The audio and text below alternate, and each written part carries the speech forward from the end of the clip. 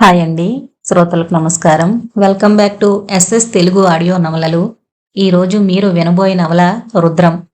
ఆత్రేయస దేశరాజు గారు రచించారు. మన ఛానల్‌కి వ్యూస్ ఎందుకో బాగా తగ్గిపోయినాయండి. మన శ్రోతలకి నచ్చిన నవలలు వాళ్ళ ఫ్రెండ్స్ అండ్ ఫ్యామిలీ మెంబర్స్‌తో షేర్ చేసుకుంటే మన ఛానల్ వ్యూస్ కొంచెం పెరుగుతాయి. దయచేసి మన శ్రోతలు ఈ చిన్న సహాయం చేయగలరు. ఇక నవల్లోకి వెళ్ళిపోదాం రండి మరి. సైన్స్ మరియు ఆధ్యాత్మికత 21వ శతాబ్దపు బద్ధ శత్రువులు. రెండింట్లో ఏది గొప్పది, ఏది నిజమైంది, ఏది ప్రమాదకరమైంది అనే విషయంపై ఎన్ని గొంతులు అరిచినా మనం ఒప్పుకోవలసిన నిజం, వాటిలో ఉన్న మంచిని వదిలేసి తన స్వార్థ కామ క్రోధాల కోసం వాటిని తప్పుగా వాడుకుంటున్న మానవుడు ప్రమాదకరమైనవాడు.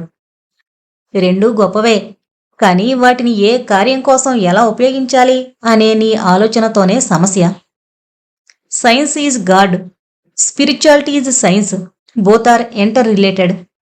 దయచేసి గమనించగలరు, రుద్రం ఆధ్యాత్మిక కథ కాదు, science and spiritual adventurous thriller. ఇక్కడ నుంచి నవల స్టార్ట్ అవుతుందండి. 3వ కన్ను. 22 మే 1997, ఆఫ్ఘాన్ పాకిస్తాన్ సరిహద్దు. ఎత్తైన కొండల నడుమ వేగంగా వెళుతోంది ఒక కారు. ఒక చిన్న గ్రామంలోకి ప్రవేశించి మట్టితో కట్టిన ఇళ్ల మధ్యలోంచున్న చిన్న దారిలో ముందుకు వెళ్ళింది. ఒక చిన్న ఇంటి ముందాగింది ఆ కారు. అందులోంచి కిందకు దిగాడు ఒక వ్యక్తి. మొహంపై గెడ్డం, నెత్తిమీద అల్లాకి నమాజు చేసే సమయంలో ధరించే టోపీ. అటు ఇటు చూసి చుట్టూ ఉన్న పరిసరాలు గమనించి మెల్లగా నడుస్తూ ఆ ఇంట్లోకి వెళ్ళాడు. లోపలికి వెళ్ళగానే ఒక్కసారిగా తలుపులు మూసి పరిగెత్తుకుంటూ వంటగదిలోకి వెళ్ళాడు. స్టవ్ పక్కన గూట్లో ఉన్న గిన్నెలు, గ్లాసులు పక్కకు జరిపి వెనకున్న చెక్క తలుపును తెరిచాడు. లోపల ఒక సొరంగం ఉంది. టార్చ్ లైట్ ఆన్ చేసుకుని సొరంగంలోకి ప్రవేశించాడు. అలా టార్చ్ లైట్ వెలుతురులో సొరంగం ద్వారా లోపలికి వెళ్లి ఒక చిన్న గదిలోకి ప్రవేశించాడు. ఆ గదిలో మూలకి ఒక వస్తువుపై గోనెసంచి కప్పుంది. వెళ్లి ఆ గోనెసంచిని పక్కకు తీశాడు. అందులో రేడియో సిస్టమ్ ద్వారా టెలికమ్యూనికేషన్ మెసేజ్ పంపించే పరికరం ఉంది. అందులో నుండి ఒక సమాచారాన్ని ఎవరికో పంపించాడు. 23 మే 1997, అమెరికా FBI హెడ్ క్వార్టర్స్. ఆందోళనగా కంప్యూటర్ వైపు చూస్తున్న ఒక FBI ఉద్యోగి వెంటనే ఏదో సమాచారాన్ని ప్రింటౌట్ తీసుకుని తన సీట్లో నుంచి లేచి పరిగెత్తుకుంటూ తన చీఫ్ ఆఫీసర్ రూంలోకి వెళ్ళాడు. సార్, ఒక ముఖ్యమైన సమాచారం. మన స్ప్రై ఫ్రమ్ ఆఫ్ఘాన్ అనన్నాడు ఆ పేపర్ చూపిస్తూ.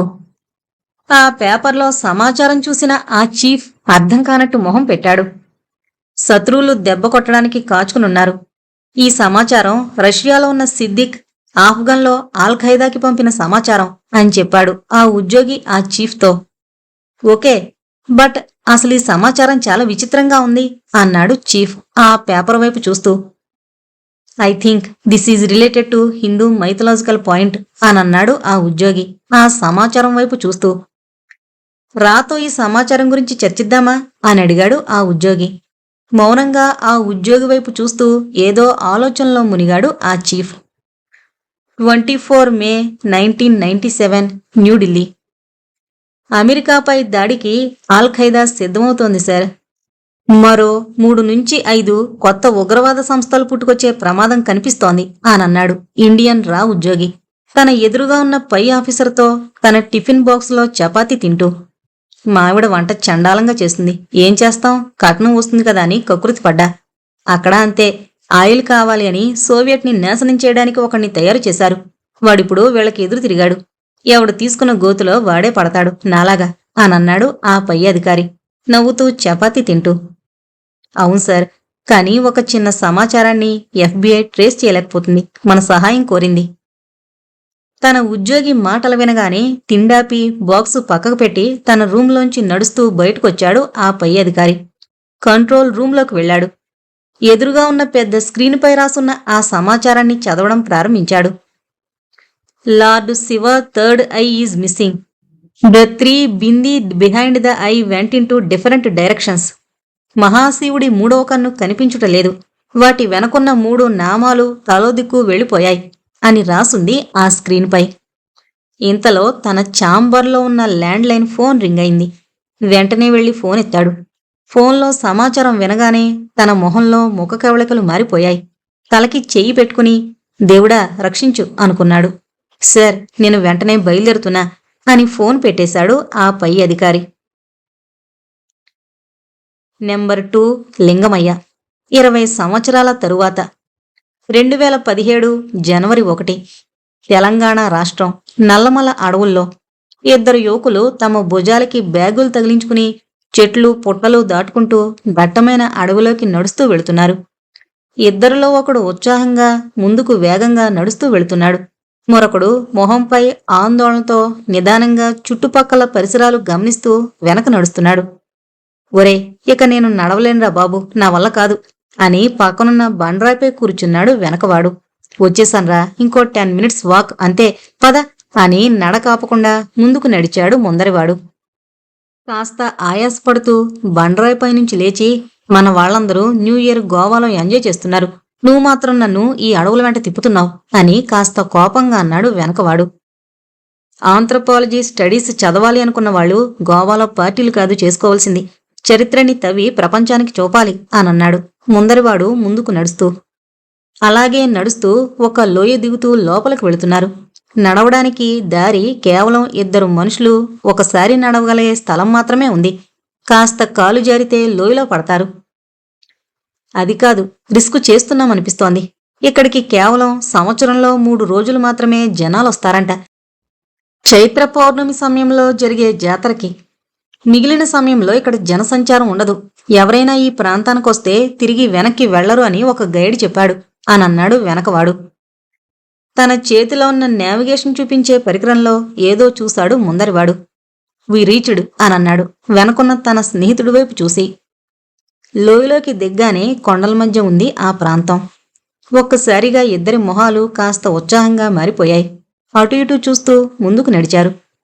వాళ్ళ చెవులకి ఒక జలపాతం నుంచి జాలువారే నీటి శబ్దం స్పష్టంగా వినిపించడం మొదలైంది. అలాగే ఒక్కొక్క అడుగు వేస్తూ ముందుకు నడిచారు. తమ ఎదురుగా చెట్లని దాటుకుంటూ ముందుకు నడిచారు. చెట్ల పొదలని తమ చేతులతో పక్కకి జరపగానే వాళ్ల కంటికి ఒక అద్భుతమైన దృశ్యం కనిపించింది. ఎత్తైన కొండపై నుంచి జాలువారుతున్న ఒక జలపాతం, మరో పక్క లోయ, చుట్టూ సూర్యకాంతి కూడా లోపలికి చేరలేని దట్టమైన అడవి, మధ్యలో ఒక బండరాయిపై శివలింగం. ఆశ్చర్యంగా అటువైపు చూస్తూ తన చేతిలో ఉన్న పరికరాన్ని చూశాడు ఆ మొదటివాడు. 16, 10, 10.7 నార్త్, 78, 38, 22.5 ఈస్ట్ అని చూపిస్తోంది. సూపర్, వచ్చేసాం, ఇదే మనం అమెరికా నుంచి వెతుకుంటూ వచ్చిన గ్రేట్ ప్లేస్, పదా అని ముందుకు నడిచాడు మొదటివాడు. ఒరే, చాలా భయంగా ఉంది, ఎందుకైనా మంచిది ఆ గైడు చెప్పినట్టు నమ్మకం చమకం చదువుతూ ముందుకు వెళదాం, అప్పుడే వచ్చే ప్రమాదం ఆగే అవకాశం ఉంది అని చెప్పాడు అనన్నాడు మొదటివాడి వైపు చూస్తూ. Are you crazy? అమెరికా నుంచి వచ్చి మంత్రాల్ని నమ్ముతా అంటావు? నాకు అవి నోరు కూడా తిరగో, డోంట్ వేస్ట్ టైం, పదా అని ముందుకు నడిచాడు మొదటివాడు. ఇద్దరూ నడుస్తూ అందంగా ప్రశాంతంగా ఉన్న ఆ ప్రదేశాన్ని చూస్తూ ఆ శివలింగం దగ్గరికి వెళ్లారు. సుమారు 3 అడుగుల ఎత్తున్న ఆ లింగాన్ని దగ్గర్నుంచి గమనించాడు మొదటివాడు. Wow, what a stone, at least ఒక 1000 సంవత్సరాల క్రితంది అని చెయ్యితో మెల్లగా ఆ లింగాన్ని మొత్తం తడిమి చూశాడు మొదటివాడు. రెండోవాడు మాత్రం భయంగా తన చుట్టుముట్టు పరిసరాలు గమనిస్తున్నాడు. ఒరే, ఈ స్టోన్ని మనం తీసుకువెళదాం, దీనిమీద చాలా రీసెర్చ్ చెయ్యాలి, ఏదో మ్యాజిక్ ఉంది, జస్ట్ సీ ద షైన్ అనన్నాడు మొదటివాడు లింగం వైపు చూస్తూ. అంత పెద్ద లింగాన్ని ఎలా తీసుకెళ్తావురా అని అడిగాడు రెండోవాడు. ఓహ్, ఓకే, ఏదైనా ఒక మూల చిన్న ముక్క పగలగొట్టి తీసుకువెళదాం అనన్నాడు మొదటివాడు. తన స్నేహితుడి మాటలు విన్న రెండోవాడికి మొహానికి చెమటలు పట్టాయి. ఒరే దేవుడ్రా, వద్దు అనన్నాడు భయపడుతూ. ఉఫ్, గట్టిగా ఊపిరి వదిలి బ్లేడీ ఇండియన్ మైండ్ సెట్ అని భుజానుకున్న తన బ్యాగు తీసి జిప్పు తెరచి అందులో ఉన్న సామాగ్రి బయటకు తీశాడు. ఒక సుత్తి, ఒక చిన్న గుణపం బయటకు తీశాడు. అది చూసిన రెండోవాడు, బాస్ ప్లీజ్ వద్దు అనన్నాడు భయపడుతూ చుట్టుపక్కల చూస్తూ. ఒక చేతిలో సుత్తిని, మరో చేతిలో చిన్న గుణపాన్ని పట్టుకుని లింగం వైపు నడిచాడు. లింగాన్ని చుట్టూ గమనించి మునిభాగంపై గుణపం పెట్టి సుత్తిని పైకి లేపి బలమంతా ఉపయోగించి సుత్తితో గుణపాన్ని కొట్టాడు. టంగని గంట మోగినట్టొచ్చిన శబ్దానికి చెట్లపై పక్షులు గాల్లోకి లేచాయి. రెండోవాడి మొహంలో ఆందోళన పెరిగింది. రెండోసారి కొట్టడానికి సుత్తి గాల్లోకి ఎత్తాడు మొదటివాడు. ఇంతలో హరహర మహాదేవ, శంభో శంకర అని అరుపులు వినపడ్డాయి. ఉలిక్కి పడ్డారు ఇద్దరు. గాల్లోకి ఎత్తిన సుత్తి అలాగే పట్టుకుని అటు ఇటూ చూశాడు. అరుపులాగిపోయాయి. అంతా నిశ్శబ్దం. మళ్లీ కొడదామని సుత్తిని గాల్లోకెత్తాడు. సుత్తే గుణపం దగ్గరకొచ్చేసరికి మహాదేవాయ, త్రయంబకాయ, త్రిపురాంతకాయ, త్రికాగ్ని కాలాయ అని భారీ అరుపులతో కూడిన శబ్దాలు వినిపించాయి. ఒక్కసారి కాళ్ళు చేతులు వణికిపోయి తన చేతిలో ఉన్న సుత్తి గుణపం కింద పడేసి వెనక్కి జరిగాడు మొదటివాడు. చెమట్లు పడుతున్న మొహంతో చుట్టూ చూస్తూ వణికిపోతున్నాడు రెండోవాడు. ఒరే, ఎవర్రాది? దమ్ముంటే ముందుకు రండి అని తన బ్యాగ్లోంచి తుపాకీ బయటకు తీసి అటు ఇటు చూశాడు, చుట్టూ కొండపైకి. నో, ఇట్స్ ఎనఫ్, వెళ్ళిపోదాంరా, భయంగా ఉంది అనన్నాడు రెండోవాడు ఆందోళనగా మొదటివాడు వైపు చూస్తూ. నోవే అని గట్టిగా అరిచి, ఈ రాయి నాకు కావాలి అని తుపాకీ స్నేహితుడి చేతిలోకి విసిరి కిందపడ్డ సుత్తిని చేతిలోకి తీసుకుని మరోసారి పైకెత్తి గుణపంపై కొట్టబోయాడు. వాయు వేగంతో దూసుకొచ్చిన ఒక బాణం మొదటివాడు తల వెనక భాగంలోకి దూసుకువెళ్లి ముందర కంట్లోంచి కంటి గుడ్డుతో సహా బయటకొచ్చింది. ఆ అని గట్టిగా అరుస్తూ కుప్పకూలిపోయాడు మొదటివాడు. ఆ ఘోర సంఘటన చూసిన రెండోవాడు భయంతో వణికిపోయి తన చేతిలో ఉన్న తుపాకీ కింద పడేసి లింగం దగ్గరికి వెళ్లి సారీ సారీ బాస్ అని గట్టిగా ఏడవడం ప్రారంభించాడు. వెనక నుంచి ఏదో వస్తున్నట్టు గమనించి మెల్లగా వెనక్కి తిరిగాడు. పైనుంచి తుఫాన్లా దూసుకొచ్చిన ఒక త్రిశూలం వాడి మెళ్ళలోంచి దిగి కింద భూమికి గుచ్చుకుంది. గొంతులో గుచ్చుకుని కింద భూమిలోకి త్రిశూలం దిగడం వలన అలా నిలబడి తన ప్రాణాలు వదిలాడు రెండోవాడు. ఎత్తైన కొండపై నుంచి ఎగురుతూ వచ్చిన ఒక డేగ మెల్లగా అక్కడ వాలి బాణం బయటకు తెచ్చిన మొదటివాడి కంటిగుడ్డును నోటితో పట్టుకుని గాల్లోకి ఎగిరింది. జలపాతం, దట్టమైన అడవి, శివలింగం, జీవంలోంచి శివంలోకి కలిసిన ఇద్దరు మనుషుల శవాలు. ఓం శాంతి శాంతి శాంతిహి అనే శబ్దంతో మళ్లీ ప్రశాంతత నెలకొంది ఆ ప్రాంతంలో. 3 స్కంద 2017 జనవరి, హైదరాబాద్. ఒక్కొక్క అడుగు వేస్తూ ముందుకు నడుస్తున్నాడు ఒక యువకుడు. తలపై ఎక్కువ జుట్టు, మాసిపోయిన గెడ్డంతో. రోడ్డు పక్కనున్న ఒక పోలుకి ఆనుకుని జేబులోంచి సిగరెట్టు బయటకు తీసి నోట్లో పెట్టుకుని లైటర్ ద్వారా అంటించాడు. నోట్లోంచి మెల్లగా పొగ వదులుతూ ఎదురుగా ఉన్న గల్లీవైపు చూస్తున్నాడు. మరోసారి సిగరెట్టు నోట్లో పెట్టుకుని బలంగా పీల్చి పొగ బయటకు వదులుతూ చేతుకున్న గడియారంలో టైం చూసుకున్నాడు. ఇంతలో ఎదురుగా ఉన్న గల్లీలోంచి ఒక బిచ్చగాడు నడుస్తూ రావడం గమనించాడు. వేగంగా నడుస్తూ వస్తున్న ఆ బిచ్చగాడు సరిగ్గా ఆ యువకుడి దగ్గరికొచ్చి మెల్లగా ఎడంవైపు 3వ గల్లీ 4వ విల్లు అని చెప్పి వెళ్ళిపోయాడు. 2 సెకండ్లు మౌనంగా ఉన్న ఆ యువకుడు తన చేతిలో ఉన్న సిగరెట్ పడేసి తన చేతిలో ఉన్న క్యాప్ తలకి వేసుకుని ఆ గల్లీలోకి నడక ప్రారంభించాడు. తన చెవుకున్న బ్లూటూత్ ద్వారా మూవ్ అని సమాచారం ఇచ్చాడు. 3వ గల్లీలోకి ప్రవేశించి 4వ ఇంటి ముందు నిలబడ్డాడు ఆ యువకుడు. కనురెప్ప వాల్చకుండా ఆ ఇంటివైపే చూస్తున్నాడు. ఇంతలో ఒక పోలీస్ ఇన్నోవా సైరన్ వేసుకుని గల్లీలోకి ప్రవేశించింది. అందులోంచి కిందకి దిగాడు సీఐ. సైరన్ ఆఫ్ చేయండి అంటూ సీఐ వైపు చూస్తూ సైగ చేశాడు ఆ యువకుడు. అలా సైగ చేసి ఇలా ఇంటివైపు చూడగానే ఆ ఇంటి 2వ అంతస్తులో ఉన్న కిటికీ ఒకటి మెల్లగా తెరుచుకుని వెంటనే మూసుకుంది. అది చూసి ఒక్కసారి అలర్ట్ అయిన ఆ యువకుడు ఆ పోలీసుల వైపు చూస్తూ కమాన్ అని గట్టిగారిచి ఆ ఇంట్లోకి పరుగు ప్రారంభించాడు. పరిగెత్తుకుంటూ వెళ్లి గేటు దూకి లోపలికి ప్రవేశించాడు. వెనక పరిగెత్తుకుంటూ వస్తున్న సీఐ మరియు 2 కానిస్టేబుల్స్ కూడా గేటు దూకి లోపలికి పరుగు ప్రారంభించారు. మెట్లెక్కుతూ 2వ ఫ్లోర్లోకి వెళ్లారు. తలుపులు బద్దలు కొట్టుకుని ఇంట్లోకి ప్రవేశించారు. ఇంట్లో ఎవరూ లేరు. వెనక డోరు తెరచి బాల్కనీలోంచి కిందకు చూశారు. ఒక సంచిని భుజంపై వేసుకుని పరిగెడుతున్నాడు ఒక దుండగుడు. వెనకవైపున్న మెట్ల ద్వారా కిందకు దిగుతూ వాడిని వెంబడించారు ఆ పోలీసులు. చిన్న చిన్న గల్లీల్లోంచి భుజంపై సంచి వేసుకుని పరిగెడుతున్నాడు ఆ దుండగుడు. వాడి వెంట పరిగెడుతున్నాడు ఈ యువకుడు. అలా వేగంగా పరిగెడుతూ ఒక వ్యక్తిని గుద్దుకున్నాడు ఆ యువకుడు. గుద్దుకున్న వ్యక్తి కింద పడిపోవడంతో చేతిలో ఉన్న కవరు, అందులో ఉన్న కూరగాయలు అన్నీ కింద పడ్డాయి. ఆ వ్యక్తి కాళ్ళకి చెప్పులు కూడా లేవు. అది గమనించిన ఆ యువకుడు సారీ చెప్పి ఆ వ్యక్తిని లేపి కూరగాయల కవర్ చేతికందించి ఆ దొండగడి వెంట మళ్లీ పరుగు ప్రారంభించాడు. చిన్న చిన్న గల్లీలు దాటుకుంటూ మూసీ నది వద్దకు చేరుకున్నాక ఆగిపోయాడు. భుజంపై సంచి వేసుకుని పరిగెడుతున్న ఆ దొండగుడు మెల్లగా వెనక్కి తిరిగి చూశాడు పరిగెత్తుకుంటూ వస్తున్న యువకుడి వైపు. తన పరుగాపి, చూడు, నువ్వు నాకు ముఖ్యం. ఆ సంచిలో ఉన్న పాప నాకు కావాలి. ఆ పాపను నాకిచ్చి నువ్వు పారిపో. వాళ్ళమ్మకి మాటిచ్చాను ఆ పాపని తీసుకొస్తానని అన్నాడు ఆ యువకుడు. భుజంపై సంచి అలాగే ఉంచుకుని ఆలోచనలో పడ్డాడు ఆ వ్యక్తి. సమయం లేదు, పోలీసులు వస్తున్నారు, త్వరగా ఆ పాపను నాకిచ్చేసి పారిపో అన్నాడు ఆ యువకుడు రెండోసారి. మెల్లగా తన భుజంపై ఉన్న సంచి కిందకి దించి అందులో ఉన్న 3 ఏళ్ల పాపని బయటికి తీసి అక్కడే వదిలేసి మెల్లగా వెనక్కి వెళుతూ పరుగు ప్రారంభించాడు ఆ వ్యక్తి.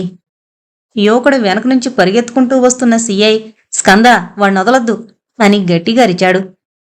సంచిలోంచి బయటకొచ్చిన ఆ చిన్న పాప ఏడుస్తూ నిలబడింది. వెంటనే పరిగెత్తుకుంటూ వెళ్లిన స్కంద ఆ పాపని తన చేతుల్లోకి తీసుకున్నాడు. వెంటనే తన వెనక పరిగెత్తుకుంటూ వస్తున్న సిఐ చేతుల్లోంచి తుపాకీ తీసుకుని పారిపోతున్న ఆ దొండగడి కాళ్లపై కాల్చాడు. కానిస్టేబుల్స్ ఆ దొండగుణ్ణి అదుపులోకి తీసుకున్నారు. వాణ్ణి ఎక్కడ వదిలేస్తావేమో అని భయపడ్డా. ఎనీవే, థ్యాంక్స్ స్కంద, మరోసారి పోలీస్ వ్యవస్థకి ఒక సహాయం చేశావు అనన్నాడు సిఐ ఆ యువకుడి వైపు చూస్తూ. సహాయం చేసింది మీ వ్యవస్థ కోసం కాదు. కావలసిన మనిషి దూరం అయితే ఆ బాధ ఎలా ఉంటుందో నాకు తెలుసు. ఆ తల్లికి బిడ్డ దూరం కాకూడదని సహాయం చేశాను అనన్నాడు స్కంద దొరికిన తన పాపని గుండెలకు హత్తుకుని ఏడుస్తున్న ఒక తల్లివైపు చూస్తూ. 4th హారిక వైజయంతి, బెల్జియం, జనవరి 2017. Ladies and gentlemen, please give her a big round of applause. Harika Vaijayanti, please come on to the stage. ఒక పెద్ద ఆడిటోరియంలో జరుగుతున్న కార్యక్రమంలో స్టేజ్ పైనుంచి ఈ మాటలు వినపడగానే ఒక్కసారిగా ఆడిటోరియంలో హర్షధ్వానాలు మొదలయ్యాయి. ముందర వరుసలో కూర్చున్న ఒక అమ్మాయి లేచి నిలబడి స్టేజ్ పైకి నడక ప్రారంభించింది. వినిపిస్తున్న చప్పట్ల నడుమ స్టేజ్ పైకి వెళ్లి తన 2 చేతులు దగ్గరగా జోడించి అందరికీ నమస్కరించింది ఇండియన్ స్టైల్లో. స్టేజ్ మధ్యకి నడిచి మెడవంచి మెడలు తన మెడలో వేయించుకుని మళ్లీ అందరి వైపు తిరిగి మరోసారి నమస్కరించింది. కింద కూర్చున్న జనాల వైపు చూస్తూ ఎంతో నిరుత్సాహంగా నిలబడింది. తనకి కావలసిన వాళ్ళెవరూ అక్కడ లేరు అనే ఒక చిన్న లోటు ఆమె మొహంలో స్పష్టంగా కనిపిస్తోంది. కింద మొదటి వరుసలో నిలబడి చప్పట్లు కొడుతున్న తన స్నేహితుడు గోపాల్ వైపు చూసి ఒక నకిలీ నవ్వు నవ్వింది హారిక. స్టేజ్ కిందకి దిగగానే గోపాల్ ఫోన్ తెచ్చి హారిక చేతికిచ్చాడు. ఫోన్ అందుకుని తన చెవి దగ్గర పెట్టుకుంది హారిక. అందరూ వచ్చి తనని అభినందిస్తున్నా తను మాత్రం కళ్లలోంచి కన్నీరు కారుస్తూ ఆడిటోరియంలోంచి బయటకు పరిగెత్తింది. గోపాల్ కూడా ఆమె వెంట బయటకు పరిగెత్తాడు. ఇద్దరూ కలిసి కారులో ప్రయాణం మొదలుపెట్టారు. బెల్జియం రాజధాని బ్రూసెల్స్ నుంచి డైనెంట్ అనే టౌన్ వైపు కారు వేగంగా దూసుకు వెళుతోంది. డైనెంట్ ఒక సూపర్ మార్కెట్ పక్కనున్న గల్లీలోకి మళ్ళింది కారు. ఒక రెస్టారెంట్ పక్కనున్న ఒక ఇంటి ముందు ఆగింది. డ్రైవింగ్ సీటు తెరుచుకుని కిందకి దిగాడు గోపాల్. పక్క డోరు తెరుచుకుని కిందకి దిగింది హారిక. ఆ ఇంటి ముందు కొంతమంది జనాలున్నారు. అందులో ఎక్కువ మంది భారతీయులున్నారు. మెల్లగా నడుస్తూ లోపలికి వెళ్ళింది హారిక. ఇంట్లోకి చేరుకోగానే మంచంపై ఉన్న తండ్రి శవాన్ని చూసింది హారిక. మెల్లగా నడుస్తూ ముందుకు వెళ్లి తన తండ్రి చెయ్యి పట్టుకుని తను సాధించిన గోల్డ్ మెడల్ తన తండ్రి చేతిలో పెట్టింది. కన్నీరు కారుస్తూ తండ్రి గుండెపై వాలింది. వర్షంలో గొడుగు పట్టుకుని నిలబడింది హారిక తన తండ్రి శవాన్ని పెట్టెలో పెట్టి పూడుస్తున్న దృశ్యం చూస్తూ. అర్ధరాత్రి, సమయం 12 గంటలు. బయట మంచు కురుస్తోంది. తన బెడ్రూంలో మంచంపై పడుకున్న హారిక ఒక్కసారిగా ఉలిక్కిపడి లేచింది. ఎవరో తలుపు బాదుతున్న శబ్దం వినపడేసరికి మంచంపై నుంచి కిందకి దిగి మెల్లగా నడుస్తూ గది తలుపు వైపు నడిచింది. తన కుడి చేతితో డోర్ లాక్ ఓపెన్ చేసి తలుపు తెరిచింది. ఎదురుగా ఒక వ్యక్తి నిలబడున్నాడు. అతడి పేరు రిచర్డ్, వీధి చివరనున్న super market owner. Uncle, how are you? రండి లోపలికి అని తలుపు మొత్తం తెరిచింది హారిక. యా అని లోపలికొచ్చాడు రిచర్డ్, చలికి కాస్త వణుకుతూ. ఏంటంకుల్, ఈ మంచులో చలికి వణుకుతూ ఎందుకొచ్చారు? కాల్ చేస్తే నేనే వచ్చేదాని కదా అని అడిగింది హారిక డోర్ క్లోజ్ చేస్తూ. నథింగ్, మీ నాన్నని నేను చాలా మిస్ అవుతున్నా. ఇది రోజు మేం డ్రింకు తీసుకునే సమయం అని బాధగా అన్నాడు రిచర్డ్. మౌనంగా రిచర్డ్ మాటలు వింటూ కూర్చుంది హారిక. 20 years long time. మీ నాన్న నువ్వు 3 ఇయర్స్ బేబీగా ఉన్నప్పుడు ఇక్కడికొచ్చారు. ఈ 20 ఇయర్స్ మా ఫ్రెండ్షిప్ ఒక్క రోజులో అని బాధపడ్డాడు రిచర్డ్. మౌనంగా రిచర్డ్ వైపు చూస్తూ కూర్చున్న హారిక మెల్లగా లేచి వెళ్లి షెల్ఫ్లో ఉన్న వైన్ బాటిల్ తీసుకుని గ్లాసులో పోసి రిచర్డ్ చేతికి అందించింది. చిన్నగా నవ్విన రిచర్డ్, వైన్ కోసం రాలేదు హారిక అన్నాడు. Just have it uncle, relax అవుతారు అని చెప్పింది హారిక. మీ డాడీకి నేనే వైన్ అలవాటు చేశాను అన్నాడు రిచర్డ్. తెలుసన్నట్టు చిన్నగా నవ్వింది హారిక. Is very disciplined.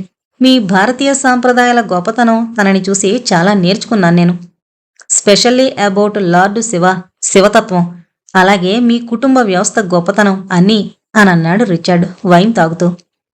2 సెకన్లు మౌనంగా ఉన్న హారిక అసలెలా జరిగిందంకుల్ అని ప్రశ్నించింది రిచర్డ్ వైపు చూస్తూ.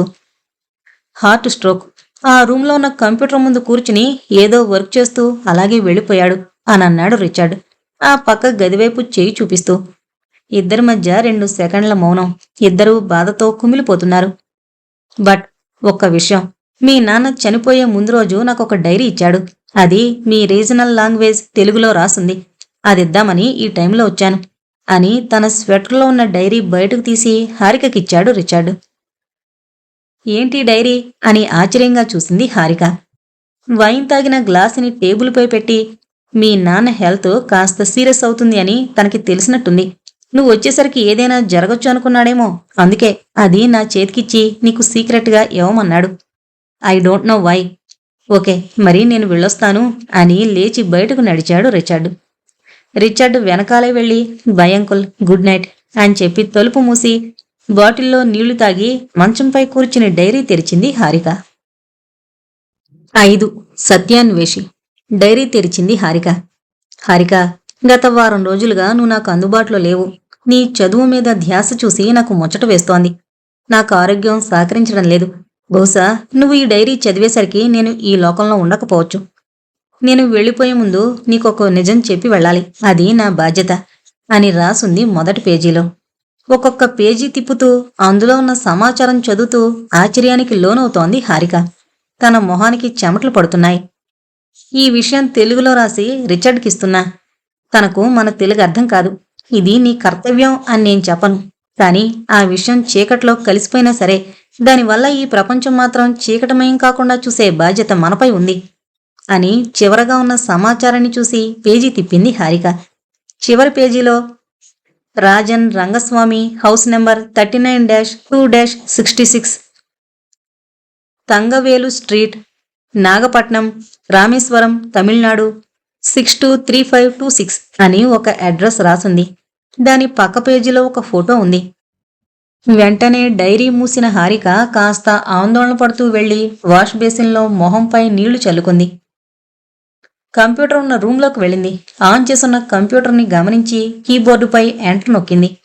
వెంటనే తన బెడ్రూంలోకొచ్చి తన ఫోన్ తీసుకుని గోపాల్కి కాల్ చేసింది. నిద్రలో ఉన్న గోపాల్ కాల్ లిఫ్ట్ చేసి, హలో హారిక, ఏంటి ఈ టైంలో అని అన్నాడు. వెంటనే ఇంటికి రా, నీతో ఒక ముఖ్యమైన విషయం మాట్లాడాలి అని అంది హారిక. వాట్, ఏమైంది, ఎనీథింగ్ రాంగ్ అని అడిగాడు గోపాల్.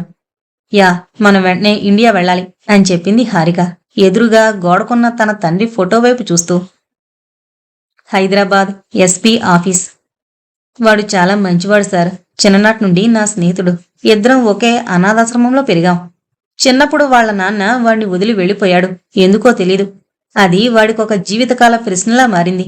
ఎందుకు అని తెలుసుకోవడమే వాడి జీవిత ఆశయంగా మారింది. గోడ దూకి ఆశ్రమం నుంచి పారిపోయాడు. వాళ్ల నాన్నని వెతికి వెతికి అలసిపోయి ఆకలి నొప్పి పుట్టాక మళ్లీ తిరిగి ఆశ్రమానికొచ్చేవాడు. అలా ఒకసారి వాడు 15 ఏళ్ల వయసున్నప్పుడు ఆశ్రమం నుంచి ఒక రాత్రివేళ గోడ దూకాడు. 6. Search specialist Skanda. హైదరాబాదులో ఒక చిన్న గల్లీ. 2007 సమయం రాత్రి 10 గంటలు. అలా తండ్రి కోసం అనాథాశ్రమం గోడ దూకి పరిగెడుతున్న తనకు రోడ్డు పక్కన నిలబడి ఏడుస్తున్న ఒక వ్యక్తి ఏడుపు వినిపించింది. ఆ ఏడుపు విని పరిగెత్తుతున్న స్కంద ఒక్కసారిగా ఆగిపోయాడు. ఏమైంది సార్ అని అడిగాడు స్కంద అతని వైపు చూస్తూ. మా కొడుకు రేపు స్కూల్స్ రీఓపెన్ అని పుస్తకాలు వేసుకునే కవర్లు తెచ్చుకుంటాని ఇటుపక్కకొచ్చాడంట. ఎప్పుడూ ఈ బుక్ స్టోర్కే వస్తాడు. 9 గంటలకి వాళ్ళమ్మకి చెప్పి బయటకొచ్చాడు. నేను 9:30కి ఆఫీసు నుంచి ఇంటికొచ్చాను. ఇప్పుడు సమయం 11 అవుతోంది. స్టోర్ మూసుంది. వాడు మాత్రం ఎక్కడా కనపడలేదు అనన్నాడు. ఆ తండ్రి బుక్ స్టోర్ దగ్గర నిలబడి ఆందోళన పడుతూ. పోలీసులకి ఫోన్ చేశారా అని అడిగాడు స్కంద. చేశాను, ఇంకా రాలేదు అని సమాధానమిచ్చాడు ఆ తండ్రి. చుట్టుపక్కల సందుల్లో చూశారా అని అడిగాడు స్కంద. అంతా వెతికాను బాబు, ఎక్కడా లేడు అని సమాధానమిచ్చాడు ఆ తండ్రి. అటు ఇటు చూసిన ఆ కుర్రాడు రోడ్డు పక్కన కూర్చున్న బిచ్చగాళ్ళ దగ్గరికి వెళ్ళాడు. వాళ్ళ అబ్బాయి కనిపించడం లేదు, ఇక్కడికే వచ్చాడంట, మీరేమైనా చూసారా అని అడిగాడు వాళ్ళ దగ్గరికి వెళ్ళి. లేదు, మాకేం తెలవదు అని సమాధానమిచ్చి మొహం తిప్పుకున్నారు బిచ్చగాళ్ళు. నేను పోలీసును కాదు, పాపం ఆ తండ్రిని చూడండి ఎలా ఆందోళన పడుతున్నాడో, చెప్పండి ఏమైనా చూసారా అని మరోసారి అడిగాడు స్కంద. కావాలంటే డబ్బిస్తా, ప్రతిరోజు ఇస్తా, చెప్పండి అని మళ్లీ ప్రాధేయపడ్డాడు స్కంద. 2 సెకండ్లు మౌనంగా ఉన్న ఆ బిచ్చగాడు కాస్త దగ్గరికి రా బాబు అని స్కందాని దగ్గరికి పిలిచి, గంట ముందర ఒక నల్లకారొచ్చి రోడ్డు పక్కన నడుస్తూ వెళుతున్న ఒక బాబు మొహానికి ఏదో గుడ్డ పెట్టి కారులో వేసుకుని ఎత్తుకుపోయారు అని చెప్పాడు మెల్లగా. ఎలా ఉంది కారు అని అడిగాడు స్కంద వెంటనే. నల్లగా అని సమాధానమిచ్చాడు బిచ్చగాడు. ఆహా, రంగు కాదు ఆకారం అని అడిగాడు స్కంద. కారే, కాని పేరేదో నాకు తెలవదు అని అన్నాడు బిచ్చగాడు. 2 సెకండ్లు ఆలోచించిన స్కంద, తలుపు ఎలా తెరుచుకుంది? అడ్డంగా బయటికి తెరుచుకుందా, లేక వ్యాన్లాగా డోరు బయటికి రాకుండా పక్కకి జరిపారా అని అడిగాడు స్కంద. పక్కకే జరిపారు అని సమాధానమిచ్చాడు. ఓహ్, అయితే మారుతీ వ్యాన్ లాంటిది అని అనుకున్నాడు స్కంద. ఎక్కడా? అదే, సరిగ్గా ఎక్కడెత్తుకు వెళ్లారు అని అడిగాడు స్కంద. అగో, సరిగ్గా ఆ వీధి దీపం కింద అని చూపుడు వేలుతో వీధి చివరనున్న వీధి దీపం వైపు చేయి చూపించాడు బిచ్చగాడు. స్కంద లేచి మెల్లగా నడుస్తూ వీధి దీపం దగ్గరికి చేరుకున్నాడు. ఈ మాటలు వింటున్న ఆ తండ్రి కూడా లేచి స్కందతో పాటు నడిచాడు. ఆ స్థలాన్ని క్షుణ్ణంగా పరిశీలించాడు స్కంద. అక్కడ అతనికి ఒక కీస్ దొరికింది. దానికి ఒక కీ చైన్ ఉంది. దానిపై మహేశ్వరి థియేటర్ ప్రొజెక్టర్ రూమ్ అని రాసుంది. సార్, మీకు మహేశ్వరి థియేటర్తో ఏమైనా పరిచయం ఉందా అని అడిగాడు స్కంద ఆ తండ్రి వైపు చూస్తూ. లేదు బాబు అని సమాధానమిచ్చాడు. మీకు తెలిసిన వాళ్ళు, మీతో గొడవ పడ్డవాళ్లు ఎవరైనా ఆ థియేటర్లో పనిచేస్తున్నారా అని అడిగాడు స్కంద. లేదు బాబు అని సమాధానమిచ్చాడు ఆ తండ్రి. సార్, మీ దగ్గర ఫోన్ ఉందా అని అడిగాడు స్కంద. ఆ అని జేబులోంచి ఫోన్ బయటకు తీశాడు. ఒక నెంబర్ చెప్తాను, చెయ్యండి అని అన్నాడు స్కంద. సార్, నేను స్కంద అని అన్నాడు ఫోన్ తీసుకుని. ఒరే, నువ్వు మళ్ళీ గోడ దూకేశావా అని కోపంగా అరిచాడు ఫోన్లో ఉన్న వ్యక్తి. సార్, మీ ఇల్లు మహేశ్వరి థియేటర్ పక్కనే కదూ అని అడిగాడు స్కంద. యాదవా, మొదలు నువ్వు ఆశ్రమానికి వెళ్ళు, గోడ దూకి మళ్ళీ నాకే కాల్ చేస్తావా అని అరిచాడు ఫోన్లో వ్యక్తి. అబ్బా, ఆపండి సార్ మీ లొల్లి, మొదట నేను అడిగిన దానికి సమాధానం చెప్పండి అని అన్నాడు స్కంద. అవును, ఆ థియేటర్ పక్కనే, అయితే ఏంటిప్పుడు అని అడిగాడు ఫోన్లో ఉన్న ఆ వ్యక్తి. సార్, ఒక్కసారి ఆ థియేటర్ బయట కాని లోపల కాని ఒక నల్ల మారుతి వ్యాన్ ఆగిందేమో చూడండి సార్ అని అడిగాడు స్కంద. ఏందిరా రాత్రిపూట ఈ లొల్లి, పో మొదట ఆశ్రమానికి పో నువ్వు అని అన్నాడు ఫోన్లో ఉన్న వ్యక్తి. సార్ చెప్పండి, లేదా పారిపోతాను నేను, ఇంకెప్పుడు ఆశ్రమానికి తిరిగి రాను అని అన్నాడు స్కంద. ఉఫ్ అని గట్టిగా ఊపిరి పీల్చి ఆగు అని తన ఇంటి నుంచి థియేటర్ కాంపౌండ్లోకి చూశాడు ఆ వ్యక్తి. కాంపౌండ్లో ఒక మూలకి నల్ల మారుతి వ్యాన్ కనపడింది. ఉందిరా, ఇంతకీ ఏమైంది అని అడిగాడు ఆ వ్యక్తి. అక్కడే ఉండండి, మేం పోలీసుల్ని తీసుకునొస్తాం. అక్కడ చిన్న బాబు, ఒక 7 సంవత్సరాల వయసు ఉంటుంది, కనిపిస్తే మాకు చెప్పండి అని ఫోన్ పెట్టేశాడు స్కంద. అంకుల్, మీరు పోలీసుని తీసుకుని మహేశ్వరి థియేటర్ దగ్గరికి రండి అని చెప్పి పరుగు ప్రారంభించాడు స్కంద. థియేటర్ ముందు నిలబడి ఆ నల్లవ్యాన్ని గమనిస్తున్న వ్యక్తి భుజంపై ఒక చెయ్యి వాలింది. కాస్త భయపడి వెనక్కి తిరిగిన ఆ వ్యక్తికి ఎదురుగా స్కంద నిలబడ్డాడు. ఏంట్రా, అసలు ఆశ్రమం నుంచి ఎందుకు తప్పించుకున్నావు అని అడిగాడు ఆ వ్యక్తి. ఇంకెందుకు సార్, మా నాన్నని వెతకడానికి అని సమాధానమిచ్చాడు స్కంద. ఎప్పుడో వదిలేసి వెళ్ళిన మీ నాన్న కోసం ఇప్పుడు వెతుకుతావా? సరే, ఆ నల్లవేన గొడవేంటి అని అడిగాడు. కొడుకు కోసం వెతుకుతున్న ఒక తండ్రికి సహాయం చేస్తున్నాను అని సమాధానమిచ్చాడు. ఉఫ్, నువ్వు తండ్రిని వెతుకుతున్నావు, వాడెవడో కొడుకును వెతుకుతున్నాడా అని అడిగాడు కోపంగా. ఆ నల్లవ్యాన్లో ఒక బాబుని ఎత్తుకొచ్చారు సార్, మీ ఇల్లు ఈ థియేటర్ పక్కనే అని మీరొకసారి చెప్పారు. అందుకే మీరు గుర్తుకొచ్చి మీకు కాల్ చేశా అని అన్నాడు స్కంద. ఓరి దేవుడా, నిజంగానా అని అడిగాడు ఆ వ్యక్తి. అవును సార్, వాళ్ళ నాన్న పోలీసుల్ని తీసుకొస్తున్నాడు. ఆ వ్యాన్ ఇక్కడి నుంచి వెళ్లకుండా అప్పటి వరకు మనం కాపలా కాయాలి అని అన్నాడు స్కంద. మరో 2 నిమిషాలకి అక్కడికి పోలీస్ వ్యాన్ చేరుకుంది. అందులోంచి దిగిన పోలీసులు లోపలికి వెళ్లి థియేటర్ అంతా వెతికి ప్రొజెక్టర్ రూంలో కట్టిపడేసిన బాబుని కాపాడారు. బాబుని దక్కించుకున్న ఆనందంలో ఆ తండ్రి స్కంద దగ్గరకొచ్చి, చాలా థ్యాంక్స్ బాబు, నాకు మంచి సహాయం చేశావు. ఎక్కడుంటావు నువ్వు అని అడిగాడు. అనాథాశ్రమంలో. ఈసారు మా వార్డెన్ అని పక్కనున్న వ్యక్తిని పరిచయం చేశాడు స్కంద ఆ తండ్రికి. మా తమ్ముడికి నాకు ఆస్తి గొడవలున్నాయి. అందుకే ఈ థియేటర్ ఓనర్, వాడి స్నేహితుడు వీళ్ల సహాయంతో నా కొడుకుని కిడ్నాప్ చేశారు అని అన్నాడు ఆ తండ్రి స్కంద వైపు చూస్తూ. ఇదిగో ఈ డబ్బుంచుకో అని ఆ తండ్రి స్కందకి డబ్బు ఇవ్వబోయాడు. నాకొద్దు సార్, మనకి సమాచారం ఇచ్చి సహాయం చేసిన ఆ బిచ్చగాళ్ళకివ్వండి. నాకు మా ఆశ్రమంలో భోజనం దొరుకుతుంది. వాళ్ళకి పాపం తినటానికి తినలేదు అని అన్నాడు స్కంద. అప్పుడు వాడి వయసు 15 సంవత్సరాలు. అలా ఆ రోజు నుంచి బిచ్చగాళ్ళు వీధి కుర్రాళ్లతో స్నేహం చేసి వాళ్ళని ఒక నెట్వర్క్గా చేసుకుని ప్రతి చౌరస్తా, ప్రతి సిగ్నల్ దగ్గర తనకు ఇన్ఫార్మర్లుగా పెట్టుకున్నాడు. ఈ 10 సంవత్సరాల్లో ఎన్నో మిస్సింగ్ కేసెస్లో మనకు సహాయం చేశాడు. తన తండ్రిని వెతుకుతూ తను ఒక సెర్చ్ స్పెషలిస్ట్ అయ్యాడు. స్కంద ద సెర్చ్ స్పెషలిస్ట్ అనన్నాడు సిఐ జిల్లా ఎస్పీతో. ఓ గుడ్, కానీ అతన్ని మనం నమ్మొచ్చా అని అడిగాడు ఎస్పీ మరోసారి. ఖచ్చితంగా సార్, వాడు అనుక్షణం వెతుకుతూనే ఉంటాడు సత్యం కోసం. చిన్నప్పుడే తండ్రికి దూరం అయ్యాడు. అయిన వాళ్ళని పోగొట్టుకుంటే ఆ బాధ ఎలా ఉంటుందో వాడికి తెలుసు. అందుకే ఎన్నో కిడ్నాప్, మిస్సింగ్ కేసెస్ ఛేదించడానికి వాడు మనకు సహాయం చేశాడు అని అన్నాడు సిఐ ఎస్పీ వైపు చూస్తూ. ఇంట్లో గోడలపై మొత్తం హైదరాబాదులో అన్ని ఏరియాల మ్యాపులు, ప్రతి సిగ్నల్ దగ్గర ఉన్న బెచ్చగాళ్లు, వీధి కుర్రాళ్ల పేర్లు మరియు ఫోన్ నెంబర్ అన్ని గోడలపై రాసున్నాయి. గోడపై తప్పిపోయిన వ్యక్తుల ఫోటోలు, వాళ్ళ డీటెయిల్స్ రాసున్నాయి ఇంకో గోడపై.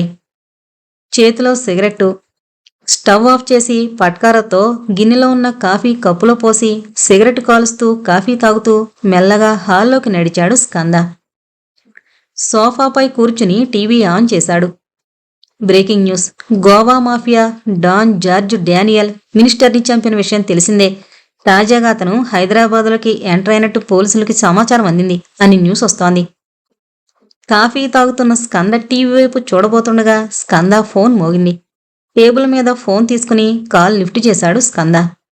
స్కంద, ఎక్కడున్నావు అని అడిగాడు సిఐ. ఇంట్లో, చెప్పు అని సమాధానమిచ్చాడు కప్పులో కాఫీ తాగుతూ. ఎస్పీ ఆఫీసుకు రావాలి నువ్వు, అర్జెంట్ అని అడిగాడు సిఐ. ఎందుకు అని అడిగాడు స్కంద. వచ్చాక చెప్తా, మేక్ ఇట్ ఫాస్ట్ అని ఫోన్ పెట్టేశాడు సిఐ. ఫోన్ చెవి దగ్గర నుంచి పక్కకు తీసి కప్పులో కాఫీ తాగుతూ కిటికీ దగ్గరికి వెళ్లి బయటకు చూస్తున్నాడు Skanda. 7 mission 1. Brussels airport, Belgium. Taxi దిగి వేగంగా ఎయిర్పోర్ట్లోకి నడుస్తున్నారు హారిక మరియు గోపాల్. హారిక, అసలు నువ్వు ఇదంతా నమ్ముతున్నావా? నువ్వు టైంని వేస్ట్ చేస్తున్నావు, మనకిక్కడ చాలా పనులున్నాయి అని అన్నాడు గోపాల్.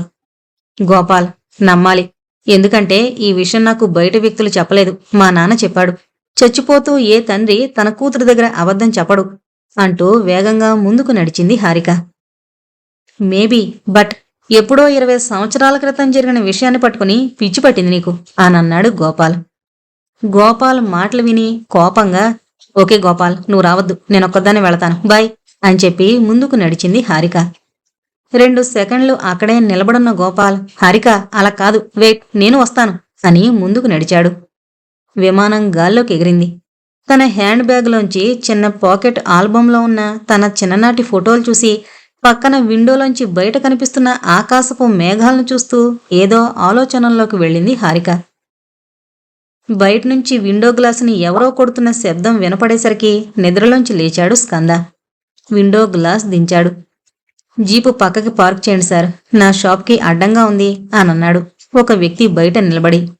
ఓకే అని తన మహేంద్రాని కాస్త పక్కకి పార్క్ చేశాడు స్కంద. ఇంతలో తన ఫోన్ మోగింది. హలో, ఎక్కడున్నావురా అని అడిగాడు సిఐ. అరగంట అయిందొచ్చి ఎస్పీ ఆఫీస్ ముందు అని సమాధానమిచ్చాడు స్కంద. చిన్న మీటింగ్లో ఉన్నా, లోపలికొచ్చాయి అన్నాడు సిఐ. తన కళ్ళకున్న గోగుల్స్ తీసి పక్క సీటుపై పడేసి తన కారులోంచి కిందకు దిగి డోర్ వేసి సిగరెట్ అంటించుకుని రోడ్డు క్రాస్ చేస్తూ ఎస్పీ ఆఫీస్ గేట్లోకి ఎంటర్ అయ్యాడు స్కంద. బయట నిలబడున్న సీఐ స్కంద దగ్గరికొచ్చి స్కంద నోట్లో ఉన్న సిగరెట్ తీసి కింద పడేసి, ఇది ఎస్పీ ఆఫీస్ అని అన్నాడు. తెలుసు, వాట్సాప్లో నావిగేషన్ పంపించావు కదా అని చిన్నగా నవ్వాడు స్కంద. పద అని ముందుకు నడుస్తూ, ఇంట్లోనే హైదరాబాద్ మ్యాప్ అంతా పెట్టుకున్నావు, నీకు నేను అడ్రస్ చెప్పడం ఏంటి? అమెరికా వాడికి అణుబాంబు ఎలా తయారు చేయాలో నేర్పించినట్టు అనన్నాడు సీఐ ముందుకు నడుస్తూ. ఎస్పీ రూమ్ దగ్గరకు వచ్చారు ఇద్దరు. మే కమిన్ సార్ అని అడిగాడు సీఐ ఎస్పీ వైపు చూస్తూ.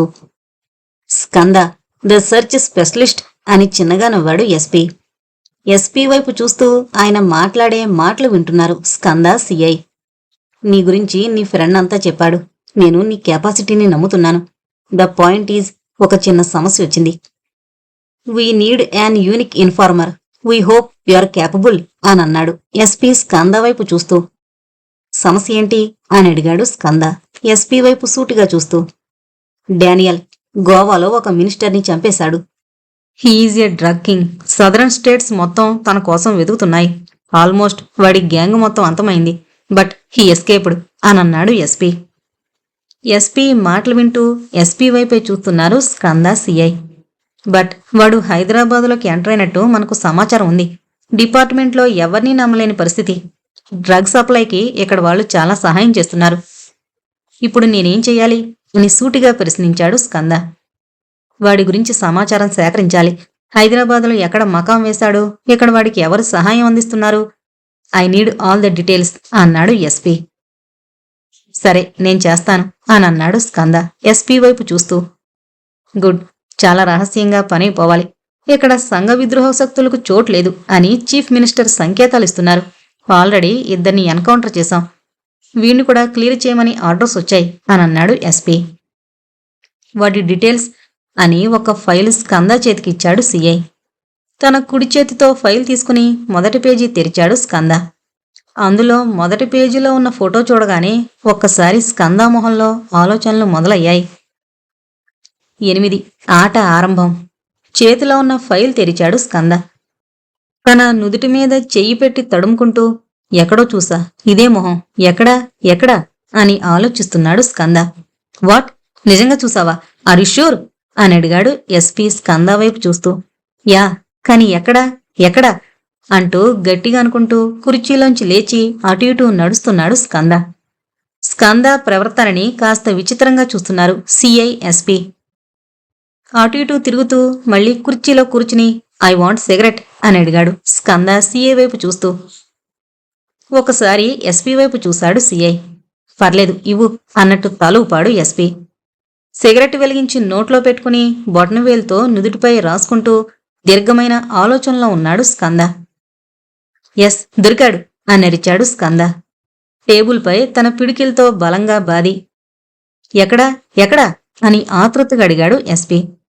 పోయిన వారం ఒక చిన్న పాపని కాపాడ్డానికి ఓల్డ్ సిటీ వెళ్ళాం కదా, అప్పుడు ఆ పాపని ఒక సంచిలో వేసుకుని వాడు పరిగెడుతున్నాడు. వాణ్ణి నేను వెంబడించాను. అలా వెంటపడుతుంటే నేను ఒకణ్ణి గుద్దుకున్నా. వాడే వీడు. ఎస్, అదే ఫేస్ అని అన్నాడు స్కంద.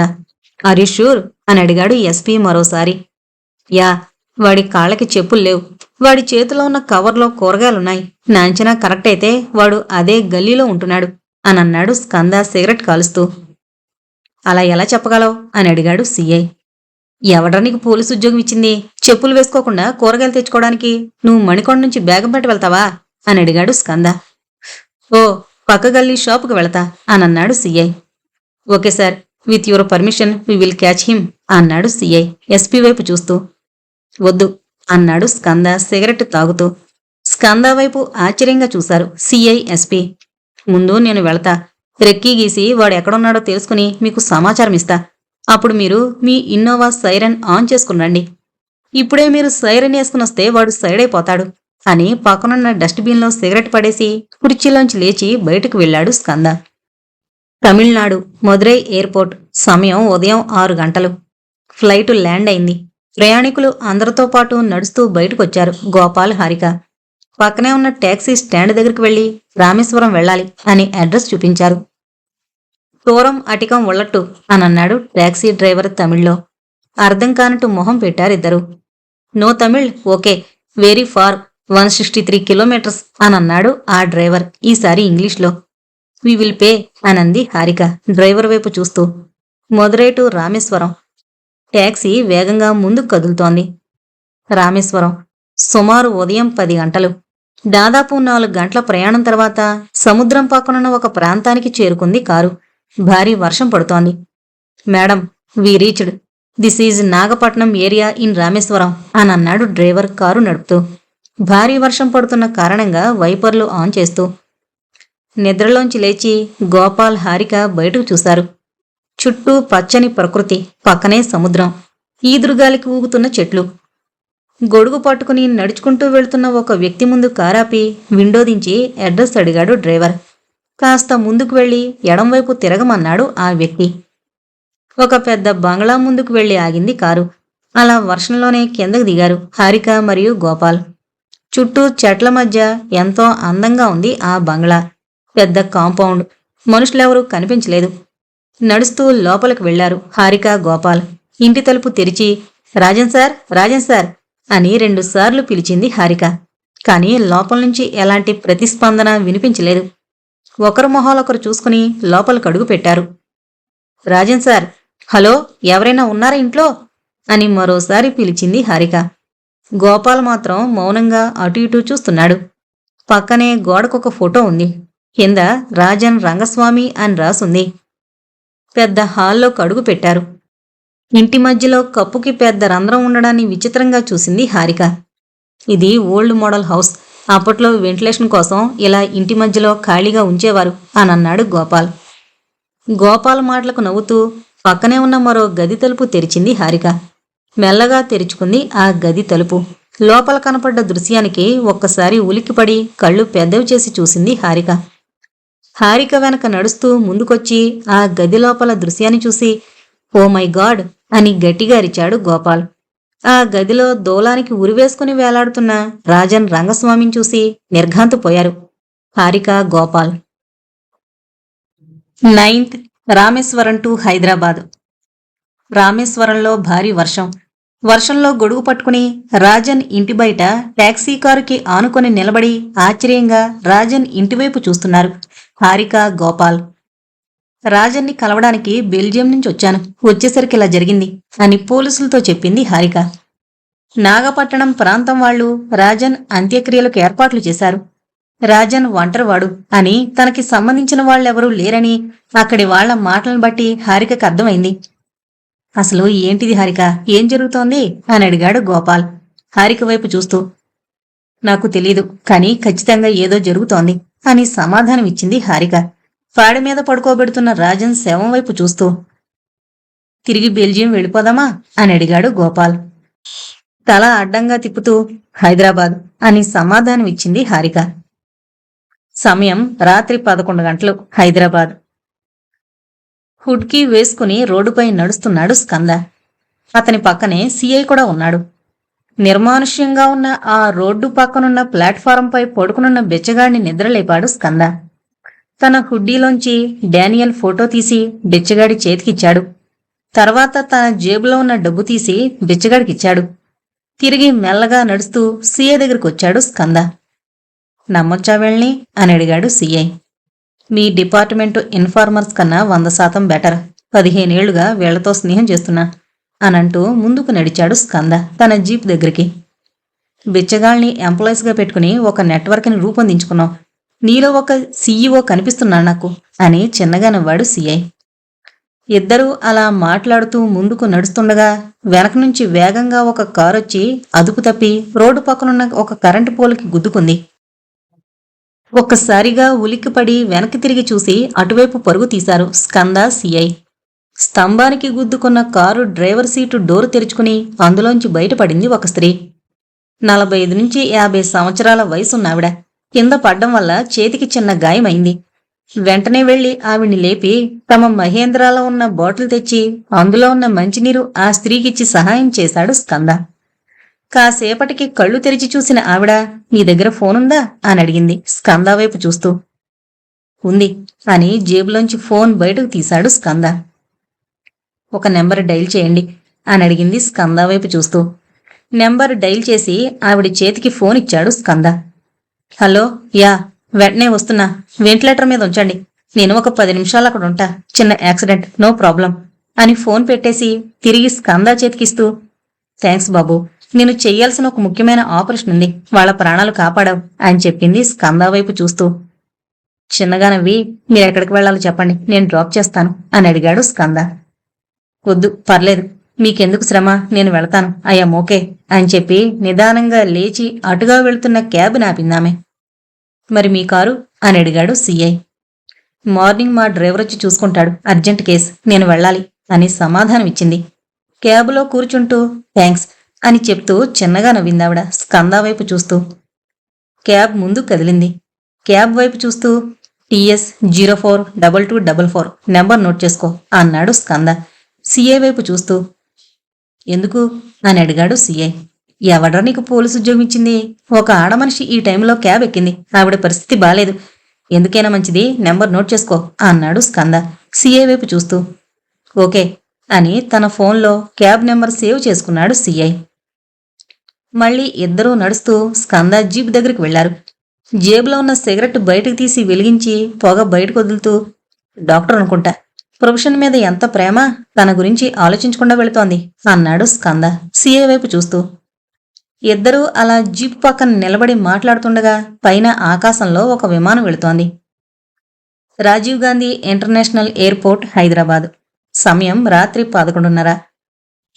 రన్వేపై విమానం ల్యాండ్ అయింది. ఎయిర్పోర్ట్ నుంచి బయటకు నడుస్తూ వచ్చి క్యాబ్లో ఎక్కారు హారిక, గోపాల్. పివి నరసింహారావు ఎక్స్ప్రెస్ రోడ్డుపై సిటీ లోపలికి వేగంగా దూసుకు వెళుతోంది cab. 10. Parvati orphanage. Parvati orphanage, Hyderabad. ఉదయాన్నే నిద్రలోంచి మేల్కొని ఫ్రెష్ అయ్యి గదిలోంచి బయటకొచ్చింది హారిక. పక్క రూంలోంచి బయటకొచ్చాడు గోపాల్. అక్కడంతా హడావిడి వాతావరణం నెలకొనుంది. పూలమాలలతో డెకరేట్ చేస్తున్నారు. ఇంతలో ఒక ఆవిడొచ్చి, హలో హారిక, హవర్ యూ, ఎలా జరిగింది ప్రయాణం? రాత్రి మా వాచ్మ్యాన్ బాగానే రిసీవ్ చేసుకున్నాడు కదా అని ప్రశ్నల వర్షం కురిపించింది ఆవిడ. అన్నింటికీ నవ్వుతూ సమాధానమిస్తోంది హారిక. ఓకే, పదండి, ఆశ్రమం చూపిస్తా అని ముందుకు నడిచింది ఆవిడ. ఇంతలో గోపాల్ హారిక దగ్గరికి వెళ్లి, ఎవరావిడ, ఎక్కడున్నాం మనం అని అడిగాడు కాస్త విసుక్కుంటూ. పార్వతీ ఆర్ఫనేజ్, ఇది హైదరాబాద్లోనే ఒక పెద్ద ఆశ్రమం. సుమారు 3,000 మంది అనాథలు ఇక్కడ ఆశ్రయం పొందుతున్నారు అని సమాధానమిచ్చింది హారిక. ఓ, వీళ్ళు నీకెలా పరిచయం అని అడిగాడు గోపాల్. బెల్జియంలో నా పీజీ క్లాస్మేట్ ప్రియా, ఇందాక మనతో మాట్లాడిన ఆవిడ కూతురు, ఆవిడే ఈ ఆశ్రమానికి హెడ్ అని చెప్పింది హారిక గోపాల్ వైపు చూస్తూ. ఓకే ఓకే అన్నాడు గోపాల్. నేను PhDలో గోల్డ్ మెడల్ సాధించిన విషయం, అలాగే నా మోటివేషన్ స్పీచెస్ గురించి వాళ్ళమ్మతో చాలాసార్లు చెప్పింది ఆ పిల్ల. ఈ ఆశ్రమం స్టార్ట్ చేసి ఈ రోజుకి 20 సంవత్సరాలైంది, అందుకే ఈ ఫంక్షన్ చేస్తున్నారు అని చెప్పింది హారిక. ఓకే ఓకే, సో నిన్ను కూడా ఇన్వైట్ చేశారన్నమాట అని అన్నాడు గోపాల్. పిల్లలకి మోటివేషన్ స్పీచ్ ఇచ్చి జీవితంలో ఎదగడానికి ఒక దారి చూపించడానికి అనంది హారిక గోపాల్ వైపు చూస్తూ. హారిక, రండి అని పిలిచింది ఆశ్రమం హెడ్ ఆగి మాట్లాడుతున్న ఇద్దరి వైపు చూస్తూ. ఆశ్రమమంతా తిప్పి చూపిస్తూ ఆవిడ వెంట నడుస్తూ ఆశ్రమమంతా తిరిగారు హారిక, గోపాల్. ఈ ప్రపంచంలో ఎవరూ ఒంటరివాళ్లు కాదు, మీకు తోడుగా మీరున్నారు. మీరు అంటే మీ ఆలోచనలే మీ గమ్యాన్ని నిర్ణయిస్తాయి. జీవితంలో మంచి స్థాయికి చేరుకోవడానికి మంచి ఆలోచనలతో ముందుకు కదలండి. మంచి ఆలోచనలతో మంచి గుణాలొస్తాయి. మంచి గుణాల వల్ల మంచి జీవితం లభిస్తుంది అని స్పీచ్ ముగించింది హారిక. ఆడిటోరియం అంతా చప్పట్లతో మారుమ్రోగింది. సిగరెట్ తాగుతూ ఏదో ఆలోచనల్లో ఉన్న స్కంద ఫోన్ మోగింది. కాల్ లిఫ్ట్ చేశాడు. సాబ్, ఓ సాలా మిల్గయా అని చెప్పాడు ఒక బిచ్చగాడు. కాల్ కట్ చేశాడు స్కంద. 11. ఎస్కేప్. పోలీస్ బెటాలియన్తో డానియల్ ఉన్నాడు అని సమాచారం వచ్చిన ఏరియాలోకి ఎంటర్ అయ్యారు స్కంద, సిఐ. బిచ్చగాడు చెప్పిన ఇంటిని చుట్టుముట్టారు. డానియల్, లొంగిపో, నిన్ను మేం సరౌండ్ చేశాం అని బయటనుంచి మైకులో అరిచాడు సిఐ. ఇంతలో స్కందాకి ఒక మెసేజ్ వచ్చింది. బిచ్చగాడు చెప్పిన ఇల్లు ఒక పురాతన భవంతి. పోలీసులు చుట్టుముట్టడంతో లోపలున్న ఇతరులు బయటకొచ్చేశారు. వాళ్ళ సమాచారం ప్రకారం ఈ మధ్య కొత్తగా అద్దెకొచ్చిన వ్యక్తి 3వ అంతస్తులో ఉంటున్నాడు అని తెలిసింది. మెట్లెక్కుతూ 3వ ఫ్లోర్లోకి వెళ్లారు అందరూ. డానియల్ ఉంటున్న ఫ్లాట్ తలుపు వేసుంది. ఆ తలుపు ఎదురుగా ఒక వ్యక్తి ఆందోళనగా నిలబడున్నాడు. ఏం జరిగింది అని అడిగాడు సిఐ. మేము ఈ ఎదురింట్లో ఉంటాం. మీ మైకు అనౌన్స్మెంట్ విని కిందకొద్దామని బయటకొచ్చాం. మా పిల్లలు రోజూ ఆడుకోవడానికి వాడింట్లోకి వెళతారు. ఈరోజు అలాగే వెళ్లారు. ఎంత కొట్టినా తలుపులు తెరవట్లేదు అని చెప్పాడు ఆ వ్యక్తి. ఆ వ్యక్తి చెప్పిన మాటలు విని మూసుకునున్న తలుపుల వైపు చూశాడు సిఐ. సార్, తలుపు పగలగొడదాము అనన్నాడు కానిస్టేబుల్. పిచ్చా, లోపల వాడి దగ్గర పిల్లలున్నారు, వెయిట్ అనన్నాడు సిఐ కానిస్టేబుల్స్ వైపు చూస్తూ. కొంతమంది పక్క బిల్డింగుల మీదకి ఎక్కి కిటికీలోంచి గమనించండి. నేను స్పెషల్ ఫోర్స్ని పంపించమని కంట్రోల్ రూమ్కి కాల్ చేస్తాను అని చెప్తూ మెట్లు దిగుతూ స్కంద ఎక్కడా అని అడిగాడు సిఐ కానిస్టేబుల్ వైపు చూస్తూ. పాట పాడుతూ కారు నడుపుతున్నాడు ఒక క్యాబ్ డ్రైవర్. అరే మూవ్ బంద్ కర్ అని విసుక్కున్నాడు వెనక సీట్లో కూర్చున్న డానియల్.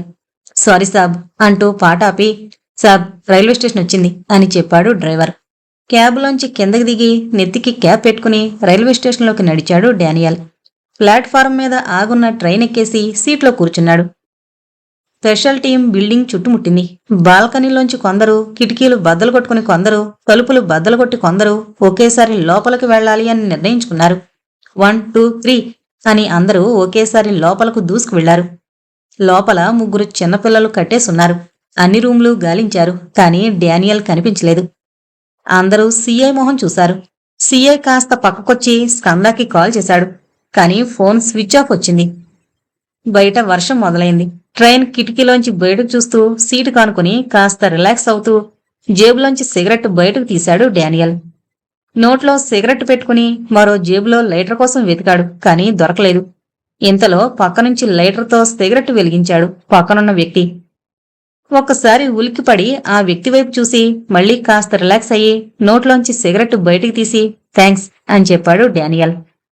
ఇట్స్ ఓకే డూడ్ అని చిన్నగా నవ్వాడు స్కంద డానియల్ వైపు సూటిగా చూస్తూ. 12. Informer search specialist. Train start అయింది. స్కంద వైపు చూసి నీ పేరు అని అడిగాడు డానియల్. స్కంద అని సమాధానమిచ్చాడు స్కంద. డానియల్ కాస్త డౌట్గా చూస్తూ ఏం చేస్తుంటావ్ అని అడిగాడు. నీలాంటి హౌలగాల్ని పోలీసులకు పట్టిస్తుంటా అని అన్నాడు స్కంద. డానియల్ మొహం కోపంగా మారింది. మరోసారి స్కంద ఫోన్ మోగింది. ఫోన్ ఎత్తి నా ఎదురుగానే ఉన్నాడు అని డానియల్కి గన్ ఏం చేశాడు స్కంద. అరే ఎందుకురా నన్ను టెన్షన్ పెడతావు, ఎక్కడా అని అడిగాడు సిఐ. కాచిగూడ, ఇంకో 5 నిమిషాల్లో మలక్పేట అని అన్నాడు స్కంద డానియల్ వైపు గురిపెట్టి. మలక్పేట స్టేషన్కి పరిగెత్తింది పోలీస్ బెటాలియన్, వాళ్లతో పాటు మీడియా కూడా. పోలీసులు వచ్చేంతవరకు డానియల్ నుదిటిపై గురిపెట్టిన తుపాకీ దించకుండా అలాగే కూర్చున్నాడు స్కంద. జనాలంతా వాళ్ళని చూస్తూ దూరంగా నిలబడ్డారు. ఫోనుల్లో ఆ దృశ్యాల్ని రికార్డు చేసి యూట్యూబ్, వాట్సాప్ల్లో షేర్ చేశారు. పోలీసు బెటాలియన్ నుంచి డానియల్ని అరెస్ట్ చేశారు. గ్యాంగ్స్టర్, డ్రగ్ డీలర్, గోవాలో మినిస్టర్ని చంపిన క్రిమినల్ డానియల్ని ఈరోజు మన హైదరాబాద్ పోలీసులు పట్టుకున్నారు అని మీడియాకి డీటెయిల్స్ ఇస్తున్నాడు సిఐ. సార్, రైల్వే స్టేషన్లో ఆ గ్యాంగ్స్టర్కి తుపాకీ గురిపెట్టిన అతనెవరు, మీ పోలీసేనా అని అడిగింది ఒక మీడియా రిపోర్టర్. తెలీదు, అతన్ని విచారిస్తాం అని ఎస్పీ చెప్పేలోపు పక్కనే ఉన్న సిఐ కాస్త ముందుకొచ్చి హీజ్ అవర్ ఇన్ఫార్మర్. ఎంతో కాలంగా ఎన్నో కేసెస్లో మా పోలీస్ డిపార్ట్మెంట్కి క్రిమినల్స్ ని పట్టివ్వడానికి హెల్ప్ చేస్తున్న సెర్చ్ స్పెషలిస్ట్ స్కంద. ఒక్కసారి మీడియా అలర్ట్ అయింది. నో వెయిట్ అని ఎస్పీ చెప్తున్నా వినకుండా మైక్ ముందు వాగుతూనే ఉన్నాడు సిఐ. ఈరోజు డానియల్ని పట్టుకున్న దానికి కారణం నా ఫ్రెండ్ స్కందానే అని సిఐ మాట్లాడుతుండగా ఎస్పీ మైక్ తీసుకుని okay, press meet is over అని అక్కడి నుంచి ముందుకు కదిలాడు. బుద్ధుందా నీకు, అసలు పోలీసువేనా అని అరిచాడు ఎస్పీ. మరి వాడెవరో తెలీదంటుంటే కేసులో ఇరికిస్తారేమో అనుకున్నా అని అన్నాడు సిఐ. యూ స్క్రాప్, ఇన్ఫార్మర్స్ పేరు ఎప్పుడైనా బయట పెడతామా? ఆ గ్యాంగ్ వల్ల నీ ఫ్రెండ్కేమైనా జరిగితే అని గట్టిగా మళ్లీ అరిచాడు SP. Hyderabad James Bond ABN, గూఢచారి స్కంద, టీవీ9. అన్నా, ఏ ఛానల్ తిప్పినా నీ గురించే అని అన్నాడు టీ స్టాల్లో పనిచేసే కుర్రాడు చేతిలో ఉన్న టీవీ రిమోట్ ఒత్తుతూ. స్కంద కోపంగా సిఐ వైపు చూశాడు. సిఐ చిన్నగా నవ్వి, చిన్న నువ్వెళ్ళి 2 చాయ్ పట్టుకురా అని అన్నాడు కుర్రాడు వైపు చూస్తూ. నో ప్రాబ్లం మామా, ఈ రోజు నుంచి నువ్వు సెలబ్రిటీ అని అన్నాడు సిఐ. పిసుకునవుతి, తేడా జరగాలి, చెప్తా నీ సంగతి అన్నాడు స్కంద. అయినా జరిగిన దానికి కారణం నువ్వేరా అని అన్నాడు సిఐ.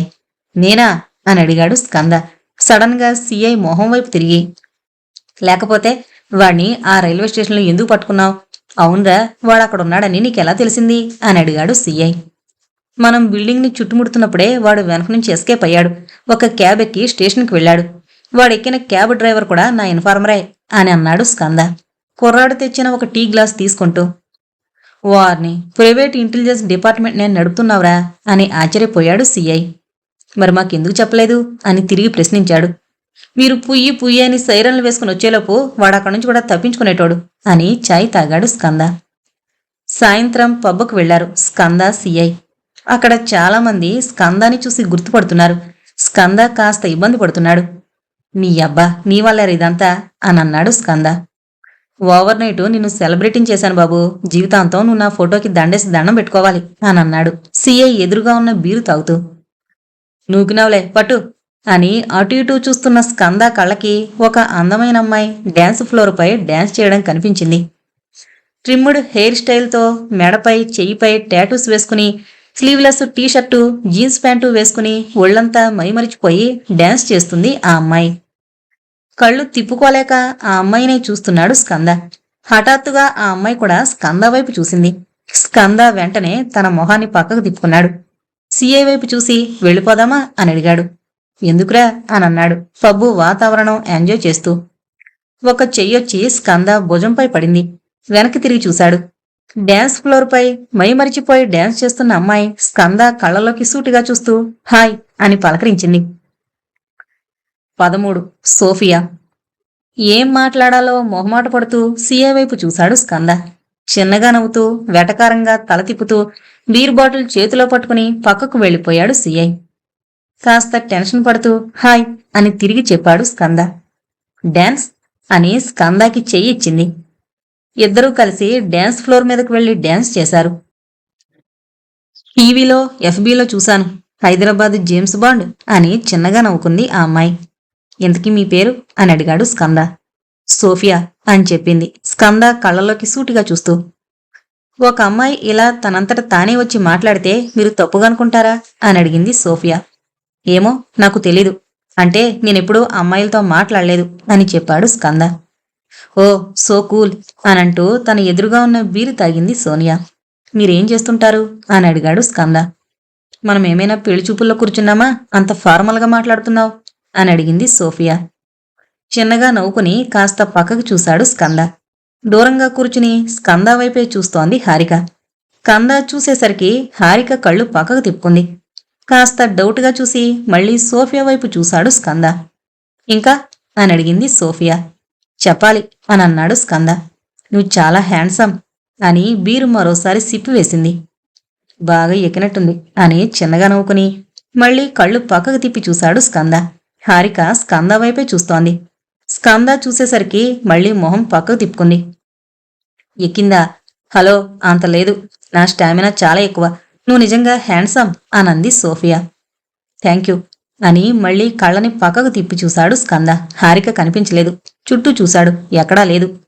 ఏంటి అటు చూస్తున్నావు అని అడిగింది సోఫియా. నో నథింగ్ అని అన్నాడు స్కంద. పార్కింగ్లో నడుస్తూ వెళుతున్నారు స్కంద, సోఫియా. చాలా రోజుల తర్వాత చాలా బాగుంది, థ్యాంక్ యూ అని దగ్గరగా వచ్చి స్కందాని హగ్ చేసుకుంది సోఫియా. స్కంద ఊపిరి ఆగిపోయినంత పనైంది. ఇంకా అని అడిగింది సోఫియా ఒకడుగు వెనక్కి వేసి. చెప్పాలి అని అన్నాడు స్కంద. ఏంటో నీలాంటి హ్యాండ్సమ్ అబ్బాయిలు బోరింగ్గా ఉంటారు, ఏదీ మాట్లాడరు, అన్నీ మేమే చెప్పాలి అని విసుక్కుంటోంది సోఫియా. హహా అని గట్టిగా నవ్వి మళ్ళీ ఎప్పుడు కలుద్దాం అని అడుగుతాడు స్కంద. ఇలా ఉండాలి ఆ అబ్బాయిలంటే, ఎప్పుడు కలవాలో డిసైడ్ చేద్దాం, డిసైడ్ చెయ్యాలంటే మనం మాట్లాడుకోవాలంటే నెంబర్ కావాలి కదా అని అడుగుతోంది సోఫియా. నెంబర్ చెప్పాడు స్కంద. నేను ఇక్కడ అమ్మాయిని, నేను నెంబర్ చెప్తా, నువ్వు నోట్ చేసుకుని కాల్ చేయి, లిఫ్ట్ చేయకపోతే మళ్ళీ చేయి, కాస్త బిల్డప్ ఇచ్చి అప్పుడు ఎత్తా ఫోను అని అంటుంది సోఫియా. మళ్ళీ చిన్నగా నవ్వుకుని ఫోన్ బయటికి తీసి సోఫియా నెంబర్ నోట్ చేసుకున్నాడు స్కంద. కాస్త దూరంలో ఒక కారులోంచి వీళ్ళిద్దరినీ గమనిస్తోంది హారిక. మెల్లగా కారు స్టార్ట్ చేసి వీళ్ల పక్క నుంచి పోనిస్తుంది. స్కంద కారు డ్రైవ్ చేస్తున్న హారికను చూసి కాస్త అయోమయానికి గురయ్యాడు. ట్యాంక్ బండపై వేగంగా డ్రైవ్ చేస్తున్నాడు స్కంద. అరే, ఏంట్రా ఈ స్పీడు, జాగ్రత్త బాబు అని భయపడుతున్నాడు సిఐ. సడన్ గా కారాపి కిందకు దిగాడు స్కంద. ట్యాంక్ బండ పక్కగా నిలబడి గట్టిగా అరిచాడు. 25 ఏళ్లరా నాకు. గత 20 ఏళ్లు మా నాన్ననే వెతకడానికి సరిపోయింది నా జీవితం. ఫస్ట్ టైం ఒక ఆడపిల్ల నాతో మాట్లాడిందిరా, ఎంత ప్రేమగా అని కాస్త ఎమోషనల్ అయ్యాడు స్కంద. బాస్ ఊరుకో, ఇదంతా నా వల్లే అనన్నాడు సిఐ. పిసికినవు పట్టు అనన్నాడు స్కంద. ఇదేరా, ఇలాగే ఉంటారు ఫ్రెండ్స్ అన్నాక. స్కంద సిఐ నిలబడ్డ చోటికి కొద్ది దూరంలో ఒక కారు చాగింది. స్కంద కళ్ళు ఆ కారు వైపు మళ్ళాయి. స్కందాకి కాస్త డౌటొచ్చి ఒక్కొక్కడుగు వేసుకుంటూ ముందుకు వెళ్లాడు. కారు మెల్లగా వెనక్కి వెళ్ళింది. ఏమైందిరా అని అడిగాడు సిఐ. నథింగ్ అనుకుంటూ వెనక్కొచ్చాడు. 14 కిడ్నాప్. తన ఇంటి డోర్ ఓపెన్ చేసి లోపలికి వెళ్లి ఫ్రిడ్జ్లోంచి వాటర్ బాటిల్ బయటికి తీసి కొన్ని నీళ్లు తాగి విండోలోంచి బయటకు చూశాడు స్కంద. రోడ్డు నిర్మానుష్యంగా ఉంది. కర్టెన్ మూసి లోపలికి వెళ్ళిపోయాడు. హారిక తన కారులో స్కంద ఇంటి ముందు నుంచి వెళ్ళింది. స్కంద ఫోన్ రింగ్ అవుతోంది. నిద్రలోంచి లేచి కాల్ లిఫ్ట్ చేశాడు స్కంద. హలో అనన్నాడు స్కంద. హే హ్యాండ్సమ్ అనంది సోఫియా. హే నువ్వా అని అడిగాడు స్కంద. ఏంటి రోజు ప్లాన్స్ అని అడిగింది. Nothing much. కలుద్దామా అని అడిగింది సోఫియా. సోఫియా స్కంద ఇద్దరూ కలిసి లాంగ్ రైడ్కి వెళ్లారు స్కంద కారులో. సిటీలో మాల్స్ అన్నీ చుట్టేశారు. చూడాల్సిన ప్లేసెస్ అన్నీ 2 రోజుల్లో చూసేశారు. స్కంద సోఫియా వెళ్లిన ప్రతి చోటకి హారిక వెళ్ళింది. 2 రోజుల తర్వాత ఉదయాన్నే లేచి జిమ్ చేసి సిగరెట్ కాలుస్తూ తన ఇంటి గోడలపై ఉన్న మిస్సింగ్ కేసెస్ ఫొటోస్ని రీఅరేంజ్ చేస్తున్నాడు స్కంద. ఇంతలో ఫోన్ మోగింది. వెళ్ళి కాల్ లిఫ్ట్ చేశాడు. హలో, ఎవరు అని అడిగాడు స్కంద. అవతల వైపు నుంచి ఎటువంటి సమాధానం రాలేదు. హలో, ఎవరు? సోఫియా నీ గర్ల్ ఫ్రెండా అని అడిగాడు అవతల వైపు ఉన్న వ్యక్తి కాస్త గంభీరమైన గొంతుతో. మీరెవరు అని అడిగాడు స్కంద. నా గురించెందుకు కానీ ఆ అమ్మాయి మాత్రం గార్జియస్. మెడ చాలా అందంగా ఉంది, ముద్దు పెట్టాలనుంది, కానీ కత్తి పెడితే కాని మాట వినట్లేదు అనన్నాడు. ఏ ఎవర్రా నువ్వు? మళ్ళీ అదే క్వశ్చన్ అడుగుతావేంట్రా? ఏం కావాలి? Very good question. వాట్సాప్లో లొకేషన్ పంపుతా, ఒక్కడవే రావాలి అనన్నాడతను. ఆ అమ్మాయిని వదిలేయ్ అనన్నాడు స్కంద. నువ్వురా, వదిలేస్తా అన్నాడు. పరిగెత్తుకుంటూ వెళ్లి హుడీ వేసుకుని గన్ తీసుకుని కిందకొచ్చి కారు స్టార్ట్ చేశాడు స్కంద. తన సిఐ ఫ్రెండ్కి కాల్ చేశాడు.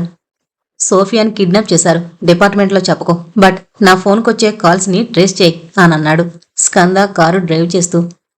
ఓకే ఓకే, బట్ ఎక్కడికి వెళ్తున్నావు? నన్ను రమ్మంటావా అని సిఐ ఫ్రెండ్ అనేలోపు కాల్ కట్ చేశాడు స్కంద. వేగంగా దూసుకు వెళుతోంది స్కంద కారు. కాస్త దూరంలో స్కంద కారును ఫాలో అవుతోంది హారిక కారు. స్కంద కారు వెళ్లిన దారిలోనే హారిక కారు వెళుతోంది. ఇద్దరూ సిటీ దాటేసి అవుట్స్కట్స్కి వచ్చేశారు. కాస్త దూరం వెళ్ళాక హారికకి స్కంద కారు కనిపించలేదు. తను వేగాన్ని పెంచింది. ఎక్కడా తనకు స్కంద కారు కనిపించలేదు. ఒక డీప్ టర్నింగ్ తర్వాత స్కంద కారు రోడ్డుకి అడ్డంగా ఆపి కారు బయట నిలబడ్డాడు. ఒక్కసారి ఉలిక్కిపడి కారుని సడన్ గా ఆపేసింది హారిక. పరిగెత్తుకుంటూ వచ్చి డోరుని ఓపెన్ చేసి హారికని బయటికి లాగేశాడు స్కంద. 15 ర్యాప్. ఎవరు నువ్వు? ఎందుకు ఫాలో అవుతున్నావు నన్ను అని గట్టిగారుస్తూ అడిగాడు స్కంద. నేను నిన్నెందుకు ఫాలో అవుతాను అంది హారిక. హారిక చెంప మీద 2 పీకి, ఎవరు కిడ్నాప్ చేశారు అమ్మాయిని? డానియల్ గ్యాంగా? ఎవరు అని గట్టిగా అరిచాడు స్కంద. హారికని కట్టేసి నోట్లో గుడ్డలు కుక్కి తన కారు డిక్కీలో వేసుకుని కారు స్టార్ట్ చేశాడు. ఒక మారుమూల ప్రదేశం. వాట్సాప్ లొకేషన్ ఆధారంగా అక్కడికి చేరుకున్నాడు స్కంద. సోఫియాని మోకాళ్లపై కూర్చోబెట్టి మెడకి కత్తి పెట్టి పక్కనే నిలబడ్డారు ఒక 10 మంది. వాళ్ళని చూసి కారు ఆపేశాడు స్కంద. డోరు తెరుచుకుని కింద దిగాడు. ఎవరు మీరు? ఆ అమ్మాయిని వదిలేయండి అని అడిగాడు స్కంద. ఆ అమ్మాయిని వదిలేస్తాం కానీ నువ్వు మాతో రావాలి అని అన్నాడు మెడ మీద కత్తి పెట్టినవాడు. స్కంద 2 అడుగులు వెనక్కి వేసి వెనక్కి వెళ్లి కారు డిక్కీ ఓపెన్ చేశాడు. అందులోంచి హారికని బయటికి తీసి, మీరు ఆ అమ్మాయిని వదలకపోతే నేను ఈ అమ్మాయిని వదలను అని అన్నాడు. ఆ 10 మంది సీరియస్గా ఒకరి మొక్క ఒకరు చూసుకున్నారు. వదలకు, చంపుకో, అదెవరో మాకు తెలీదు అని అన్నారు. షాక్ అయిన స్కంద ఆ అమ్మాయి నోట్లో కుక్కిన బట్ట బయటికి తీసి, నువ్వు వాళ్ళ మనిషివి కాదా అని అన్నాడు. గట్టిగా దగ్గుతూ కాదు అన్నట్టు తల ఊపింది హారిక. హారికని కోపంగా పక్కకు తోసేసి, సరే నేను మీతో వస్తాను, ఆ అమ్మాయిని వదిలేయండి అన్నాడు స్కంద. ఆ గ్యాంగులో ఒకడు ముందుకు నడుచుకుంటూ వచ్చి స్కంద జేబులు చెక్ చేశాడు. ప్యాంటు తడుముతూ స్కంద షూ దగ్గరున్న గన్ను బయటికి తీసి స్కందాన్ని తీసుకువెళ్లాడు. ఒక కారు మధ్య సీట్లో స్కంద సోఫియాని కూర్చోబెట్టి అటు ఇటు ఒక్కొక్కరు కూర్చున్నారు. మొత్తం 3 కార్లు ముందు కదిలాయి. మట్టి రోడ్డుపై దుమ్ము లేపుకుంటూ వేగంగా వెళుతున్నాయి 3 కార్లు. మధ్య కారులో ఉన్నారు స్కంద, సోఫియా. స్కంద, సోఫియా ఒకరు మొక్కొకరు చూసుకున్నారు. ఎదురుగా ఉన్న గేరు రాడ్డు వెనక ఉన్న బాక్సులో పెన్ కనపడింది స్కందాకి. ఒక 2 క్షణాలు కన్నుమూసి తెరిచేలోపు పెన్నని డ్రైవర్ గొంతులో పొడిచాడు. వెంటనే పక్క సీట్లో ఉన్న వాడి గొంతులోకి పెన్ను దించాడు. వెనక తన పక్కనున్నాడి కంట్లోకి పెన్ను దిగింది. కుడి పక్కన సోఫియా కూర్చున్న వాడి గొంతులోకి దిగింది. అదుపు తప్పిన కారు గాల్లోకి ఎగిరి బోల్తా కొట్టింది. అందులోంచి బయటపడిన స్కంద తన చేతికి దొరికిన తుపాకీతో మిగిలిన 2 కార్లపై విరుచుకుపడ్డాడు. బోల్తా పడ్డ కారులోంచి సోఫియాని బయటికి లాగాడు. కారులోంచి బయటపడ్డ ఆ గ్యాంగ్ వాళ్లు స్కందాపైకి దాడి చేయడానికొచ్చారు. స్కంద వాళ్లతో పోరాడుతూ సోఫియాని పక్కకు లాగేశాడు. తనకి ఎదురొచ్చిన వాళ్ళందర్నీ అంతమొందిస్తున్న స్కంద తలకి వెనక నుంచెవరో తుపాకీ పెట్టారు. ఒక్కసారి ఆగిపోయిన స్కంద చేతులు పైకెత్తి బలంగా ఊపిరి పీలుస్తూ మెల్లగా వెనక్కి తిరిగాడు. యు ఆర్ ట్రాప్డ్ అని స్కంద నుదుటిపై గురిపెట్టింది సోఫియా. ఒక్కసారి స్కంద కాళ్ళ కింద ప్రపంచం కంపించింది. కళ్ళు పెద్దవిగా చేసి అర్థం కానట్టు చూస్తూ చేతులు పైకెత్తాడు. ఎక్కువ చేస్తే కాల్చి పడేస్తా, ముందుకు నడు అనంటున్న సోఫియా తలకి ఒక తుపాకీ వచ్చి ఆనుకుంది. షాక్ అయి వెనక్కి తిరగడానికి ప్రయత్నించింది Sophia. Don't move even a small bit, I'm going to blast your head అని చెప్పింది హారిక సోఫియా వైపు చూస్తూ. హారికని చూసి మరోసారి షాక్ అయ్యాడు Skanda. You bloody bitch, you are going to pay for it అని గట్టిగా అరిచింది సోఫియా. గన్ లాక్ చేసి ఒక్క మాట మాట్లాడితే అని అనబోతున్న హారిక మెడకి మరో తుపాకీ వచ్చి ఆనుకుంది. లీవ్ హెర్ హారిక, తను మంచిది కాదు, షీఈస్ డేంజరస్ అని హారిక మెడకి గన్ పెట్టాడు గోపాల్. చేతులెత్తి నిలబడ్డ స్కంద ముందు 3 గన్స్ గురిపెట్టుకుని నిలబడ్డం స్కందాని షాక్కి గురిచేసింది. పైన ఎండ కొడుతోంది, ఎవరైనా గన్ కిందకి దించండి ప్లీజ్ అని అన్నాడు స్కంద తన మొహానికి పడుతున్న చెమటకి ఇరిటేట్ అవుతూ. 3 మౌనంగా అలర్ట్గా నిలబడ్డారు. ఎవర్రాబాయ్ మీరు, నా వెంట ఎందుకు పడ్డారు అని గట్టిగా అడుగుతున్నాడు. సోఫియా వైపు చూస్తూ ఇదేమో లవ్ అంది, ఇప్పుడు గన్ పట్టింది. హారిక వైపు చూస్తూ అదేమో 4 రోజుల నుంచి కుక్కలా ఫాలో అయింది. గోపాల వైపు చూస్తూ ఈ కొత్త క్యాండిడేట్ ఎవడు అని అడిగాడు స్కంద అలాగే చేతులు గాల్లోకెత్తి. గోపాల్, నువ్వు చేస్తోంది తప్పు, డ్రాప్ యువర్ గన్ అనంది Harika. Gopal, kill this bitch అని అరిచింది సోఫియా. యూ బ్లడీ అని కాస్తొంగి మోకాళ్లతో సోఫియా పొట్లో తన్నింది హారిక. సోఫియా గన్ వదిలేసి కింద కొంగగానే స్కంద గన్ పట్టుకుని గోపాల్ చెయ్యిని షూట్ చేశాడు. హారిక స్కంద చేపట్టుకుని పద, ఇక్కడి నుంచి మనం ఎస్కేప్ అవ్వాలి అని ముందుకు లాక్కెళుతోంది. స్కంద ముందుకు వెళ్లకుండా ఆగుతూ ముందు నువ్వెవరో చెప్పు అని తుపాకీతో భయపెడుతున్నాడు. నేను నీకు హెల్ప్ చేయడానికి వచ్చాను, దయచేసి నాతోరా అని అరిచింది హారిక. నేను రాను, ముందు నువ్వెవరో చెప్పు అని అన్నాడు స్కంద. నువ్వు నాకు బాగా తెలుసు అని అరిచింది హారిక. కానీ నాకు నువ్వెవరో తెలీదు, నేనెందుకు నమ్మాలి అని అడిగాడు స్కంద. నీ ఎడమ తొడ మీద మచ్చ అని చెప్తూ ఆగిపోయింది హారిక. స్కంద ఒక్కసారి ఆగిపోయి హారిక వైపు చూశాడు. పద అని లాక్కెళ్ళింది హారిక. కారు ఫాస్ట్గా వెళుతోంది. స్టాప్ అన్నాడు స్కంద. నో, ఫస్ట్ సిటీలోకి ఎంటర్ అవుదాం అంది హారిక. నాకు మచ్చున్నట్టు నీకెలా తెలుసు అని అడిగాడు స్కంద. డీటెయిల్గా చెప్తాను, జస్ట్ వెయిట్ అని కోపంగా అంటుంది హారిక కారు డ్రైవ్ చేస్తూ. I want answer right now అని గట్టిగా అరిచి హ్యాండ్ బ్రేక్ని పైకి లాగాడు స్కంద. సడన్ గా ఆగిపోయి వెనక టైరు గాల్లోకి లేచి పల్టీ కొట్టి రోడ్డు పక్కన ఒక చిన్న లోయలోకి పడింది కారు. ఇద్దరూ కారులోంచి బయటకొచ్చి ఒక బండ్రాయిని ఆనుకొని పడుకున్నారు. ఆయాసపడుతూ ఆకాశం వైపు చూస్తున్నారు. నువ్వు డేంజర్లో ఉన్నావు అనంది హారిక. ఎందుకు అని అడిగాడు స్కంద తన చేయికి తాకిన దెబ్బను చూసుకుంటూ. తెలీదు అని సమాధానం ఇచ్చింది హారిక. 2 క్షణాలు మౌనంగా ఉండి పాకుతూ ముందుకు వెళ్లాలని ప్రయత్నిస్తున్నాడు స్కంద. కానీ చిన్నప్పుడు నీ ఫోటోలు నేను చూశాను, మా ఇంట్లో ఆల్బంలో ఉండేవి అనంది హారిక. నువ్వు న్యూడుగా మచ్చ క్యూటీ అని చిన్నగా నవ్వుకుని ఆయాసపడుతోంది. హారిక వైపే ఆశ్చర్యంగా చూశాడు స్కంద. మా నాన్న చనిపోతూ నాకేదో చెప్పాలనుకున్నాడు, కానీ నేను ఆయన దగ్గర లేను. అందుకు ఆయన వెళ్ళిపోయే ముందు డైరీలో నాకు ఒక విషయం రాశాడు. నేను ప్రొఫెసర్ని కాను, ఒక శాస్త్రవేత్తని. నువ్వు తెలుసుకోవాల్సిన నిజం ఒకటుంది. దాన్ని నీ గుండెల్లో దాచుకుని ఈ ప్రపంచాన్ని కాపాడాల్సిన బాధ్యత నీకుంది. దయచేసి రామేశ్వరంలో రాజన్ని కలువు. ఈ ఫోటో కూడా నీకు ఉపయోగపడచ్చు. రాజన్కివ్వు, నిన్ను గుర్తుపడతాడు అని రాశాడు మా నాన్న అని చెప్పింది హారిక. ఇద్దరూ కాస్త రిలాక్స్ అవుతున్నారు. రామేశ్వరం వెళ్ళాను, కానీ అప్పటికే రాజన్ ఆత్మహత్య చేసుకున్నాడు అనంది హారిక కాస్త దీనంగా చూస్తూ. మరి నా దగ్గరికి ఎందుకు వచ్చావు అని అడిగాడు స్కంద. ఒక ఆశ్రమంలో సెమినార్ ఇవ్వడానికి రామేశ్వరం నుంచి నేను హైదరాబాద్ వచ్చాను. ఆశ్రమం అంతా తిప్పి చూపిస్తోంది ఆశ్రమం హెడ్. 20 ఇయర్స్ సెలబ్రేషన్స్ అయినందుకు అక్కడంతా క్లీన్ చేస్తున్నారు. నేను గోపాల్ హెడ్ నడుచుకుంటూ ఆశ్రమం అంతా తిరిగాం. రికార్డ్స్ రూమ్లోకి ఎంటర్ అవ్వగానే అక్కడ ర్యాక్స్ అన్నీ క్లీన్ చేస్తున్నప్పుడు ఒక ఫైల్ కింద పడింది. అందులో కొన్ని అప్లికేషన్స్ కింద పడ్డాయి. అన్ని అప్లికేషన్స్ సర్దుతుండగా ఒక అప్లికేషన్లో ఒక అబ్బాయి ఫోటో నాకు కనపడింది. పరిగెత్తుకుంటూ నా రూమ్లోకి వెళ్ళి నానిచ్చిన డైరీ ఓపెన్ చేశాను. డైరీలో ఫోటోలో ఉన్న అబ్బాయి, అప్లికేషన్ ఫోటోలో ఉన్న అబ్బాయి ఇద్దరూ ఒకళ్లే. ఆశ్రమంలో కనుక్కుంటే అప్పటికే టీవీలో వస్తున్న నిన్ను చూపించి అది నువ్వే అని చెప్పారు అని చెప్పింది హారిక. హారిక మాటలు విని షాక్ అయ్యాడు స్కంద. 17 సిద్దిక్. ఆ రోజు రాత్రి నిన్ను కలవాలని డిసైడ్ అయ్యాను. అదే విషయం చెప్దామని గోపాల్ రూమ్కి వెళ్ళాను. కానీ అప్పటికే గోపాల్ ఎవరితోనో కాల్లో మాట్లాడుతున్నాడు. సార్, వాడు ఇక్కడ నిన్న టీవీలో కనిపించి చాలా ఫేమస్ అయ్యాడు సార్. అవును సార్, హారిక దగ్గరున్న ఫోటోలో ఉన్నవాడే. Okay sir. సార్, రాజన్ని మీరే చంపారా? గోపాల్ మాటలు విన్నాక నాకేం చెయ్యాలో అర్థం కాలేదు.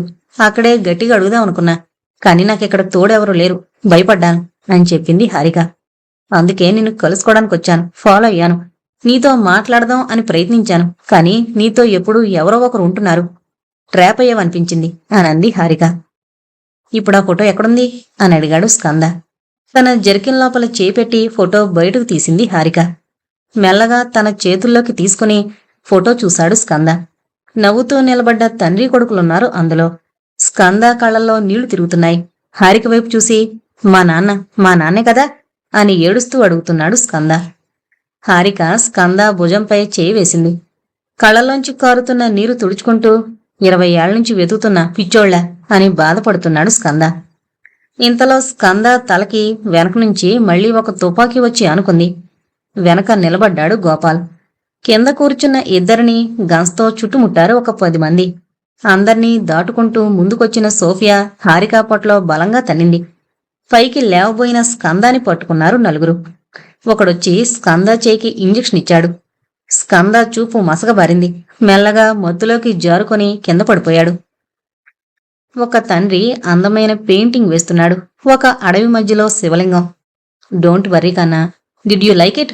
ఖచ్చితంగా నిన్నొక రోజు అక్కడికి తీసుకువెళతాను. కేవలం 3 రోజులు మాత్రమే ఉంటుంది.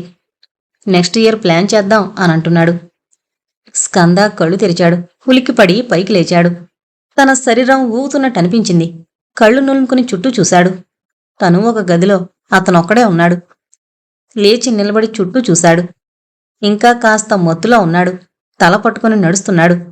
ఎదురుగా తనకు ఒక తలుపు కనిపించింది. వెళ్ళి తలుపు తెరిచి చూసి షాక్ అయ్యాడు.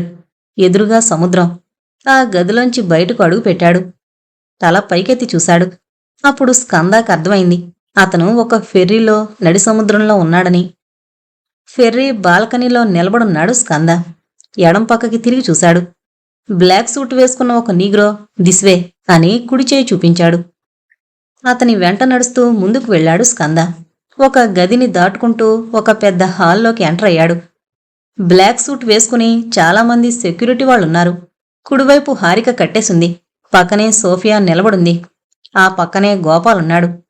స్కంద ఎడంవైపు తల తిప్పి చూశాడు. చేతిలో సిగార్ పట్టుకుని కుర్చీలో కూర్చున్నాడు ఒక వ్యక్తి. పక్కనే నిలబడున్నవాడు పేజీలు తిప్పుతూ ఫైల్స్ చూపిస్తున్నాడు కుర్చీలో కూర్చున్నవాడికి. ఫైల్స్ చూపిస్తున్నవాడు స్కందాని చూసి కుర్చీలో కూర్చున్నతంతో, సార్ హీకేం అని అన్నాడు. మెల్లగా సోఫాలోంచి లేచి వెనక్కి తిరిగి చూశాడు సిద్దిక్. ఒక్కొక్క అడుగు వేస్తూ స్కంద వైపు వచ్చాడు. Hi Skanda, nice name, nice to meet you అని అన్నాడు సిద్దిక్. కూర్చో అంటూ కుర్చీ వైపు చేయి చూపించాడు సిద్దిక్. అసలు ఎక్కడున్నాను అనే అయోమయంలో ఉన్నాడు స్కంద. ఫెర్రీ అంతా విచిత్రంగా చూస్తూ కుర్చీలో కూర్చుని అలసిపోయిన మొహంతో సిద్దిక్ వైపు చూస్తున్నాడు స్కంద. బైదవే, నేనెవరో నీకు తెలీదు కదూ, అయామ్ అన్నాడు సిద్దిక్ స్కంద వైపు చూస్తూ. Siddiq Ul Uloom, multi millionaire in Middle East, Islamic ఉగ్రవాదానికి కార్పొరేట్ స్వరూపం నువ్వు అని అన్నాడు స్కంద.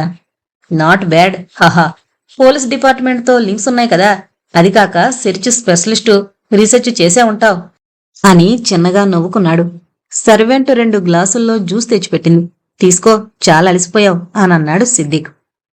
నన్ను ఎందుకు ట్రాప్ చేసి కిడ్నాప్ చేయాలనుకున్నావు అని అడిగాడు స్కంద. నువ్వు నా గురించి తెలుసుకున్నావు, నేను నీ గురించి తెలుసుకుందామని అని అన్నాడు సిద్దిక్ జ్యూస్ తాగుతూ. మిడిల్ ఈస్ట్లో పుట్టి ఇంత బాగా తెలుగు మాట్లాడుతున్నావు ఎలా అని ప్రశ్నించాడు స్కంద.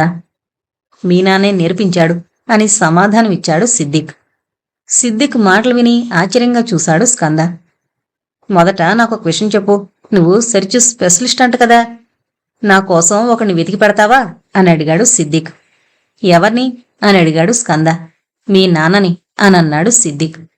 ఉలిక్కిపడి చూసి చిన్నగా నవ్వడం మొదలుపెట్టాడు స్కంద. ఆ నవ్వు కాస్త పెద్దదిగా మారింది. సిద్దిక్తో పాటు అక్కడ ఉన్నవాళ్లందరూ స్కందాని విచిత్రంగా చూస్తున్నారు. వై అని అడిగాడు సిద్దిక్. పిచ్చినా కొడక, 20 ఏళ్లుగా నేను చేస్తున్న పని అదేరా అని చెప్పాడు స్కంద నవ్వు ఆపుకుంటూ. సరే, ఇంకో 4 రోజులు ట్రై చేయి, అప్పటికీ దొరకపోతే నిన్ను హారిక వైపు చేయి చూపించి దాన్ని చంపి నా ఈగోని సాటిస్ఫై చేసుకుంటా అని అన్నాడు సిద్దిక్. 18 నాన్న కోసం.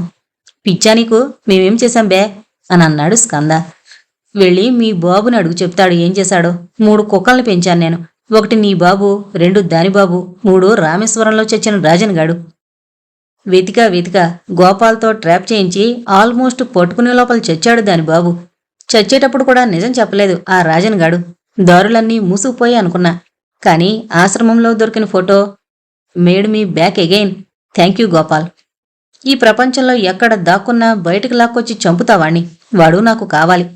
నీకు వాడు ఎక్కడున్నాడో తెలిస్తే చెప్పు, లేదా తెలుసుకుని చెప్పు. వాడు నాకు దొరకలేదో 4 రోజుల్లో మీ ఇద్దరూ చేస్తారు. ఎన్నాళ్ళు నీ కోసం వెతుకావు, ఇప్పుడు నా కోసం వెతుకు. కావాలంటే నా పవర్ వాడుకో, నా డబ్బు వాడుకో, వాడు దొరకాలి. నీకో అల్టిమేట్ టిప్ ఇస్తున్నా. మీ నాన్న చివరిగా మాట్లాడిన number 040236456. Your time start now అని అన్నాడు సిద్దిక్ స్కంద కళ్ళలోకి సూటిగా చూస్తూ. టేబుల్పై ఉన్న బాక్సులో పెన్నుని తీసుకుని సిద్దిక్ గొంతులోకి దించబోయాడు స్కంద. తప్పించుకున్న సిద్దిక్ వెనక్కి జరిగాడు. వెంటనే సిద్దిక్ సెక్యూరిటీ వచ్చి స్కందాని పట్టుకున్నారు. స్కందాకి ఇంజెక్షన్ ఇచ్చారు. స్కంద కంటిచూపు మసకబారుతోంది. Well tried baby. ఇదే స్పోర్టివ్నెస్తో మీ నాన్నని వెతుకు. ఈ ప్రపంచంలో ఎక్కడున్నా నా గోల్డెన్ ఐ నుంచి మీరు తప్పించుకోలేరు అని అంటున్న సిద్దిక్ రూపం మసగమసగ్గా కనిపించింది. స్కంద ఫ్లోర్పై పడిపోయి కళ్ళు మూసుకున్నాడు. కళ్ళు తెరచి చూసేసరికి తన బెడ్పై ఉన్నాడు స్కంద. చుట్టూ చూశాడు. అది తనిల్లు. తన రూంలోంచి బయటకొచ్చాడు. హాల్లో సోఫాపై పడుకునుంది హారిక. వెళ్ళి హారికని నిద్రలేపాడు స్కంద. ఇంకా మత్తులోంచి పూర్తిగా బయటికి రాలేదు హారిక. తన ఒంటి నిండా గాయాలున్నాయి. స్కంద తన రూంలోకి వెళ్లి ఫస్ట్ ఎయిడ్ బాక్స్ ఓపెన్ చేసి హారికకి తగిలిన దెబ్బల్ని క్లీన్ చేస్తున్నాడు. ఇంతలో హారిక నిద్రలోంచి లేచింది. ఫ్రిడ్జ్ దగ్గరికి వెళ్లి ఒక వాటర్ బాటిల్, బ్రెడ్ ప్యాకెట్ తెచ్చి హారిక చేతికిచ్చాడు. వాష్రూంలోకి వెళ్లి రూఫ్లో నుంచి ఒక కాటన్ బాక్స్ కిందకు దించి అందులోంచి ఒక గన్ను బయటికి తీశాడు స్కంద. హాల్లోకొచ్చి హారిక చేతిలో గన్ పెట్టి, జాగ్రత్త, నేను కాస్త బయటకు వెళ్ళొస్తాను అని అన్నాడు స్కంద. హుడీ వేసుకుని బయటకొచ్చాడు స్కంద. తన ఇంటి కాంపౌండ్లో తన కారుంది. వెంటనే సిఐకి కాల్ చేశాడు. స్కంద, ఎక్కడున్నావురా, ఏమైపోయావు 2 డేస్ నుంచి అని అడిగాడు సిఐ. నా కారు నువ్వే తెచ్చావా అని అడిగాడు స్కంద. నువ్వు పంపిన లొకేషన్కి నేనొచ్చాను. అక్కడ నీ కారు తప్ప నాకు ఇంకేం కనిపించలేదు అని చెప్పాడు సిఐ. వాడి నెట్వర్క్ చాలా పెద్దది, అంతా క్లియర్ చేసి ఉంటారు అని అనుకున్నాడు స్కంద.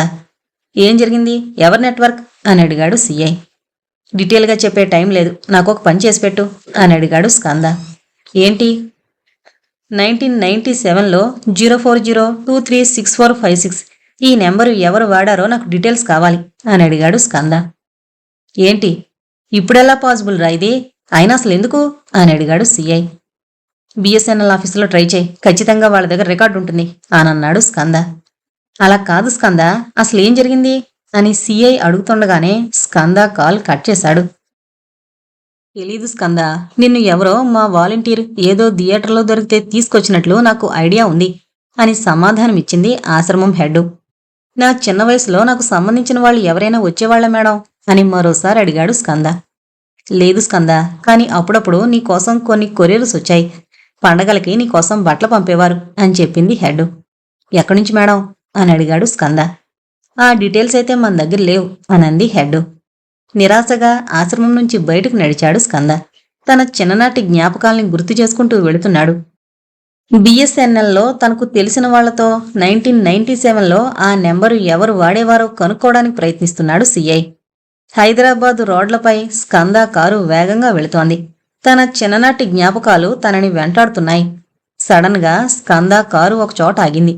కారులోంచి కిందకి దిగి ఎదురుగుండా ఉన్న బిల్డింగ్ని చూస్తున్నాడు. ఇంతలో స్కంద ఫోన్ మోగింది. ఆ బిల్డింగ్ వైపే చూస్తూ కాలు లిఫ్ట్ చేసి హలో అన్నాడు స్కంద. స్కంద, 1997లో ఇది ఆర్టీసీ క్రాస్ రోడ్స్లో ఉన్న సంధ్యా థియేటర్ నెంబర్రా అని సమాధానమిచ్చాడు. స్కంద నిలబడి చూస్తున్న బిల్డింగ్ పై సంధ్య 70mm అని రాసుంది. తన తండ్రి తనని ఎత్తుకుని థియేటర్లోకి వెళ్లిన జ్ఞాపకం అతన్ని వెంటాడుతోంది. 19 సలేశ్వరం. ఒక్కొక్క అడుగు వేసుకుంటూ థియేటర్ కాంపౌండ్లోకి వెళ్లాడు. కౌంటర్లో టికెట్ తీసుకుని లోపలికి వెళ్లాడు. తన తండ్రి వదిలి వెళ్లిన రోలో అదే సీట్లో కూర్చున్నాడు స్కంద. సీటు వెనక్కానుకుని తలని ఆంచి కళ్ళు మూసుకున్నాడు. కళ్లలోంచి మెల్లగా కన్నీరు కారుతోంది.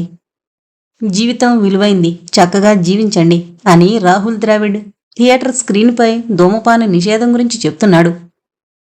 దక్షిణ కాశీ, తెలంగాణ రాష్ట్ర ప్రముఖ పుణ్యక్షేత్రం సలేశ్వరం జాతర ఈ నెల 20 నుంచి 23 వరకు. సంవత్సరంలో కేవలం 3 రోజులు మాత్రమే జరిగే లింగమయ్య యాత్ర. భక్తులు విచ్చేసి లింగమయ్య దీవెనలు పొందండి. దట్టమైన అడవి, ఎత్తైన జలపాతం, మంచి పర్యాటక ప్రాంతం. సంవత్సరంలో కేవలం 3 రోజులు లభించే అవకాశం. ఈ ప్రకటన సమర్పించువారు తెలంగాణ రాష్ట్ర దేవాదాయ మరియు పర్యాటక శాఖ. పైనొచ్చిన ప్రకటన వినగానే ఒక్కసారి కళ్ళు తెరిచాడు స్కంద. ఒక అందమైన పెయింటింగ్ వేస్తూ తన తండ్రి చెప్పిన మాటలు స్కందకి గుర్తుకొచ్చాయి. ఏవో ఆలోచనలు తన మనసుని కమ్ముకున్నాయి. వెంటనే లేచి బయటకు పరిగెత్తాడు స్కంద. పిచ్చెక్కిందిరా నీకు? మీ నాన్న ఎప్పుడో ఏదో అన్నాడని దాన్ని పట్టుకుని నువ్వు వెళ్ళి వెతుకుతా అంటావా అని గట్టిగా అరుస్తున్నాడు సిఐ బ్యాగులో బట్టలు సర్దుకుంటున్న స్కందాని చూస్తూ. నీ దగ్గర ఇంతకంటే వేరే ఆప్షన్ ఏదైనా ఉందా అని అడిగాడు స్కంద. లేదు అన్నట్టు తల అడ్డంగా ఊపాడు సిఐ. డోరు దగ్గర నిలబడి ఇద్దరి గొడవని చూస్తోంది హారిక. హారిక దగ్గరకు నడుచుకుంటూ వెళ్ళి ఖచ్చితంగా చెప్పలేను, కానీ చిన్న నమ్మకం అని అన్నాడు హారిక కళ్ళలోకి చూస్తూ. ఆల్ ద బెస్ట్, నేను నీతో వస్తాను అని చెప్పింది హారిక.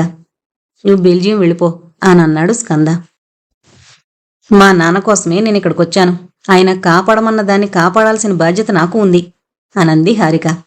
స్కంద వెనక్కి వెళ్లి సిఐని హగ్ చేసుకుని త్వరగా వచ్చేస్తా అని అన్నాడు.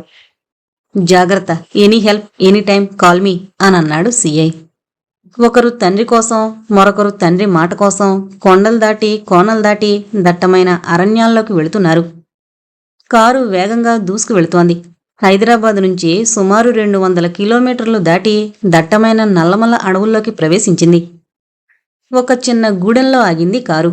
హారిక పడుకుంది. కిందకి దిగాడు స్కంద. ఒక చిన్న అంగడి దగ్గరికి వెళ్లి సలేశ్వరం అని అడిగాడు స్కంద. జాతరకింకా 1 వారం రోజులుంది గదా అని సమాధానమిచ్చాడతను. ఇప్పుడక్కడికి వెళ్లలేమా అని మళ్లీ అడిగాడు. కుదరదు సారు, ఇదే డెడ్ ఎండ్, వారం తర్వాతే వెళ్లొచ్చు అని సమాధానమిచ్చాడు అంగడివాడు. జస్ట్ చూసొస్తే ఏమవుతుంది అని అడిగాడు ఒక సిగరెట్ తీసుకుంటూ. వెళ్ళండి, కానీ తిరిగి రారు అని అన్నాడు అంగడివాడు. వాట్, ఎందుకు అని అన్నాడు స్కంద విచిత్రంగా చూస్తూ. సంవత్సరంలో కేవలం 3 రోజులు మాత్రమే, ఉత్తప్పుడు ఎవరు వెళ్ళినా తిరిగి రారు. అయినా ఫారెస్ట్ డిపార్ట్మెంట్లు వాళ్ళు గిట్లా పంపరు అని తన పని తాను చూసుకుంటున్నాడు అంగడివాడు. ఒక 20 సంవత్సరాల క్రితం ఇక్కడికి ఎవరైనా పట్టణం నుంచి వచ్చారా అని పొగదులతో అడిగాడు స్కంద. లేదు, ఏమో తెలీదు, ఎందుకు అని అడిగాడు. ఊరికే అని పక్కకు నడిచాడు స్కంద. ఊరంతా తిరిగి కనుక్కున్నాడు. కానీ స్కందాకి చిన్న సమాచారం కూడా లభించలేదు. చివరికి ఒక చిన్న గుడి కనిపిస్తే అక్కడికి వెళ్లి అలసిపోయి కూర్చున్నాడు, గర్భగుడిలో ఉన్న దేవుడి వైపు చూస్తూ. లేచి వెళ్లి గంట కొట్టాడు. ఎంతోమందికి వాళ్ళు దూరం అవుతే తిరిగి దగ్గరికి చేర్చాను. నేను నిన్ను ఎప్పుడూ ఏదీ కోరలేదు. మా నాన్న దగ్గరికి నన్ను చేర్చు అంటూ మరోసారి గంట కొట్టాడు. గంటపైనున్న తాడుకి చుట్టుకునున్న నాగుపాము మెల్లగా కిందకి దిగింది. ఎదురుగా దేవుణ్ణి చూస్తున్న స్కంద వెనక నుంచి మెల్లగా కిందకొచ్చి స్కంద మెడపై కాటు వేసింది. ఒక్కసారి కుప్పకూలిపోయాడు స్కంద. అక్కడున్న ఊరి జనం వచ్చి స్కందాని పట్టుకున్నారు. నోట్లోంచి మెల్లగా నురగ కారడం మొదలైంది.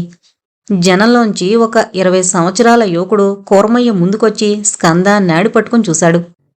ప్రాణం ఉంది, పదండ్రా, ఎత్తండి, దొర దగ్గరికి తోలుకుపోదాం అని అన్నాడు కూర్మయ్య. 20 దొర. అక్కడున్న ఊరి జనాలంతా స్కందాని పట్టుకుని ఒక ఆయుర్వేద వైద్యశాలకి తీసుకువెళ్లారు. కొండల మధ్య కృష్ణానది పక్కన దట్టమైన అడవిలో ఉంది ఆ వైద్యశాల. ఆయుర్వేద తైలాలతో అక్కడున్న రోగులకి వైద్యం చేస్తున్నారు. శరీరమంతా నిండుగా వస్త్రాలు ధరించి అందమైన మొహం, శాంతపూర్వకమైన స్వభావంగా కనిపిస్తున్న ఒక 40 ఏళ్ల వయసులో ఉన్న ఒక స్త్రీ ఒక రోగికి వైద్యం చేస్తోంది. స్కందాని అక్కడికి తీసుకొచ్చి ఆమె ముందు పడుకోబెట్టారు. అమ్మా, ఎవరో పట్నం పొట్టేగాడు పాము కాటేసింది అని అన్నాడు కూర్మయ్య. ఆమొచ్చి స్కంద మెడపైన కాటును చూసి, కూర్మయ్య, వెళ్ళి నాన్నను పిలుచుకురా అని చెప్పింది. అలాగే అమ్మా అంటూ పరిగెత్తాడు కూర్మయ్య. పరిగెత్తుతూ మెట్లు దిగుతూ నది దగ్గరకు వెళ్ళాడు. అంతలోనే కృష్ణానదిలో స్నానం ముగించుకుని నదిలోంచి బయటకు నడుస్తూ వస్తున్నాడు 65 ఏళ్ల వయసులో ఒక పెద్దాయన. ఆయన దగ్గరికి వెళ్ళి, దొరా, ఎవరో పట్నం పొట్టేగాడు పాము కాటేసింది అని అన్నాడు. కూర్మయ్య వినయంగా చేతులు కట్టుకుని సూర్యుడికి నమస్కారం చేసి కాషాయం బట్టలు ధరిస్తున్నాడు దొర. త్వరగా దొర అని తొందర పెడుతున్నాడు కూర్మయ్య. ఎందుకురా అంత తొందర అని ప్రశ్నించాడు దొర. సుకుమారంగా ఉన్నాడు దొర, పాపం అని అన్నాడు కూర్మయ్య. కూర్మయ్య మొహం చూసి, సరస్వతి ఉంది కదా అని అన్నాడు దొర సూర్య నమస్కారం చేస్తూ. అలా కాదు దొర, మీరు రావాలి అంతే అన్నాడు కూర్మయ్య. అబ్బా, ఏందిరా నీ నస, సరే పద అని ముందుకు నడిచాడు దొర. దొర, కూర్మయ్య ఇద్దరూ నడుచుకుంటూ రావడం చూసిన సరస్వతి, నాయనా త్వరగా అని అరిచింది.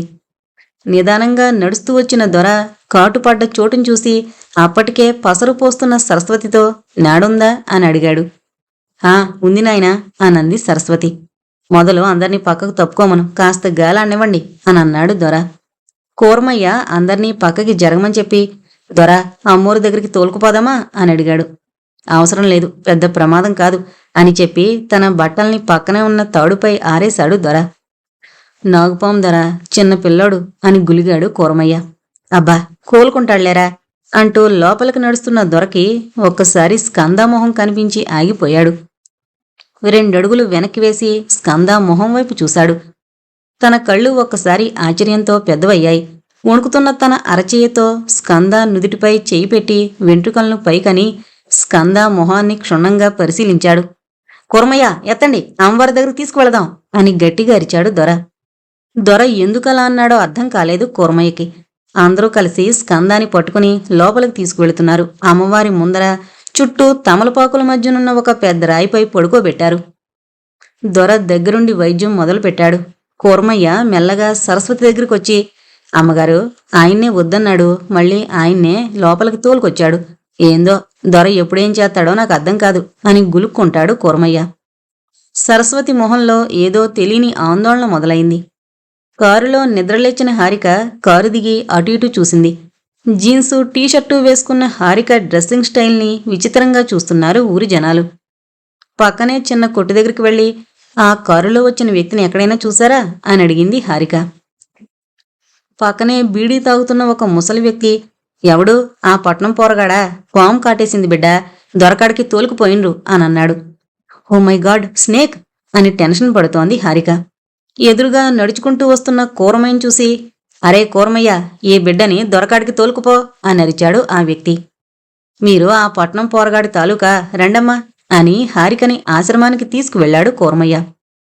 హారిక ఆశ్రమానికి వెళ్లి అమ్మవారు గది లోపలికి వెళ్లబోయింది. సరస్వతి వచ్చి హారికని ఆపింది. హారిక ఏడుస్తూ, నేను లోపలికి వెళ్ళాలి, I want to see him అనంది. It's not a time, treatment is going on అని సమాధానం ఇచ్చింది సరస్వతి. సరస్వతి ఇంగ్లీష్ చూసి షాక్ అయింది హారిక. రిలాక్స్ అని హారిక చేయి పట్టుకుని పక్కకు తీసుకువెళ్ళింది సరస్వతి. సూర్యాస్తమయం అయింది. రోజంతా లోపల కూర్చుని వైద్యం చేశాడు దొర. సాయంత్రం బయటకొచ్చి రాగానే హారిక ఎదురు వెళ్ళింది. సార్ ఎలా ఉన్నాడు అని అడిగింది. ప్రమాదం ఏమీ లేదు, రేపు ఉదయానికల్లా అన్నీ సర్దుకుంటాయి అని చెప్పి తన కూతురు సరస్వతి వైపు చూసి ఆకలిగా ఉంది, ఏమైనా పెట్టు అని అడిగాడు దొర. రాత్రి ఆ గది ముందే కూర్చుంది హారిక. జనాలంతా బయట కూర్చుని మంట పెట్టుకుని చలి కాచుకుంటున్నారు. సరస్వతి ఒక కంచంలో జొన్నరొట్టెలు తెచ్చి హారికకిచ్చింది. దొర అడవిని చూస్తూ ఒక బండ్రాపై కూర్చుని ఏదో ఆలోచనల్లో ఉన్నాడు. లోపల స్కంద పడుకునున్నాడు. కూరమయ్య డప్పు పట్టుకుని మంట ముందు కూర్చుని పాట పాడడం మొదలుపెట్టాడు. 21 స్కంద కూరమయ్య. సూర్యోదయం అయింది. పక్కనే కృష్ణమ్మ, చుట్టూ అడవి, ప్రశాంతమైన ఆయుర్వేద వైద్యశాల. మెల్లగా కళ్ళు తెరిచాడు స్కంద. మెల్లగా నడుస్తూ గదిలోంచి బయటకొచ్చాడు. బయట పిల్లలతో ఆట పెట్టిన కూరమయ్య స్కంద బయటకు రావడం చూసి పరిగెత్తుకుంటూ వచ్చి ఒక కొండలో నీళ్లు తీసుకుని దొర నీళ్లు తాగుతావా అని అడిగాడు. కాస్త విచిత్రంగా చూస్తూ నీళ్లు తాగి ఎక్కడున్నాను నేను అని అడిగాడు. డాక్టర్ దగ్గర దొర అని అన్నాడు కూరమయ్య. హారిక అని అడిగాడు మళ్ళీ. ఆ పట్నం పోరా సరస్వతమ్మతో నది దగ్గరికి వెళ్ళింది అని నదివైపు చేయి చూపించాడు కూరమయ్య. ఇద్దరూ కలిసి మెట్లు దిగుతూ నది దగ్గరకు వెళుతున్నారు. మీకెక్కడో సుడుంది దొర అని అన్నాడు కూరమయ్య మెట్లు దిగుతూ. ఎందుకు అని అడిగాడు స్కంద. రోగంతో ఎవరొచ్చినా మా సరస్వతమ్మనే వైద్యం చేత్తది. మా దొర సానా రోజుల నుంచి వైద్యం ఆపేసిండు. కానీ నీ మొహం చూడగానే ఏమైందో ఏమో, పొద్దుగాల నుంచి సాయంత్రం దాకా నీకాడే కూకున్నాడు అని అన్నాడు కూరమయ్య. కూరమయ్య మాటలకి స్కందాలో ఏవో ఆలోచనలు మొదలయ్యాయి. ఇప్పుడు ఎక్కడున్నాడు మీ పెద్ద దొర అని అడిగాడు స్కంద. నదివైపు చేయి చూపించాడు కూరమయ్య. నదిలోంచి అప్పుడే స్నానం ముగించుకుని బయటకు నడుచుకుంటూ వస్తున్నాడు దొర. పరిగెత్తుకుంటూ మెట్లు దిగి దొర ముందు వెళ్లి నిలబడ్డాడు స్కంద. ఒక 2 క్షణాలు స్కంద కళ్ళలోకి చూసి అలాగే చూస్తూ నిలబడిపోయాడు దొర. మళ్ళీ తన చూపు పక్కకు తిప్పుకొని పక్కకు నడవబోయాడు దొర.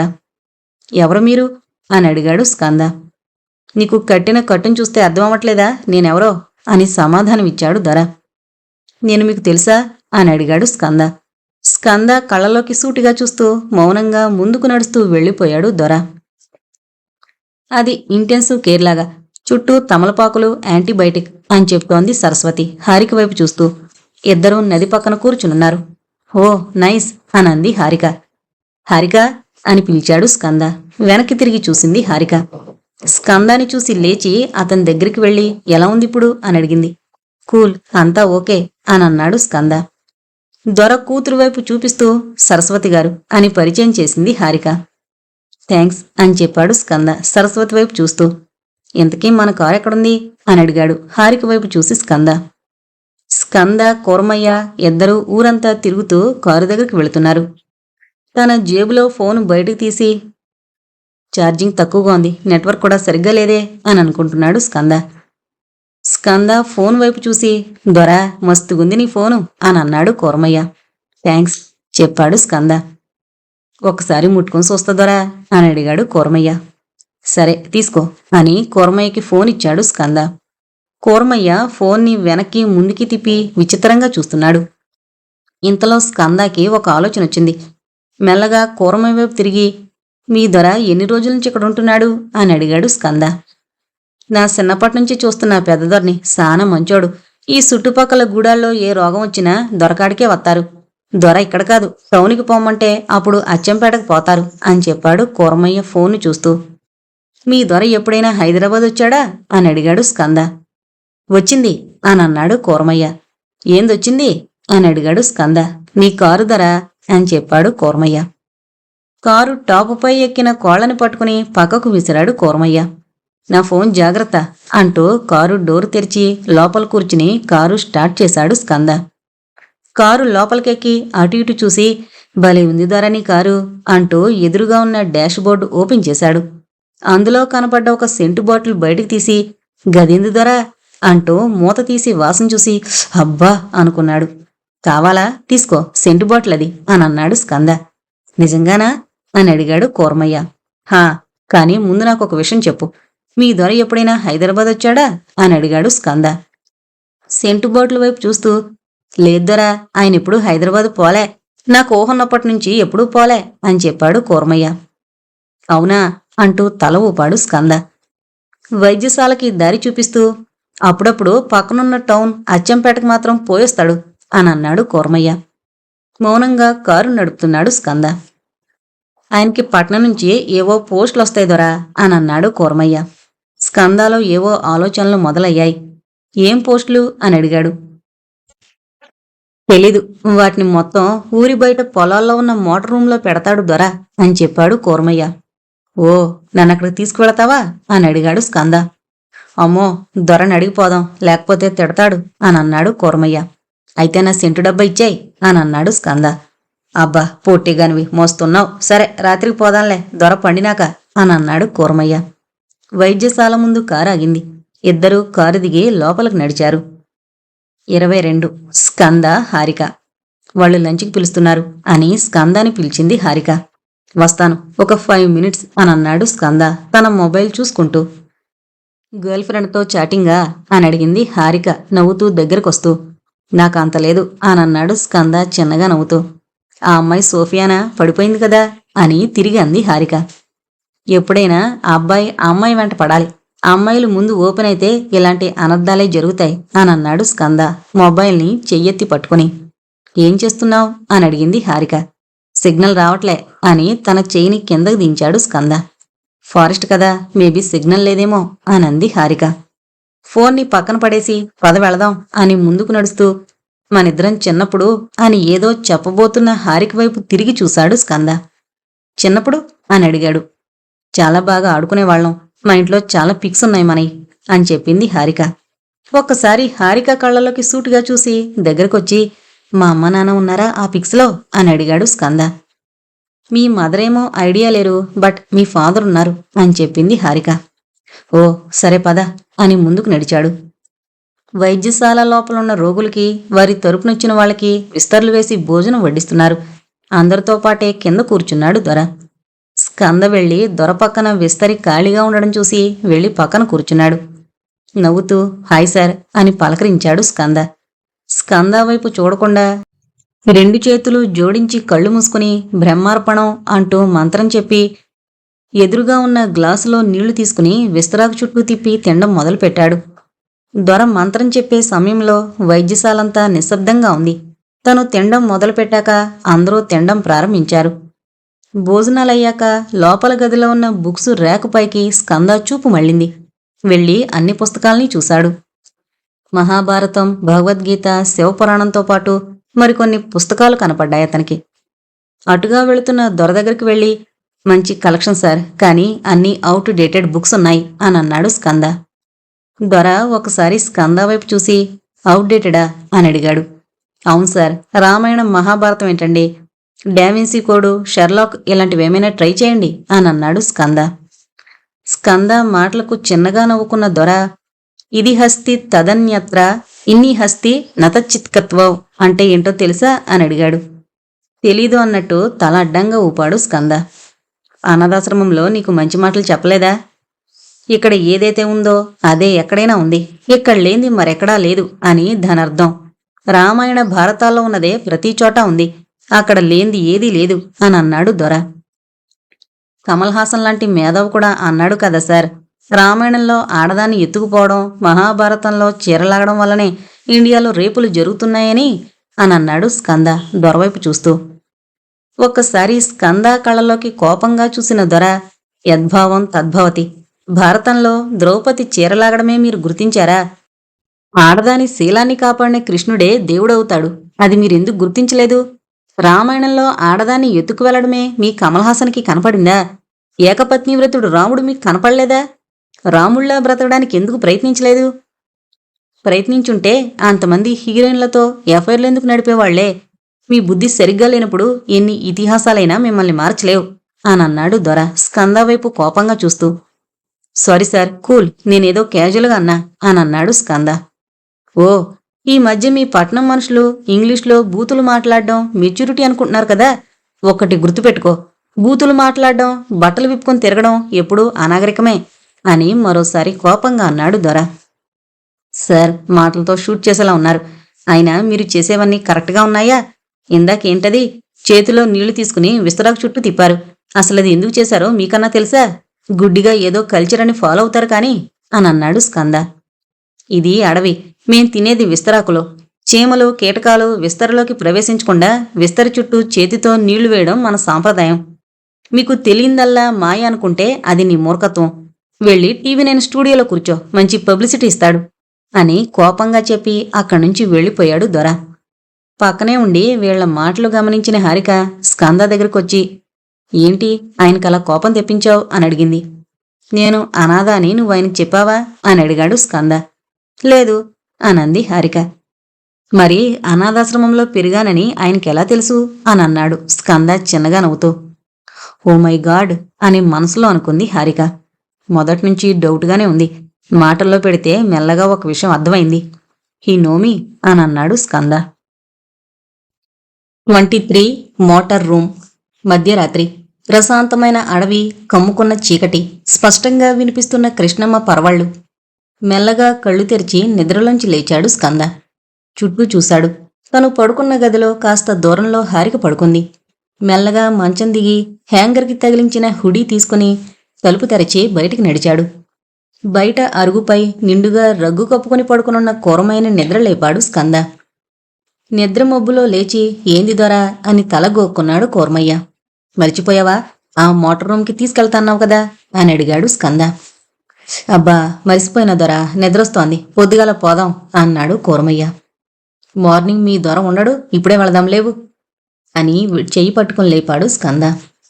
స్కంద తన మొబైల్లో లైట్ ఆన్ చేశాడు. తన కారు దగ్గరికి వెళ్లి వెనక డిక్కీ ఓపెన్ చేసి మ్యాట్ కింద సేఫ్టీ పక్కనున్న తన తుపాకీ తీసుకుని హుడీలో పెట్టుకున్నాడు. వైద్యశాల నుంచి కుడివైపు వెళ్లి గుడంలోకి ప్రవేశించి చలిలో పొగమంచు దాటుకుంటూ మొబైల్ వెలుతురులో ఇద్దరూ నడుస్తూ గూడెం దాటేశారు. ఒకసారి నిద్రలోంచి లేచి తన అరచేతిని చూసుకున్నాడు దొర. మెల్లగా మంచం కిందకి దిగి కొండలో నీళ్లు తాగి తాడుపై ఆరేసున్న కాషాయ వస్త్రం భుజంపై వేసుకుని కొండీకి తగిలించున్న లాంతర తీసుకున్నాడు. కింద అరుగుపై చాప మీద పడుకున్న సరస్వతి చప్పుడుకి నిద్రలేచి, ఎటు వెళుతున్నావు నాన్న అని అడిగింది. ఒక్కసారి వెనక్కి తిరిగి సరస్వతి వైపు చూసిన దొర సమయం ఆసన్నమైంది అని లాంతర పట్టుకుని బయటికి నడిచాడు. లాంతర పట్టుకుని నడుస్తూ వైద్యశాల నుంచి ఎడంవైపు అడవిలోకి వెళ్లాడు దొర. పంట పొలాల మధ్యలో దట్టమైన చీకట్లో మొబైల్ వెలుతురులో నడుస్తున్నారు స్కంద, కూర్మయ్య. ఒక చిన్న కొండ పక్కనున్న పంటలో మూలకి ఒక చిన్న గదుంది. ఆ గదివైపు చేయి చూపించి అదే మోటార్ రూమ్ అని అన్నాడు కూర్మయ్య తన వెనకే వస్తున్న స్కంద వైపు చూసి. తలుపు తాళం వేసింది కద్దరా, పొద్దుగాలన వద్దాం, దొర దగ్గర తాళం ఇప్పించుకొని అని కూర్మయ్య ఆవలిస్తూ అనేలోపు స్కంద అటు ఇటు చూసి ఒక రాయి తీసుకుని తాళాన్ని పగలగొట్టాడు. ఒక్కసారిగా అవాక్కయ్యాడు కూర్మయ్య. దొర తిడతాడు సామి అన్నాడు నిద్రమబ్బు వదిలిన మొహం వేసుకుని. కూర్మయ్య మాటలు పట్టించుకోకుండా తలుపు తెరిచి లోపలికి వెళ్ళాడు స్కంద. చిన్న గది చెత్తా చెదారంతో నిండిపోయింది. తన మొబైల్ టార్చ్ సహాయంతో అక్కడున్న సామాన్లన్నీ క్షుణ్ణంగా పరిశీలించాడు స్కంద. కాని తనకి ఎటువంటి పనికొచ్చే వస్తువులు లభించలేదు. వెతికి వెతికి అలసి పక్కన కింద కూర్చున్నాడు. ఏంది దొర నీ బాధ అని అడిగాడు కూర్మయ్య జాలిగా చూస్తూ. కూర్మయ్య మొహం చూసి తల అడ్డంగా ఊపుతున్న స్కంద చూపు తలుపుపైనున్న సబ్జాపైకి వెళ్ళింది. సబ్జాపై ఒక ట్రంకు పెట్టె కనపడింది. వెంటనే లేచి వెళ్లి పెట్టెని కిందకు దించి పెట్టెని తెరిచాడు స్కంద. లాంతర పట్టుకుని తిరిగి వైద్యశాలకొచ్చి బయట కాళ్ళు కడుక్కుని తలుపు తెరిచి ఇంట్లోకొచ్చి లాంతర కొండికి తగిలించి వెనక్కి తిరిగాడు దొర. దొర మంచంపై కూర్చునున్నాడు స్కంద. స్కందాని చూసిన దొర మొహంపై చెమటలు పట్టాయి. నువ్వేం చేస్తున్నావిక్కడ ఇంత అర్ధరాత్రి వేళ అని అడిగాడు దొర. ఎవరు మీరు అని అడిగాడు స్కంద. ఎన్నిసార్లు అడుగుతావు అదే ప్రశ్న, వెళ్ళి పడుకో అని సమాధానమిచ్చి తనపై ఉన్న కాషాయ వస్త్రాన్ని తీసి పక్కన తాడుపై వేశాడు. Please sir, don't irritate me, చెప్పండి, నాకు మీకు ఏంటి సంబంధం అని మరోసారి కోపంగా అడిగాడు స్కంద. నీకేమైనా పిచ్చా? అవును పిచ్చే. పిచ్చెకి 20 ఏళ్ల నుంచి మా నాన్న కోసం వెతుకుతున్నాను, నా వల్ల కాదు అని గట్టిగరిచి హుడీలోంచి తుపాకీ బయటికి తీసి దొర నుదుటిపై పెట్టి, సారీ సార్, చెప్పండి మీరెవరు మౌనంగా నిలబడి స్కంద కళ్ళలోకి సూటిగా చూస్తున్నాడు దొర. నీకు నాకు ఎలాంటి సంబంధం లేదు అని అన్నాడు దొర. స్కంద కోపంగా చూశాడు. 24 అతడు. ట్రంకు పెట్టి తెరిచిన స్కందాకి అందులో ఒక పాత బ్యాగు దొరికింది. ఇంకొన్ని కాగితాలు పాడుబడ్డ ఉన్నాయి. వాటి పక్కనే ఒక కవర్ దొరికింది. ఆ ప్లాస్టిక్ కవర్ తెరిచి చూశాడు స్కంద. తన చేతిలో ఉన్న ప్లాస్టిక్ కవర్ని కోపంతో దొరపైకి విసిరాడు స్కంద. అందులోంచి కొన్ని ఫోటోలు చెల్లాచెదురుగా కింద పడిపోయాయి. స్కంద 7వ తరగతిలో ఉన్న ఫోటో ఒకటి, 10వ తరగతిలో మంచి ర్యాంకు సాధించినందుకు బహుమతి పొందిన ఫోటో ఒకటి, ఇంటర్లో ఉన్నప్పటి ఫోటో, డిగ్రీలో ఉన్నప్పటి ఫోటోలు, ఒక 20 నుంచి 30 ఫోటోలు కవర్లోంచి కింద పడిపోయాయి. వాటిని చూస్తూ మౌనంగా నిలబడ్డాడు దొర. స్కంద కళ్ళల్లో కోపం తగ్గి బాధ మొదలైంది. ఎవరు మీరు? నా ఫోటోలు మీ దగ్గర ఎందుకున్నాయి అని అడిగాడు స్కంద. నేను చెప్తాను స్కంద. ఆయన మౌనం నీ మనశ్శాంతి కోసమే అని ముందుకొచ్చింది సరస్వతి. 1997 మే 24 రాత్రి సమయం 8 గంటలు. ఆయుర్వేద వైద్యంపై అవగాహన సదస్సు ముగించుకుని అచ్చంపేటలో రాత్రి 8 గంటలకు గూడెం బస్సు ఎక్కింది సరస్వతి. బస్సు నల్లమల అటవీ ప్రాంతంలోకి ప్రవేశించింది. గాఢ నిద్రలోకి జారుకుంది సరస్వతి. బస్సు వేగంగా వెళుతోంది. అడవి ప్రాంతం కావడంతో చల్లగాలులు వీస్తున్నాయి. డిండి అనే గ్రామం రాగానే బస్సులో జనాలంతా ఖాళీ అయ్యారు. కాని ఒక్క వ్యక్తి మాత్రం బస్సు ఎక్కాడు.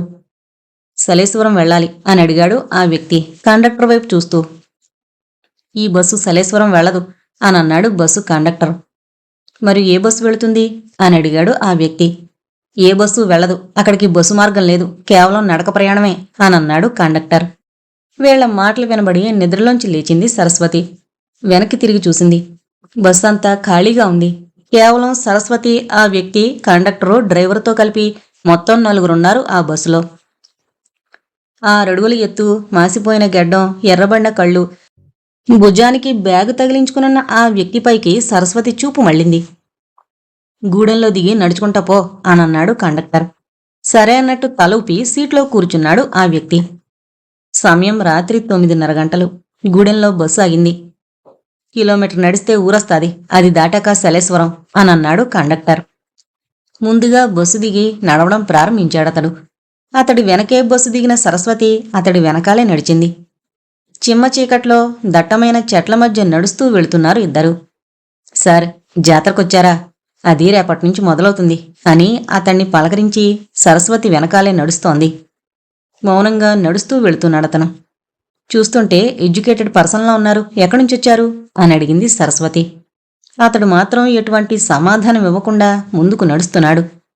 రేపు ఉదయం సూర్యోదయం తర్వాత జాతర ప్రారంభమవుతుంది, అప్పటిదాకా ఎక్కడుంటారు అని అడిగింది సరస్వతి. ఆమె ప్రశ్నలకి సమాధానం ఇవ్వకుండా అలాగే ముందుకు నడుస్తున్నాడతను.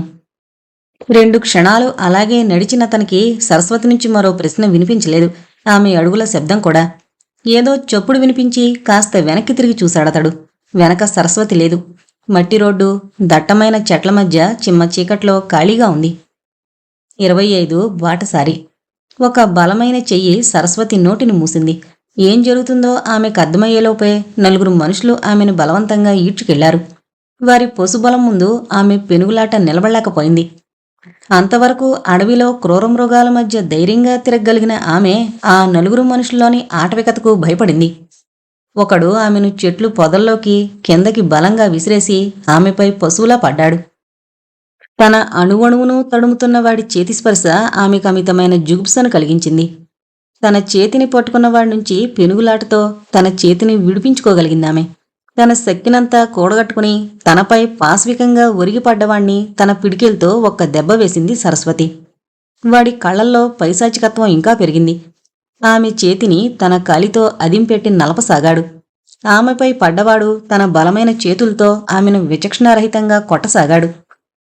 తన శరీరానికి కలుగుతున్న నొప్పి, అంతకు మించి తన మనసుకు కలుగుతున్న నొప్పి వెరసి ఆమె కళ్ళు తడవసాగాయి. ఆమె పెదవిపై తన యొక్క వెచ్చని రక్తపు స్పర్శ తెలుస్తుందామెకు. వారి పొసుబలాన్ని తాళ్లేకపోతోందామె. పోరాడాలని ఆమె మనసు ప్రయత్నిస్తోంది. కాని ఆమె శరీరం తన అసహాయతను, అబలాన్ని ప్రకటిస్తోంది.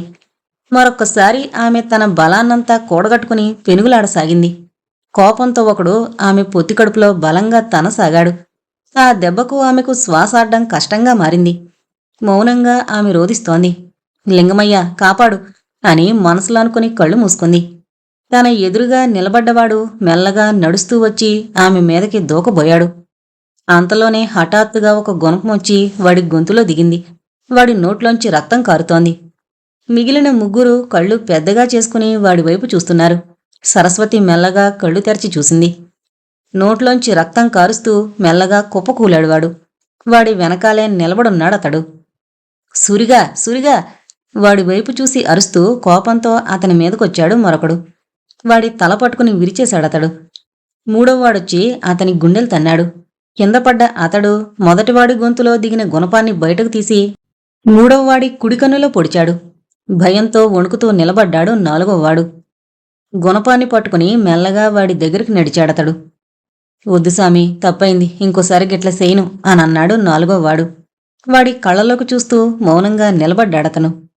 ఆదివాసి వాళ్ళం, తప్పైంది వదిలేసామి అనన్నాడు వాడు. తప్పు చేయడం, జాతి పేరు అడ్డం పెట్టుకుని తప్పించుకోవడం అలవాటైపోయిందిరా మీకు అని వాడి ఎడమ కంటిలో రెప్పపాట్లో గుణపాన్ని దించాడతడు. వాడు మోకాళ్లపై కూర్చుని నొప్పి భరించలేక అరుస్తుండగా వెనక్కి తిరిగి నడిచాడతడు. అతడి వెనకాలే నడిచింది సరస్వతి. చేతిలో రుద్రాక్ష పట్టుకుని ధ్యానంలో ఉన్నాడు దొర. తలుపు కొట్టిన శబ్దం వినపడేసరికి వెళ్లి తలుపు తెరిచాడు. ఎదురుగా వర్షంలో నిలబడున్న సరస్వతిని అతన్ని చూసి ఆందోళనపడి, సరస్వతి ఏమైంది తల్లి, ఎవరితను అని అడిగాడు దొర. ఇద్దరూ లోపలికొచ్చారు. కూర్చోండి సార్ అని పక్కనే ఉన్న ఒక కట్టె కుర్చీ వైపు చేయి చూపించింది సరస్వతి. తన భుజానికున్న బ్యాగ్ తీసి పక్కన పెట్టి కట్టె కుర్చీలో కూర్చున్నాడతను.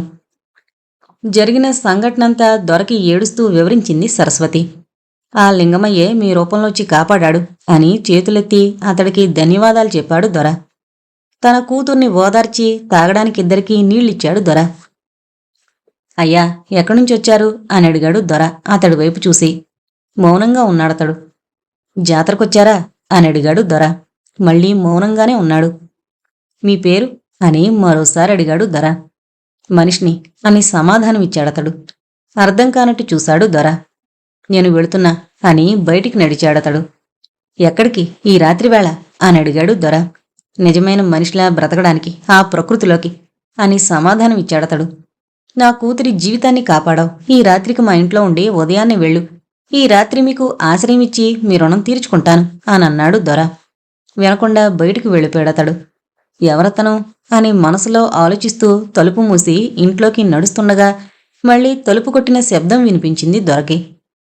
వెనక్కి మళ్ళీ ఒక్కొక్క అడుగు వేస్తూ మెల్లగా తలుపు తెరిచాడు దొర. ఎదురుగా వర్షంలో నిలబడున్నాడతడు. 26 ఓం శివోహం. ఎదురుగా వర్షంలో నిలబడున్న అతను మీరు నా రుణం తీర్చుకుంటారా అని అడిగాడు. ఆ అని తల ఊపాడు దొర ఆశ్చర్యంగా చూస్తూ. 2 అడుగులు ముందుకు వేసి దొర కళ్ళలోకి సూటిగా చూస్తూ పెన్నుందా అని అడిగాడతడు. అటు ఇటు చూసి వెనక్కి వెళ్లి గూట్లో ఉన్న ఒక పెన్ను తెచ్చి అతడి చేతికిచ్చాడు. అతడు దొర అరచేయి పట్టుకుని 040234564 అని ఒక నెంబర్ రాసి, ఈ నెంబర్కి కాల్ చేయండి. స్కంద అని ఒక అబ్బాయి ఉంటాడు. మీకు తోచింది ఏదైనా, మీకు నేను రుణపడుంటాను అని చేతులు జోడించి దండం పెట్టి వెనక్కి తిరిగి వర్షంలో అరణ్యంలోకి నడుస్తూ వెళ్ళిపోయాడతడు. ప్రస్తుతం ఆ రోజు నుంచి ఈ రోజు వరకు అతడు ఆ అడవి దాటి బయటకు రాలేదు అని సమాధానమిచ్చింది సరస్వతి. సరస్వతి చెప్పిన గతం విని ఎవరతను, మా నాన్నేనా అని అడిగాడు స్కంద దొరవైపు దీనంగా చూస్తూ. అవునన్నట్టు తల ఊపాడు దొర. ఎక్కడ, ఇప్పుడెక్కడున్నాడు, ఎక్కడ? నేను మా నాన్నని చూడాలి సార్, ప్లీజ్ మీ కాళ్ళు మొక్కుతా, మా నాన్న దగ్గరికి నన్ను తీసుకువెళ్ళండి అని దొర భుజాల్ని పట్టుకుని ప్రాధేయపడ్డాడు స్కంద. కుదరదు అన్నట్టు తల ఊపాడు దొర. కొన్ని గంటల ముందు లాంతర పట్టుకుని వైద్యశాలకి కుడివైపు అడవిలోకి నడుస్తున్నాడు దొర. చిమ్మ చీకటి, చుట్టూ దట్టమైన అడవి, ఎత్తైన చెట్లని దాటుకుంటూ నడుస్తున్నాడు దొర. కేవలం తన లాంతరు వెలుగు మాత్రమే ఉంది. అలా దాటితే అంతా చీకటే. అడవిలో ఒంటరిగా నడక సాగిస్తున్నాడు దొర. మెల్లగా నదిని దాటాడు. నది దాటగానే ఒక్క క్షణమాగి కళ్ళు మూసుకుని ఓం నమో సోమాయచ అని రుద్రం పఠించడం మొదలుపెట్టి తిరిగి కళ్ళు తెరిచి ఒక్కొక్కడుగు ముందుకు వేయడం మొదలుపెట్టాడు. రుద్రం చదువుతూ ఒక్కొక్కడుగు ముందుకు వేస్తున్నాడు దొర. తన ఎదురుగా కేవలం లాంతరు వెలుగు మాత్రమే ఉంది.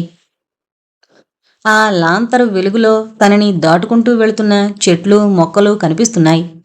దొర నడక కొనసాగుతూనే ఉంది. చెట్లు మొక్కలు తర్వాత ఆ వెలుగులోకి తపస్సు చేస్తున్న ఒక వ్యక్తి కనపడ్డాడు. రుద్రం మరింత గట్టిగా చదువుతూ అతడిని దాటేశాడు దొర. ఇంకాస్త దూరం వెళ్ళగానే ఆ లాంతరు వెలుగులోకి మరో ఇద్దరు తపస్సు చేస్తూ కనపడ్డారు. అందులో ఒకరు తలకిందులుగా ఒక చెట్టుకి ఆనుకొని తపస్సు చేస్తున్నారు. మరొకరు తన కాళ్ళని తన మెడపై వేసుకుని తపస్సులో ఉన్నాడు. రుద్రం గట్టిగా చదువుతూ ముందుకు నడుస్తున్నాడు దొర. లాంతరు వెలుగులో మరికొంతమంది వరుసలో కూర్చుని తపస్సులో నిమగ్నమై కనపడ్డారు. కనపడుతున్న వాళ్ళందరూ దిగంబరంగా శరీరంపై విభూతి పూసుకుని తమ శరీరానికి కేవలం చిన్న బట్ట ముక్కల్ని అడ్డం పెట్టుకున్నారు. దిక్కులు చూడకుండా గట్టిగా రుద్రం చదువుతూ వేగంగా నడుస్తున్నాడు దొర. మొహంపై చెమటలు పడుతున్నాయి. వేగంగా నడుస్తున్న దొర కాళ్ళకి తన పంచే అడ్డుపడింది. రుద్రం ఆపి కింద కొంగి పంచె సరిచేసుకుంటున్నాడు. పక్కనే తపస్సు చేసుకుంటున్న ఒక దిగంబరుడు కళ్ళు తెరచి కోపంగా దొరవైపు చూశాడు.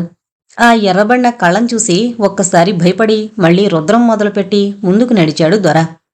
చెట్టుపై ఒకరు, పుట్టపై ఒకరు, నిలబడొకరు, వేలాడుతూ ఒకరు, వజ్రాసనంలో ఒకరు, శవాసనంలో ఒకరు, ఇలా తపస్సులు చేస్తున్న ఎంతో మందిని దాటుకుంటూ నడుస్తున్నాడు దొర. అందరినీ దాటుకుని దట్టమైన అడవి నడిబొడ్నున్న ఒక గుహలోకి వెళ్ళాడు దొర. గుహలోపల ఒక పెద్ద బండరాయి. దానిమీద కూర్చుని దిగంబరంగా ఒంటినిండా విభూతితో తపస్సులో ఉన్నాడతను. అటువైపు మళ్లీ కూర్చున్న అతడికి ఎదురుగా లాంతర పట్టుకుని వెళ్ళాడు దొర. వెలుగు మొహంపై పడగానే చెయ్యి అడ్డం పెట్టుకున్నాడతడు.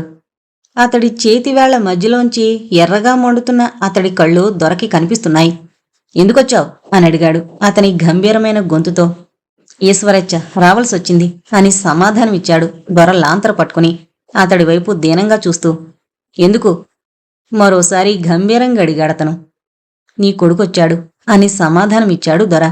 ఎర్రబడిన అతని కళ్లల్లో ఒక్కసారి నీళ్లు తిరిగాయి. దొర మాటలు విని స్కంద ఆశ్చర్యంగా కన్నార్పకుండా చూస్తున్నాడు. సరస్వతి మౌనంగా నిలబడింది. సరస్వతి వెనకాలే నిలబడి వీళ్ల మాటలు వింటోంది హారిక. ఏమంటున్నారు మీరు అని అడిగాడు స్కంద దొరవైపు దీనంగా చూస్తూ. ఇప్పుడు మీ నాన్న జీవంలో ఉన్న శివం పరమశివుడి వలయంలో చిక్కుకున్న ఒక ప్రాణి. మీ నాన్న ఒక అఘోర. నీ ఇంగ్లీషు భాషలో చెప్పాలి అంటే he is an ancient Shiva sadhu. He is no more a common man అని అన్నాడు దొర స్కంద కళ్ళలోకి సూటిగా చూస్తూ. దొర మాటలు విని స్కందాకి కాళ్ళ కింద భూమి కంపించినంత పనైంది. 27 రావిలోచన. కన్నీరు తుడుచుకుంటూ గట్టిగా ఊపిరి పీలుస్తూ తరుముకొస్తున్న దుఃఖాన్ని ఆపుకుంటున్నాడు స్కంద. స్కందా వైపు దీనంగా చూస్తూ మౌనంగా నిలబడ్డారు దొర, సరస్వతి, హారిక. సార్, వెళదాం పద. 20 ఏళ్ల వెతుకులాట. మా నాన్నని చూడాలి సార్ అని అడిగాడు స్కంద. స్కంద కళ్ళలోకి సూటిగా చూస్తూ తల అడ్డంగా ఊపాడు దొర. కొన్ని గంటల ముందు. నీ కొడుకొచ్చాడు అని దొర చెప్పిన మాటలు విని అతడి కళ్ళల్లో నీళ్లు తిరిగాయి. 2 క్షణాలు ఏదో ఆలోచనలోకి వెళ్ళి మళ్లీ ఆ ఆలోచనలోంచి బయటకొచ్చిన అతడి కళ్ళల్లో నీళ్లు ఇంకిపోయాయి. బంధం ఎప్పుడూ బలహీనమైంది. ఆ బలహీనతను నేనెప్పుడూ తెంచుకున్నాను అని అన్నాడతడు ఎర్రబడిన కళ్లతో దొరవైపు సూటిగా చూస్తూ. అది కాదు సామి నేను చెప్పేది అని అన్నాడు దొర. అయినా నేను మనిషిని కాను. నా లోపల తుచ్చమైన కోరికల కోసం పోకులాడే జీవం లేదు. అంతా శివం అని అన్నాడతడు. కాని వాడు నీకోసం 20 సంవత్సరాలు వెతికి వెతికి చివరికి ఇక్కడ దాకా వచ్చేశాడు అని అన్నాడు దొర. 2 నిమిషాలు మౌనంగా ఉండి వెళ్ళిపో అని అన్నాడతడు.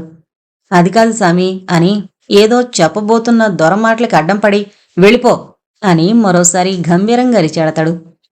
చేసేది లేక సరే అన్నట్టు తల ఊపి లాంతరు వెలుగులో ఒక్కొక్క అడుగు వేస్తూ గుహ బయటికి నడిచాడు దొర.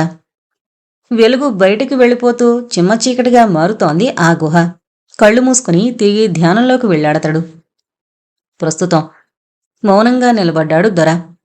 బంధాలు తెంచుకున్నాడా? మరెందుకన్నాడు? కాని రోడ్డు మీద వదిలేసి ఎలా వెళ్తాడు అని గట్టిగా అరుస్తూ బాధపడుతున్నాడు స్కంద. హారికొచ్చి స్కందాని ఓదార్చడానికి ప్రయత్నిస్తోంది. నేను చెప్పేది వినుబాబు అని స్కందాని ఓదార్చడానికి ప్రయత్నిస్తున్నాడు దొర. కాని స్కంద మాత్రం ఎవరి మాట వినకుండా బాధ వల్ల బయటకొస్తున్న కోపంతో రగిలిపోతున్నాడు. నేను వెళ్తాను ఆయన దగ్గరికి, నేనే వెళ్ళి తేల్చుకుంటా అని తుపాకీ హుడీలో పెట్టుకుని బయటికి 2 అడుగులు వేశాడు స్కంద.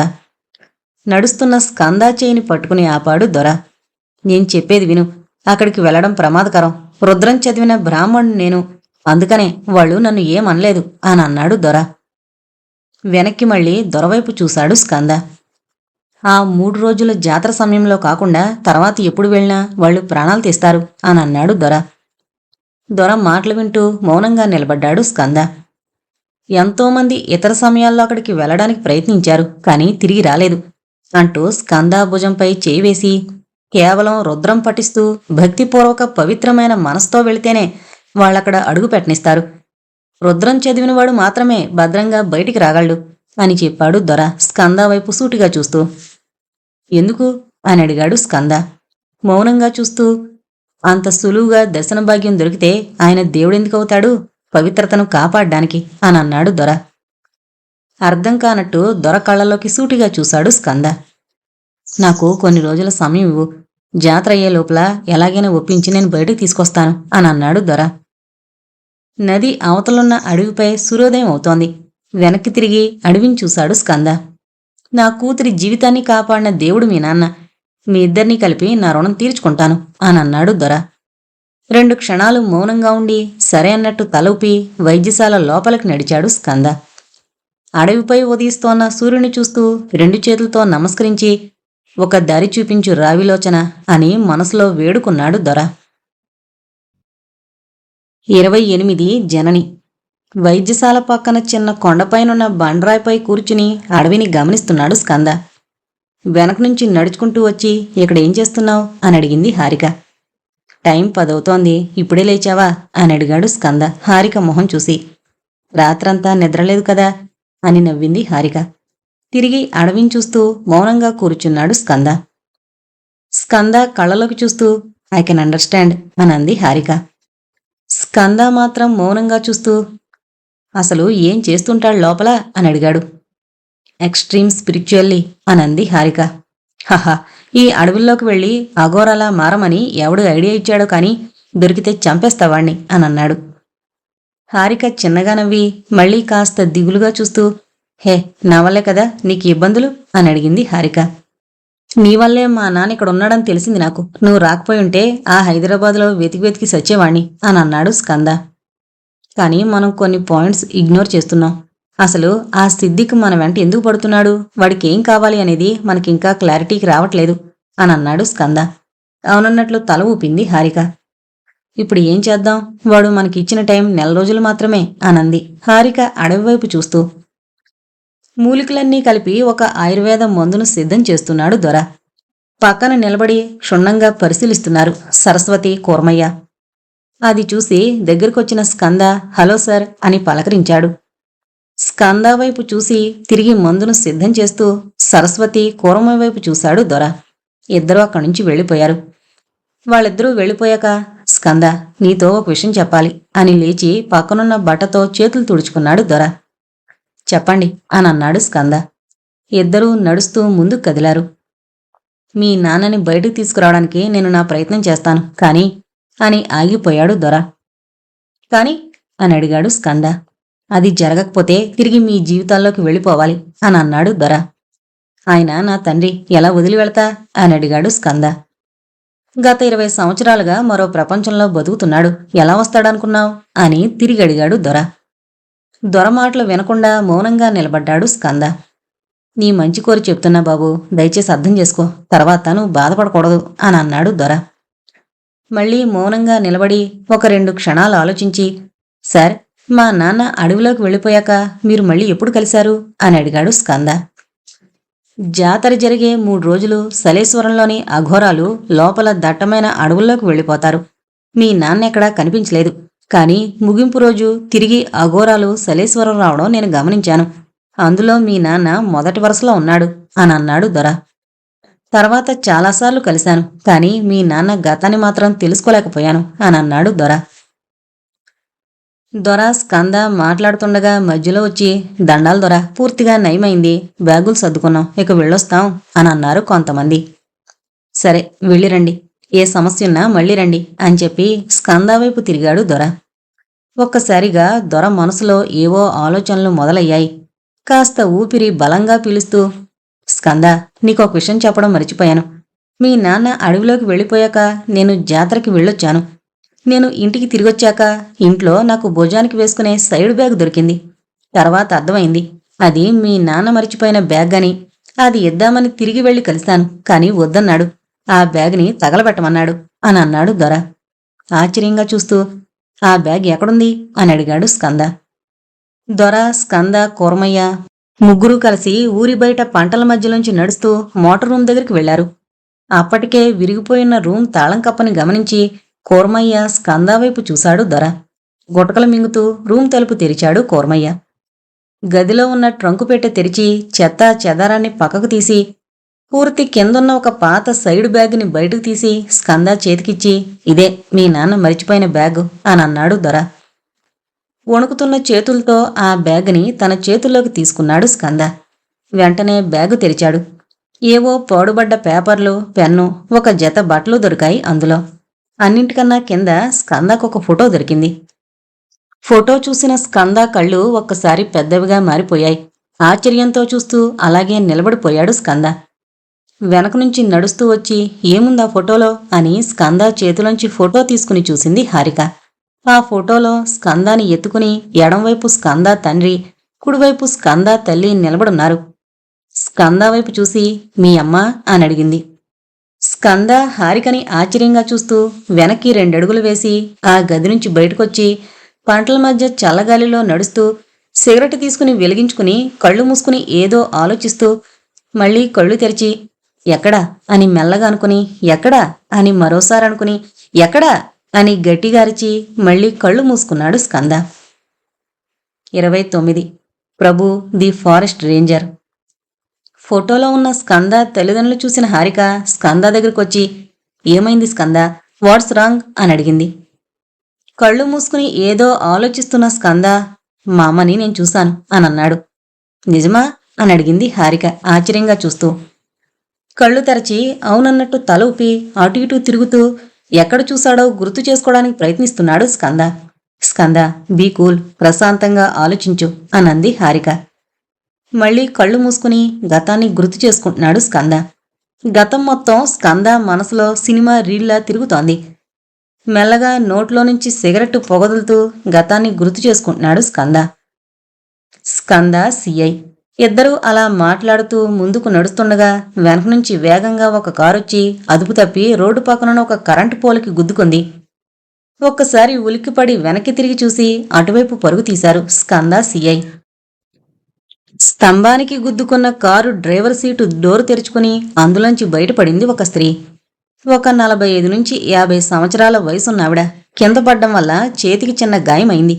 వెంటనే వెళ్లి ఆవిడ్ని లేపి తమ మహేంద్ర తారులో ఉన్న బాటిల్ తెచ్చి అందులో ఉన్న మంచినీరు ఆ స్త్రీకిచ్చి సహాయం చేశాడు స్కంద. కాసేపటికి కళ్ళు తెరిచి చూసిన ఆవిడ, మీ దగ్గర ఫోనుందా అని అడిగింది స్కంద వైపు చూస్తూ. ఉంది అని జేబులోంచి ఫోన్ బయటకు తీశాడు స్కంద. ఒక నెంబర్ డైల్ చేయండి. 040230450 అని అడిగింది స్కంద వైపు చూస్తూ.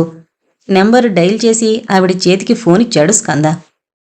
ఒక్కసారి ఆశ్చర్యంతో పెద్దగా తెరుచుకున్నాయి స్కంద కళ్ళు. హారిక వైపు తిరిగాడు. ఏమైంది అని ప్రశ్నించింది హారిక. ఇంట్లోకి పరిగెత్తుకుంటూ వెళ్లి ఛార్జింగ్ పెట్టిన ఫోన్ వైపు చూశాడు స్కంద. సిగ్నల్ లేదు. ఆ ఫోన్ని అలాగే ఉంచి పక్కన తగిలించిన హుడీ వేసుకుని బయటకు పరిగెత్తాడు. నేనిప్పుడే వస్తా, నువ్విక్కడే ఉండు అని హారికతో చెప్పి కారెక్కి స్టార్ట్ చేశాడు. నేను వస్తాను అని అడిగింది హారిక. మౌనంగా చూశాడు స్కంద. ఏమైనా ఇద్దరం కలిసి ఎదుర్కొందాం అని చెప్పింది హారిక స్కంద కళ్ళలోకి సూటిగా చూస్తూ. సరే అన్నట్టు తల ఊపాడు స్కంద. డ్రైవర్ పక్క సీటు డోర్ ఓపెన్ చేసి లోపలికెక్కింది హారిక. గూడెం ఊరిలో కారు ఆపాడు స్కంద. టౌన్కి మన కారులో వద్దు, వేరే ఏదైనా వెహికల్లో వెళదాం అని అన్నాడు. స్కందాని పాము కాటు వేసిన గుడి పక్కన కారు నిలిపి ఇద్దరూ రోడ్డుపైకొచ్చి నిలబడ్డారు. దూరం నుంచి ఒక జీపు రావడం గమనించారు ఇద్దరు. కాస్త రోడ్డు మీదకి వెళ్లి లిఫ్ట్ కోసం చెయ్యి ఊపాడు స్కంద. ఆగకుండా ముందుకు వెళ్లిన జీపు సైడు మిర్రర్లో స్కంద, హారిక కనపడగానే తిరిగి రివర్స్లో వెనక్కొచ్చింది. హాయ్, మాకు టౌన్ వరకు లిఫ్ట్ కావాలి అని అడిగాడు స్కంద. స్కంద వైపు అనుమానంగా చూసి, మీరు దొర వైద్యశాలకొచ్చిన స్కంద, హారిక కదా అని అడిగాడు జీపు నడిపేవాడు. అవునన్నట్టు తల ఊపాడు స్కంద.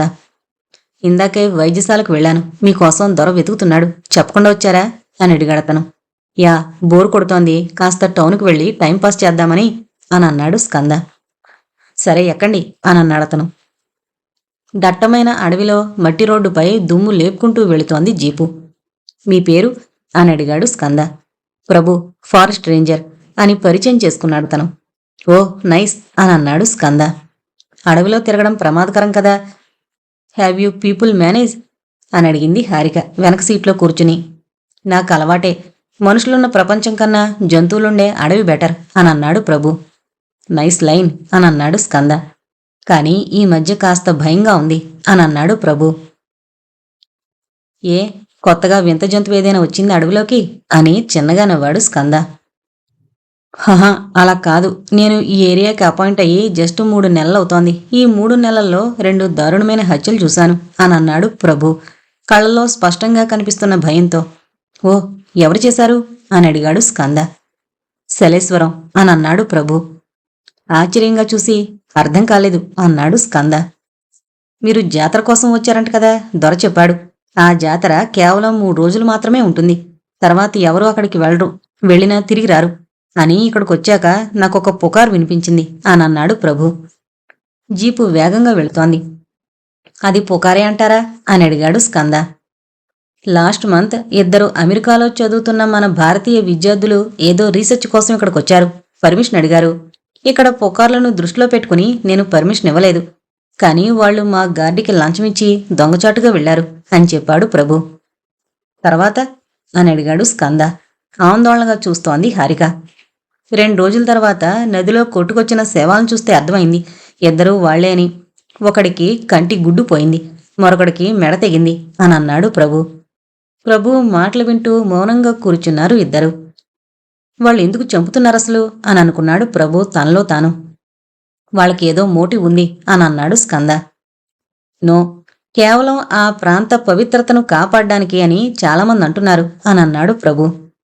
మరి ఆ 3 రోజులు మాత్రం ఎందుకు రాణిస్తున్నారు అని అడిగాడు స్కంద. తెలీదు, ఈ కేసు గురించే 1 నెల రోజులుగా తిరుగుతున్నాను అని అన్నాడు ప్రభు. ఇప్పుడు ఆ 2 స్టూడెంట్స్కి సంబంధించిన ఏవైనా వస్తువులు కానీ పేపర్స్ కానీ మీ దగ్గరున్నాయా అని అడిగాడు స్కంద. ఎందుకు అని అడిగాడు ప్రభు. అసలు వాళ్ళు అక్కడ ఎందుకు రీసెర్చ్ చేయడానికి వచ్చారో తెలిస్తే మనకి ఏదైనా పాయింట్ దొరకొచ్చు. సో వాళ్ళకి సంబంధించిన డీటెయిల్స్ మనం కనిపెట్టి వాళ్ళు ఇక్కడికి ఎలా వచ్చారో, వాళ్ళు ఎక్కడ స్టే చేశారో, టౌన్లోనా గూడెంలోనా, టౌన్లో అయితే ఏదైనా లాడ్జిలోనా లేదా ఎవరైనా ఇంట్లోనా అని అన్నాడు స్కంద. మీరు పోలీసా అని అడిగాడు ప్రభు స్కంద కళ్ళలోకి సూటిగా చూస్తూ. మీరు ఈ మధ్య టీవీ చూడనట్టున్నారు కదా, I'm Skanda, the search specialist అని అన్నాడు స్కంద ప్రభు కళ్ళలోకి సూటిగా చూస్తూ. సారీ, ఇది చాలా రహస్య విచారణ. బయట వ్యక్తుల్ని నేను నమ్మలేను. ఇప్పటివరకు ఏదో తెలిసిన వాళ్ళని చెప్పాను, జాగ్రత్తగా ఉంటారని అని అన్నాడు ప్రభు. ప్రభు మాటలకి ఏం చెప్పాలో తెలియక మౌనంగా కూర్చున్నాడు స్కంద. అచ్చంపేట టౌన్లోకి ప్రవేశించింది జీపు. రూపాయి కాయిన్ బాక్స్ ముందు జీప్ ఆపమని అడిగాడు స్కంద. 2 జీప్ దిగారు. ఓకే సార్, కలుద్దాం అని అన్నాడు స్కంద. అవసరం లేదు, జాతర చూసుకుని వెళ్ళిపోండి, అనవసరమైన విషయాల్లో వేలు పెట్టద్దు అని అన్నాడు ప్రభు.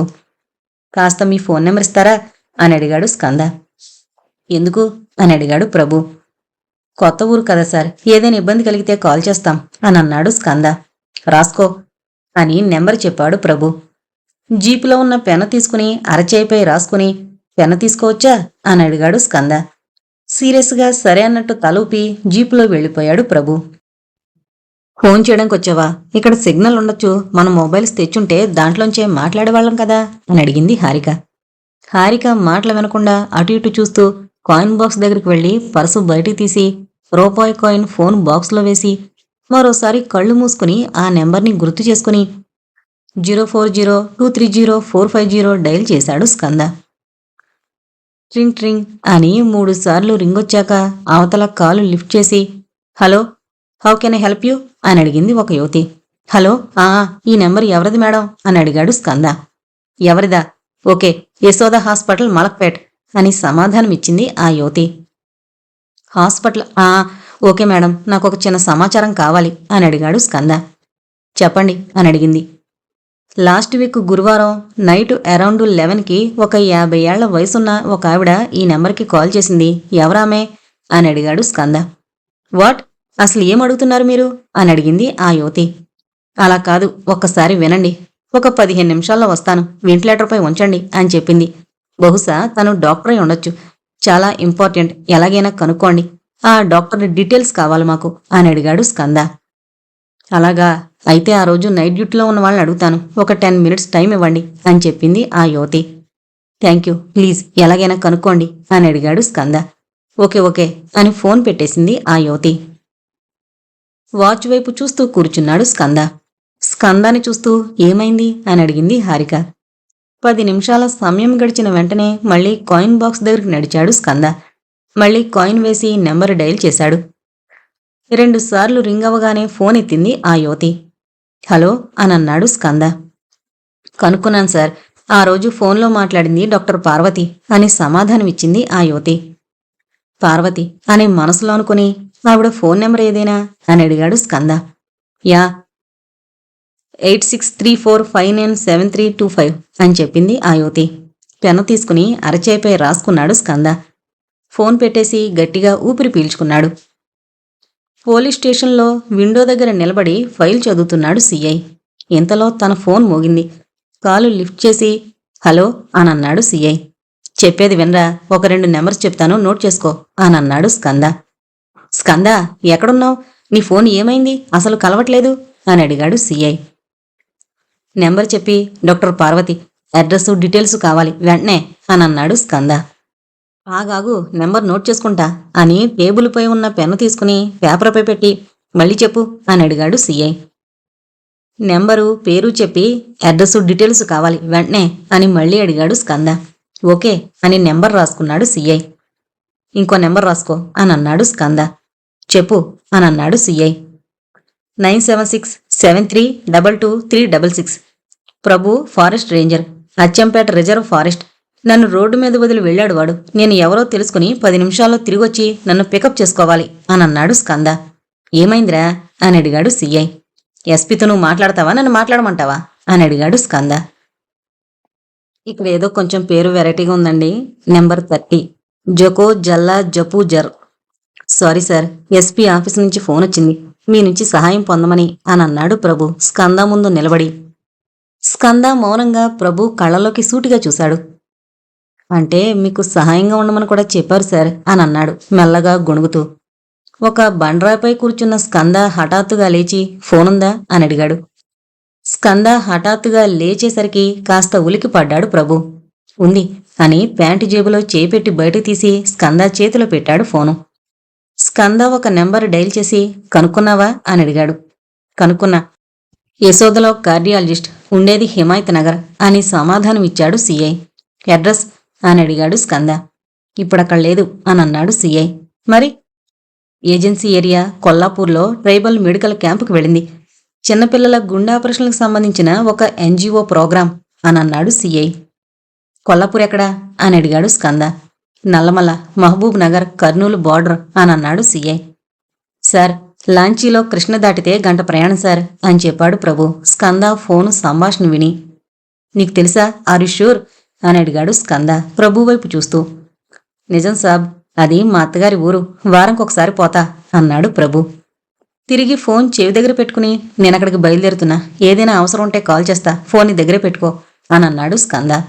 షూర్రా, జాగ్రత్త అని అన్నాడు సిఐ. ముగ్గురూ కలిసి ప్రభు జీప్ ఎక్కారు. జీపు అచ్చంపేట నుంచి కొండలు కోనలు దాటుకుంటూ కృష్ణానది ఒడ్డుకు చేరుకుంది. అప్పుడే కదులుతోన్న ఒక లాంచీ నాపి అందులోకి జీప్ ఎక్కించారు. చుట్టూ కొండలు, దట్టమైన అడవి, నది మధ్యలో లాంచీ వెళుతోంది. హారిక జీపులో పడుకుంది. స్కంద మాత్రం చుట్టూ ఉన్న దట్టమైన అడవిని గమనిస్తున్నాడు. ఏదో ఆలోచనల్లో ఉన్నాడు. సార్, నా సెల్ ఫోన్ కనిపించలేదు, గుండెగినంత పనైంది. చూస్తే జీపులో డ్రైవర్ సీట్ కింద ఉంది అని చెప్తూ స్కంద చేతికి పేపర్ కప్పులో టీ ఇచ్చాడు ప్రభు. టీ గ్లాస్ తీసుకుని ఒక సిప్ చేసి మళ్ళీ ఏవో ఆలోచనల్లోకి మునిగిపోయాడు. ఏంటి సార్, ఏమైంది, ఎందుకంత పరేషాన్లో ఉన్నారు అని అడిగాడు ప్రభు. నాకు ఒక అమ్ముంది, కానీ నేను చూడలేదు. నాకు ఊహ తెలియని వయసులోనే నన్ను వదిలేసి వెళ్ళింది. దాదాపు ఒక 25 ఏళ్ల తర్వాత నేను మళ్ళీ మా అమ్మని చూడబోతున్నా. ఈ మాత్రం టెన్షన్ లేకపోతే ఎలా? సెల్ ఫోన్ పోయి దొరికితేనే అంత టెన్షన్ పడ్డావు, మరి మా అమ్మ పోయి దొరుకుతోంది, నాకెంత టెన్షన్ ఉండాలి అని అన్నాడు స్కంద టీ సిప్ చేసి కొండల వైపు చూస్తూ. మీ అమ్మ నీ దగ్గరే ఉంటారా అని అడిగాడు స్కంద ప్రభు వైపు చూస్తూ. లేదు సార్, మా ఆవిడ కొట్లాడి బయట పంపింది, సాయిబాబా వృద్ధాశ్రమంలో ఉంటుంది అని అన్నాడు ప్రభు. భలే పెడతాడ్రా ఆ దేవుడు ఫిట్టింగు.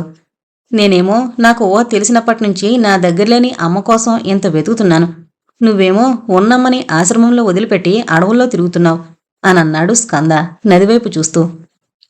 లాంచీ ఒడ్డుకు చేరుకుంది. లాంచీలోంచి జీపుని దింపారు. దట్టమైన అడవి, ఎత్తైన చెట్ల మధ్య కొల్లాపూర్ వెళ్లే రోడ్డుపై జీపు వేగంగా వెళుతోంది. స్కంద వైపు తిరిగి, టెన్షన్ పడకండి సార్ అని అన్నాడు ప్రభు. చిన్నప్పటినుంచి ఇది నాకు బాగా అలవాటున్నాట, నో ప్రాబ్లం అని అన్నాడు స్కంద. జీపు వేగంగా కదులుతుంటే ఆ రోడ్డుపై చాలా తక్కువ ఎత్తులో ఒక హెలికాప్టర్ భారీ చప్పుడు చేసుకుంటూ ముందుకు వెళ్ళింది. హెలికాప్టర్ చాలా తక్కువ హైట్లో వెళుతోంది సార్, కూంబింగ్ అనుకుంటా అని అన్నాడు ప్రభు. స్కంద మొహం ఒకసారి సీరియస్గా మారిపోయింది. స్కంద మనసులో ఏవో ఆలోచనలు మొదలయ్యాయి. షిట్, నీ ఫోన్లో సిగ్నల్ ఉందా అని అడిగాడు స్కంద ప్రభు వైపు చూసి. 2 పొలాలున్నాయి సార్, ఎందుకు అని అడిగాడు ప్రభు. ఫోన్ ఇవ్వు అని ప్రభు దగ్గర నుంచి ఫోన్ లాక్కుని నెంబర్ డైల్ చేశాడు స్కంద.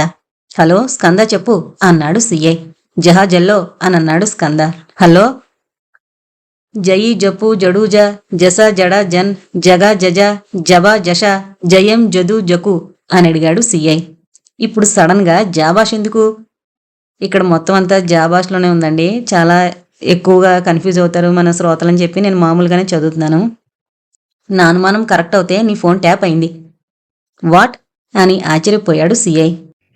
అనుకుంటున్నాను, ఖచ్చితంగా వాళ్ళు నా మొబైల్ డీటెయిల్స్ తెలుసుకుని ఉండుంటారు. నీతో నాకున్న పరిచయం వాళ్ళకి తెలుసుంటుంది, నీ మీద నిఘా పెట్టుంటారు అని అన్నాడు స్కంద.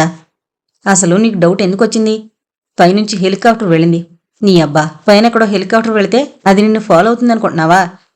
వాడు హెలికాప్టర్లో వస్తాడా, ఎద్దుల బండి మీద వస్తాడనేది నాకు అనవసరం, నా జాగ్రత్తలో నేనుండాలి. కొల్హాపూర్లో మెడికల్ క్యాంప్ జరుగుతున్న చోటుకి మీ డిపార్ట్మెంట్ వాళ్ళని పంపు. డాక్టర్ పార్వతి ఆమె పేరు, ఎలాగైనా సేఫ్ ప్లేస్కి తరలించాలి అని కాల్ కట్ చేశాడు స్కంద. జీపు వేగంగా వెళుతోంది. సార్ మీరు పోలీసా అని మళ్ళీ అడిగాడు ప్రభు. కాదయ్యా, ఎన్నిసార్లు చెప్పాలి అని అన్నాడు స్కంద. మరి మీరు చెప్పినట్టు డిపార్ట్మెంట్ ఎందుకు వింటోంది సార్ అని అడిగాడు ప్రభు. మూసుకుని నడుపుతావా అని అన్నాడు స్కంద ప్రభు వైపు కోపంగా చూసి. ఇంకా 15 నిమిషాలు సార్, వచ్చేసాం అని అన్నాడు ప్రభు. ఫోన్ ఇవ్వు అని అడిగాడు స్కంద. ఫోన్ తీసుకుని సిఐకి కాల్ చేశాడు స్కంద. మళ్ళీ జాబాష్లో మాట్లాడడం మొదలుపెట్టాడు. Hello, any update? డోంట్ వర్రీరా, మఫ్టీలో 6 పోలీసులు ఆ క్యాంపులో డాక్టర్ పార్వతి అనే ఆవిడికి రక్షణగా ఉన్నారు. కాస్త ఊపిరి పీల్చుకుని థ్యాంక్యూరా అని అన్నాడు స్కంద. ఇంతకీ ఎవర్రావిడా? మా అమ్మరా అని చెప్పాడు స్కంద కళ్ళలో నీళ్లు నింపుకొని. హారిక స్కంద భుజంపై చేయి వేసి ఓదారుస్తోంది. Oh my god, are you sure? నేను మళ్ళీ మాట్లాడతాను, జాగ్రత్త అని కాల్ కట్ చేశాడు స్కంద. దిగులు పడకండి సార్, మీ అమ్మగారు మీకు దొరుకుతారు, కానీ వాళ్ళు మీ మాటలు వినకుండా జాబాష అదిరింది సార్ అని అన్నాడు ప్రభు. మొదలు ఆ మ్యాటర్ చెప్పు అని అడిగాడు స్కంద.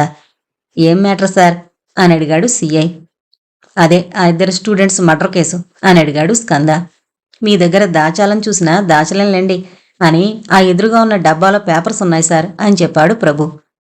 ఎదురుగా ఉన్న డాష్ బోర్డు ఓపెన్ చేసి అందులో ఫైలు బయటకు తీశాడు స్కంద. అందులో మర్డరైన ఆ 2 విద్యార్థుల శవాల ఫోటోలు ఉన్నాయి. వాటిని చూసి ఆశ్చర్యపోయాడు స్కంద. ఒకడికి కనుగుడ్డు లేదు, మరొకడికి మెడ విరిగింది. వాళ్ల జేబులో ఉన్న వస్తువుల ఫోటోలు తీశారు. ఈ వస్తువులు ఏంటి అని అడిగాడు స్కంద. వాళ్ల వస్తువులు సార్, సెల్ ఫోను, పర్సు వగేరా వగేరా అని అన్నాడు ప్రభు. మెడ విరిగిన వాడి మెడలో ఒక గొలుసు రక్తపు మడుగులో ఎరుపు రంగులోకి మారింది. ఆ గొలుసు చివర లాకెట్టు పైకి స్కంద చూపు వెళ్ళింది. ఈ గొలుసు ఇప్పుడెక్కడుంది అని అడిగాడు స్కంద. మన స్టేషన్లోనే ఉంది సార్ అని చెప్పాడు ప్రభు. నాకు వెంటనే కావాలి అని అన్నాడు స్కంద. మరో ఫోటోలో డేగ రూపంలో ఉన్న ఒక చిన్న ఇనప ముక్క రక్తం మడుగులో గమనించాడు స్కంద. జీపు వేగంగా కొల్హాపూర్లోకి ప్రవేశించింది. 31 డాక్టర్ పార్వతి. కొల్లాపూర్లోని గిరిజన ప్రాంతంలో జరుగుతున్న మెడికల్ క్యాంపులోకి జీప్ వెళ్ళింది. స్కంద జీపు దిగ్గానే మఫ్టీలో ఉన్న కొంతమంది పోలీసులు స్కంద దగ్గరకు వచ్చారు. హలో, డాక్టర్ పార్వతి ఎక్కడా అని అడిగాడు స్కంద ఆ పోలీసుల్ని.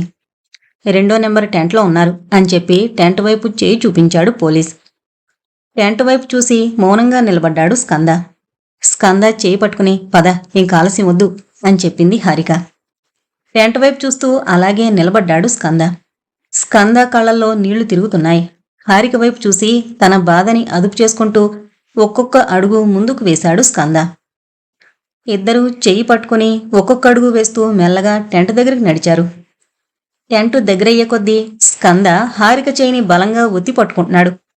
కూల్ డూడ్ అని ధైర్యం చెప్పింది హారిక. ఇద్దరూ కలిసి టెంట్ లోపలికి వెళ్లారు. కుర్చీపై కూర్చుని కళ్ళకి అద్దాలు పెట్టుకుని మెడలో స్టెథోస్కోప్ వేసుకుని ఎదురుగా కూర్చున్న పేషెంట్లని చెక్ చేస్తోంది పార్వతి.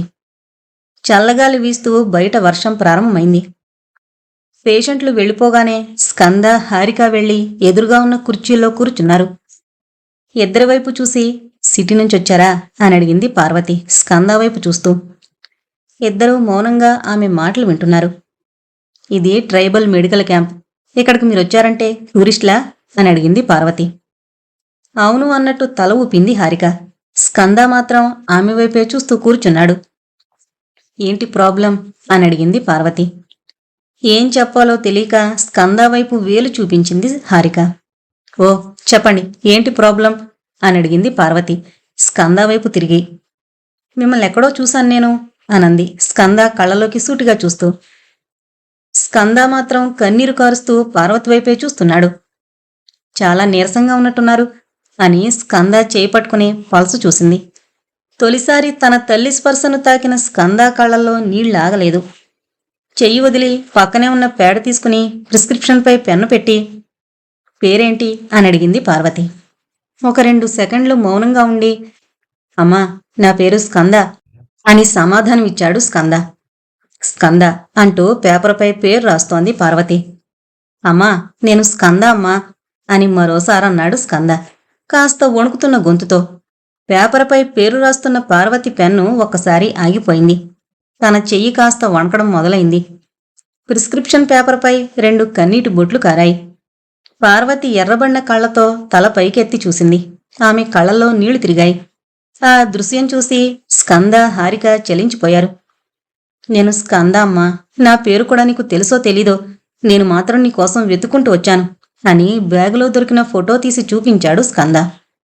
ఆ ఫోటోని తన చేతుల్లోకి తీసుకుంటూ చెయ్యి తన నోటికి అడ్డు పెట్టుకుని ఏడుస్తోంది పార్వతి. ఆమె చెయ్యిపై స్కంద చెయ్యి పెట్టి ఓదార్చాడు. స్కందాని దగ్గరకు తీసుకుని గుండెలకి హత్తుకొని తను గట్టిగా ఏడ్చి తన దుఃఖాన్ని బయటకు పంపింది పార్వతి. బయట భారీ వర్షం. టెంట్ లోపల స్కంద, హారిక, పార్వతి ముగ్గురే ఉన్నారు. ఎందుకమ్మా నన్ను వదిలేశారు అని అడిగాడు స్కంద పార్వతి వైపు దీనంగా చూస్తూ. మౌనంగా కూర్చుంది పార్వతి. చెప్పమ్మా, ఇంత దూరం నేను నిన్ను వెతుక్కుంటూ వచ్చింది ఈ సమాధానం కోసం కాదు, కానీ ఈ సమాధానం నన్ను నా జీవితాంతం వెంటాడుతుంది అని అన్నాడు స్కంద. మీ నాన్నెక్కడా అని అడిగింది పార్వతి. అడవిలో అని సమాధానమిచ్చాడు స్కంద. ఎందుకు అని అడిగింది పార్వతి. తెలీదు అని అన్నాడు స్కంద. నువ్వే చెప్పాలి, ఎందుకు నన్ను వదిలేశారు అని మళ్లీ అడిగాడు స్కంద. పార్వతి నోరు తెరిచేలోపు టెంట్ లోపలికి పరిగెత్తుకుంటూ వచ్చాడు ప్రభు. స్కంద, నీ డౌట్ కరెక్టే. కొల్లాపూర్ బయట 3 హెలికాప్టర్లు ల్యాండ్ అయినట్టు మన లోకల్ పోలీసులకు ఫోన్ వచ్చింది అని అన్నాడు ప్రభు. ఓ మై గాడ్, వాళ్ళు మనల్ని ఏం చేయలేరు, కానీ నాన్న గురించి చెప్పమని అమ్మని హింసిస్తారు. సరే, మొదట అమ్మను మనం ఇక్కడి నుంచి బయటకు తీసుకువెళ్ళాలి అని పార్వతి వైపు తిరిగి అమ్మా మనం ఇక్కడి నుంచి వెళ్ళిపోవాలి అని అన్నాడు స్కంద. ఎందుకు అని అడిగింది పార్వతి. తెలీదు, కానీ నాన్న కోసం వాళ్ళు నిన్ను హింసించే ప్రమాదం ఉంది, మనం వెళ్ళాలి అని ఆగాడు స్కంద. అయోమయంగా మొహం పెట్టి ఏం జరుగుతుందో అర్థం కాని స్థితిలో ఉంది పార్వతి. పార్వతి చెయ్యి చేతిలోకి తీసుకుని వెళదామమ్మా అని అన్నాడు స్కంద పార్వతి కళ్ళలోకి సూటిగా చూస్తూ. స్కంద కళ్ళల్లో కనిపిస్తున్న నమ్మకంతో అడుగు ముందుకు వేసింది పార్వతి. భారీ వర్షం. చేతిలో తుపాకీ పట్టుకుని ముందు బయటకొచ్చాడు ప్రభు. తల్లి చేపట్టుకుని బయటకు నడిచాడు స్కంద. వాళ్ల పక్కనే హారిక. వర్షంలో నడుస్తూ వచ్చి జీపులో ఎక్కి అక్కడి నుంచి వెళ్ళిపోయారు. దట్టమైన అడవిలో జీపు వేగంగా వెళుతోంది. మెయిన్ రోడ్డు మీద నుంచి వద్దు అని అన్నాడు స్కంద. వేరే దారి ఒకటుంది, కానీ కాస్త దూరం, రోడ్డు కూడా బాగోదు, డీపు ఫారెస్ట్, ఫోన్ సిగ్నల్ కూడా ఉండదు అని అన్నాడు ప్రభు. గుడ్, అదే దారిలో వెళదాం అని అన్నాడు స్కంద. స్కంద చెప్పినట్టుగా వేరే దారిలో జీపు వెళుతోంది. మెల్లగా చీకటి కమ్ముకుంది. భారీ వర్షానికి దారి మధ్యలో ఒక వాగు పొంగి పొర్లుతోంది. చేసేది లేక జీప్ అక్కడ ఆపాడు ప్రభు. ఏం చేద్దాం అని అడిగాడు స్కంద.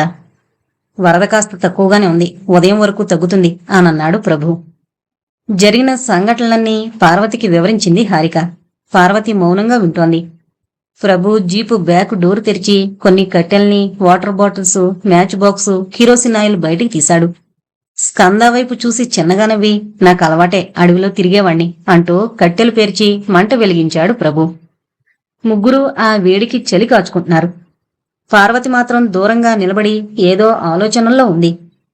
స్కంద మెల్లగా పార్వతి దగ్గరికి నడిచి, నో ప్రాబ్లం అమ్మా, రేపు ఉదయానికల్లా మనం గూడెం వెళ్ళిపోతాం అనన్నాడు స్కంద. స్కంద, నీతో ఒక విషయం చెప్పాలి అనంది పార్వతి స్కంద వైపు తిరిగి. ఏంటమ్మా అని అడిగాడు స్కంద. నేను మీ అమ్మని కాదు, ఐఎమ్ నాట్ యువర్ మదర్ అని చెప్పింది పార్వతి.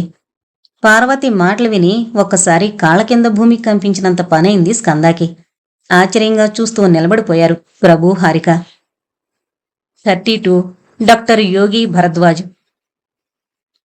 మంటకి చలి కాచుకుంటూ స్కంద వైపు చూసి, నా పేరు పార్వతి. గాంధీలో మెడిసిన్ చేశాక అమెరికా వెళ్ళాను. న్యూయార్క్. 1996 సంవత్సరంలో నేను మొదటిసారి మీ నాన్నని చూశాను. డాక్టర్ యోగి భరద్వాజ్. 6 అడుగుల ఎత్తు, ముట్టుకుంటే మాసిపోయేంత తెలుపు, మోకాళ్ళ వరకు ఉన్నికోటు వేసుకుని, మెడకి స్కార్ఫ్ చుట్టుకుని, కళ్ళకి అద్దాలు పెట్టుకుని కనపడ్డాడు. అతని చెయ్యి పట్టుకుని చిన్న చిన్న అడుగులు వేస్తూ నడుస్తున్నావు నువ్వు. ఒక పార్కులో కూర్చున్న నాకు పార్కులో ఉయ్యాల దగ్గర ఆడుకుంటున్న మీరు కనపడ్డారు. చూడగానే అర్థమైంది అతను ఇండియన్ అని. దగ్గరికి వెళ్లి పలకరించాను అని తన గతాన్ని గుర్తు చేసుకుంది పార్వతి. ఇండియా అని అడిగింది పార్వతి యోగి వైపు చూస్తూ. యా అనన్నాడు యోగి చిన్నగా నవ్వుతూ. విచ్ స్టేట్ అని అడిగింది పార్వతి. ఆంధ్రప్రదేశ్, హైదరాబాద్ అనన్నాడు యోగి చిన్నగా నవ్వుకుని. మీ బాబు చాలా ముద్దుగా ఉన్నాడు అని తెలుగులో మాట్లాడింది పార్వతి. తెలుగా?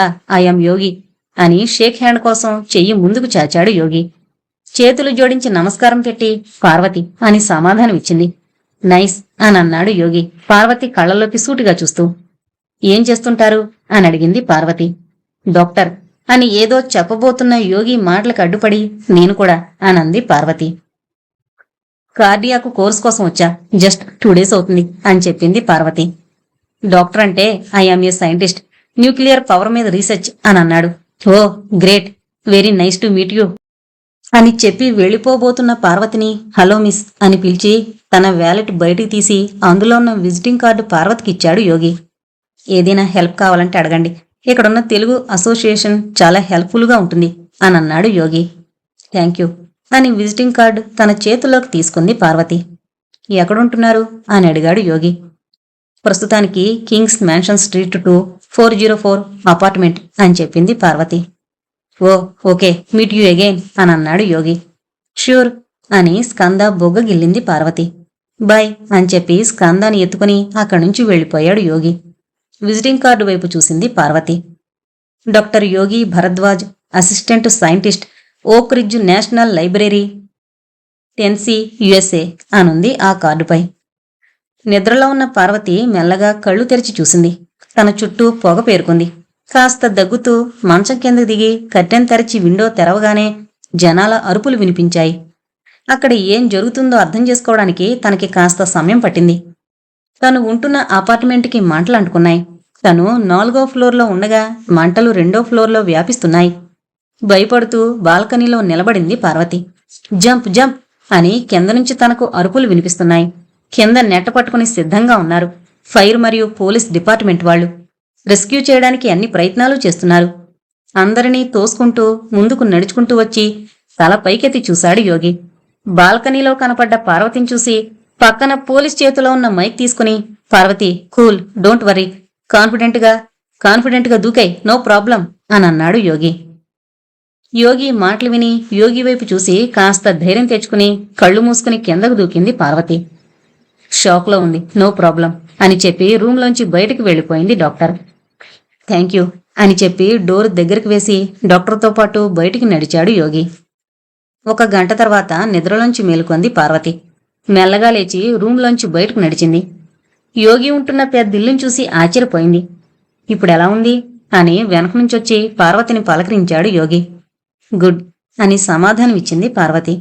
5 మినిట్స్, కాఫీ తెస్తాను అని కిచెన్లోకి వెళ్ళాడు యోగి. యోగితో పాటు కిచెన్లోకి వెళ్ళింది పార్వతి. అద్దంలోంచి బయట గార్డెన్లో ఆడుకుంటున్న స్కంద వైపు చూస్తూ, బాబు పేరేంటి, చాలా యాక్టివ్గా ఉన్నాడు అని అడిగింది పార్వతి. స్కంద. యా, వాడి యాక్టివ్నెస్ కారణంగానే మేము కలిసి జీవిస్తున్నాం అని అన్నాడు యోగి కాఫీ కలుపుతూ. యోగి మాటలు పార్వతికి అర్థం కాలేదు. కాఫీ కప్పు పార్వతి చేతికిచ్చి, టేస్ట్ ఇట్ అని కిచెన్లోంచి హాల్లోకి వచ్చాడు యోగి. ఒకసారి సిప్ చేసి, వావ్, మీ వైఫ్ చాలా లక్కీ అనంటూ హాల్లోకొచ్చి గోడల వైపు చూసి, ఏంటిదంతా అని అడిగింది పార్వతి. చిన్నగా నవ్వుకున్నాడు యోగి గోడలపై రాసున్న ఫార్ములాలు చూసి. మీరే సైంటిస్ట్ అనుకుంటే బొడ్డోడు మీకన్నా పెద్ద సైంటిస్ట్ అయ్యేలా ఉన్నాడు అని చిన్నగా నవ్వింది పార్వతి.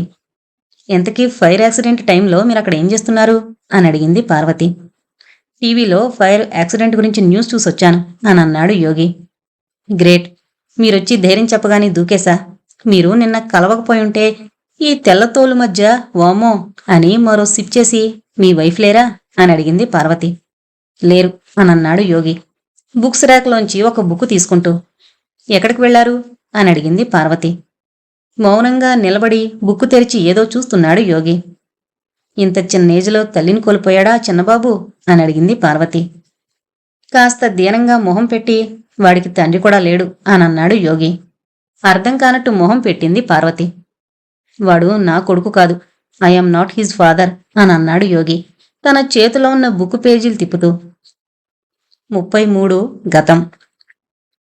తిరుమలాపురం 1996. చూడు పంతులు, ఈ దేశాన్ని రాజకీయాలు నడుపుతున్నాయి. ఒకణ్ణి దేవుని చేసినా మరొకణ్ణి దెయ్యంగా చేసినా అదంతా రాజకీయమే అని అన్నాడు ఊరి పెద్ద మనిషి మర్రి చెట్టు కింద అరుగు మీద కూర్చుని. 400 సంవత్సరాల ముందు నుంచి ఉన్న గుడయ్యాది. తీరితే తిరుపతి, లేకపోతే తిరుమలాపురం అని సామెతతో గౌరవింపబడ్డ ప్రాంతం. దీనికేమైనా జరిగితే సమాజానికి అరిష్టం. దయచేసి ఉత్సవాలు జరిపించండి అని చేతులెత్తి వేడుకున్నాడు గుడి పూజారి విశ్వనాథ్. చూడు విశ్వం, నువ్వు చెప్పింది నిజమే, మేం కాదంటం లేదు. కానీ మా ఎరుపు జెండా పార్టీకి ఈ ఊరు కంచుకోట. మెజార్టీ చూసావు కదా. మరి మా పరిపాలనలో గుడుంటే మా సిద్ధాంతానికి వ్యతిరేకం కదా అని అన్నాడు ఆ ఊరి సర్పంచ్ జార్జ్. రాజకీయానికి మనిషి భక్తికి ముడిపెట్టడం ఏంటి సార్ అని అడిగాడు విశ్వనాథ్. మరి ఆ కాషాయ పార్టీ ఉత్తర భారతాన్న ఒక గుడి కట్టడం కోసం ఒక ఊపు ఊపుతోంది కదా. వాళ్ళ సిద్ధాంతం వాళ్ళది, మా సిద్ధాంతం మాది అని అన్నాడు జార్జ్. ఈ మాటలు విని బాధపడుతూ గర్భగుడి వైపు నడిచింది విశ్వనాథ్ భార్య యశోద. గర్భగుడి వెనకున్న చిన్న ఇంట్లోకి వెళ్ళింది. మొదటి గదిలో కుర్చీలో కూర్చుని టీ తాగుతున్న యోగి దగ్గరికి వెళ్లి, ఊరివాళ్లు మరీ దారుణంగా తయారయ్యారు, మనకెందుకు ఈ లొల్లి, పట్నం వెళ్ళిపోదామంటే వెండో, మొండి మనిషి అని అంది యశోద. హహా, అన్న గురించి తెలిసిందే కదా అని అన్నాడు యోగి యశోద వైపు చూస్తూ. ఆపుతారా, తరతరాల వంశపారంపర్యంగా వస్తున్న గుడి, మనం కాకపోతే ఆ దేవుడి బాగోగులు ఎవరు చూస్తారు అని అన్నాడు విశ్వనాథ్ వెనకే వచ్చి చెంబులో నీళ్లు తీసుకుని కాళ్లు కడుగుతూ. అది కరెక్టే అని అన్నాడు యోగి చిన్నగా నవ్వుతూ. యారా, మీ వదినికి నచ్చ చెప్పాల్సింది పోయి నువ్వు గిట్లా లొల్లి పెడుతున్నావా అని కాస్త గట్టిగాని. తిన్నావా అని అడిగాడు విశ్వం యోగి వైపు చూస్తూ. తిన్నా అని సమాధానమిచ్చాడు యోగి విశ్వనాథ్ వైపు చూసి. స్కంద ఎక్కడా అని అడిగాడు విశ్వ ఇల్లంతా వెతుకుతూ. లేడు, మాస్టర్ ఇంటికి వెళ్ళాడు అని చెప్పింది విశ్వం భార్య. అచ్చం బాబాయ్లాగే మేధవ్వాడు అని అన్నాడు విశ్వం. విశ్వం మాటలు విని చిన్నగా నవ్వుకున్నాడు యోగి. గుడి వెనక మామిడి తోటలో నడుస్తున్నారు యోగి విశ్వనాథ్. ఏముందన్నయ్య ఇక్కడ, నాతో పాటు యుఎస్ వచ్చేయండి, నాకు రీసెర్చ్ డిపార్ట్మెంట్లో మంచి ఉద్యోగం వచ్చింది అని అన్నాడు యోగి. మేమొచ్చి ఏం చెయ్యాలరా అని అన్నాడు విశ్వనాథ్. పోనీ హైదరాబాద్లో సెటిల్ అవ్వు, ఏదైనా చిన్న ఉద్యోగం చూసుకుని యుఎస్ నుంచి నెలకు సరిపడా డబ్బులు నేను పంపిస్తా అని చెప్పాడు యోగి. అంటే నీ డబ్బు మీద మేం బతకాలంటావు అంతేనా అని అన్నాడు విశ్వనాథ్. అలా కాదన్నయ్య, స్కంద భవిష్యత్తు గురించి ఆలోచించు, ఈ గుడిని నమ్ముకుని బ్రతుకుతావా అని అడిగాడు యోగి. మౌనంగా నిలబడ్డాడు విశ్వం. వాడికి మంచి తెలివుంది, నీ తెలివిలా దాన్ని వృధా పోనీకు అని అన్నాడు యోగి. సైన్స్ను ఉపయోగించి నువ్వేం చేస్తున్నావు? ఆయుధాలు తయారు చేసి మనుషుల చావుకి సహకరిస్తున్నావు. కాని నా ఆధ్యాత్మికత సర్వేజన సుఖినోభవంతు అని కోరుతూ శాంతితో బతకమని చెబుతోంది అని అన్నాడు విశ్వం కాస్త కోపంగా. నోనో, అలాంటిదేదీ లేదు అని అన్నాడు యోగి. చెప్పు తీసుకొడతా యాదవా, శ్రీలంకలో అశాంతికి ఆయుధాలు సప్లై చేసింది ఎవర్రా అని అడిగాడు విశ్వం. వాళ్లకు అది అవసరం, అందుకని కొనుక్కుంటున్నారు అనన్నాడు యోగి. ఆ ఆ అవసరాన్ని సృష్టిస్తోంది మీ ఆయుధాల కంపెనీ ఓనర్లు, వాటి దేశాలు కాదా అని గట్టిగా అడిగాడు విశ్వం. ఎవడికి పుడతాడో తెలియని స్టెప్ కల్చర్ సొసైటీలు మాకు ఆధ్యాత్మికత నేర్పించడానికి వస్తారంట. భారతదేశానికి ఎవడ్రా ఆధ్యాత్మికత నేర్పేది అని అన్నాడు విశ్వం.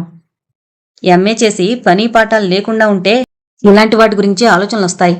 అన్నయ్య, న్యూక్లియర్ అంటే బాంబు ఒకటే కాదు, దాని ద్వారా చాలా ఉపయోగాలున్నాయి. భవిష్యత్తులో ఎలక్ట్రిసిటీకి అది మేజర్ సోర్సు అని అన్నాడు యోగి.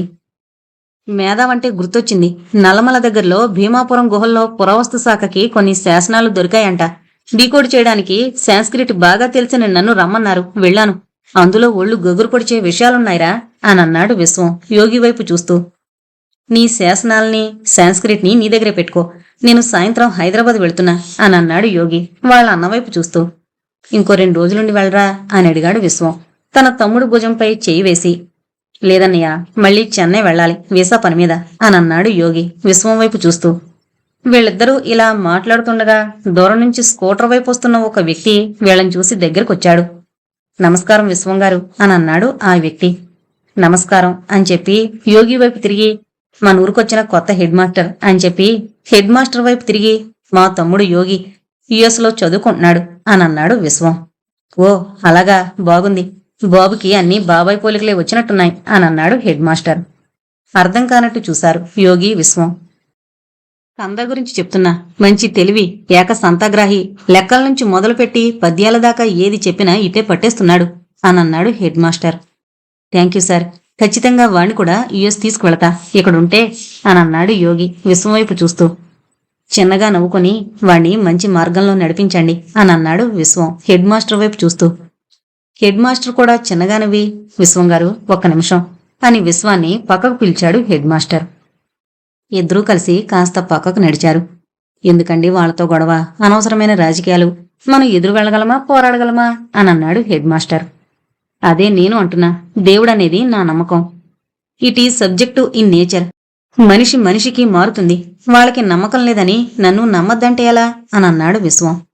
అది కాదండి, నక్సలిజం కూడా వాళ్ళకి సపోర్టుగా ఉంది అని అన్నాడు హెడ్ మాస్టర్. ఆపండి సార్, నా భక్తి ఎప్పుడు ఫ్యూడలిజం కాదు. నా గుడికి ఎవరైనా రావచ్చు, కానీ పవిత్రతతో రావాలి అని అన్నాడు విశ్వం. పోయినసారి మీరు భోగం మేళాలు జరపనివ్వలేదు అని ఒక వర్గం, అసలు దేవుడే లేడు అడ్డుకుంటాం అని ఒక వర్గం, మా దేవుడి మసీదు కూల్చారు, మీ దేవుడి పూజలు జరపనివ్వం అని మరో వర్గం. ఈ పరిస్థితుల్లో అవసరమా అని అన్నాడు హెడ్ మాస్టర్. మీకో చిన్న విషయం చెప్పాలా? ఇంటర్నేషనల్ శత్రువులైన అల్లా, జీసస్, నేషనల్ వైడ్ మాత్రం ఒకటై కలిసి ఫైట్ చేస్తున్నారంట రాముని ఎదిరించడానికి అని చిన్నగా నవ్వుకుని, అల్లా, జీసస్, రామ వీళ్ళందరూ మంచివాళ్లే, వాళ్ళని అర్థం చేసుకోలేక పీకులాడుతున్నాం చూడు, మనది తప్పంతా అని అన్నాడు విశ్వం హెడ్ మాస్టర్ కళ్ళలోకి సూటిగా చూస్తూ. ఉత్సవాలు జరుగుతాయి, దానివల్ల ఎవరికీ నష్టం లేదు అని చెప్పి అక్కడి నుంచి వెళ్లిపోయాడు విశ్వం. అన్నయ్య, ఎందుకు ఈ లొల్లి, వదిలేయచ్చు కదా అని మరోసారి అడిగాడు యోగి. మన గుడి ఉత్సవాలు మనం జరపడం 200 సంవత్సరాల ఆచారంరా, ఎలా ఆపుతాం అనంటూ తన చేతిలో ఉన్న బ్యాగు తెరిచాడు విశ్వం. రైలు కోత వినిపించింది ఇద్దరికి. సరే వదినా స్కంద జాగ్రత్త అని చెప్పి రైలు ఎక్కాడు యోగి. ఈ బ్యాగు తీసుకోరా అని అన్నాడు విశ్వం. ఏంటిది అని అడిగాడు యోగి. నువ్వున్న ఈ వారం రోజుల్లో నువ్వు రాసిన ఎన్నో ఆర్టికల్స్ చదివాను. ఈ బ్యాగులో కూడా మంచి విషయం ఉంది. సాంస్క్రిట్ని నేను డీకోడ్ చేసి రాశాను, ఇంట్రెస్టింగ్గా ఉంది, చదువు. నువ్వు ఆర్టికల్స్ రాస్తావు కదా, రాసి చూడు, అమెరికాలో ఎవడైనా చదివి మన గొప్పతనం తెలుసుకోవచ్చు అని అన్నాడు విశ్వం. అబ్బో, ఆ సుత్తి నా వల్ల కాదు బాబు అంటూ మొహం చిరాగ్గా పెట్టాడు యోగి.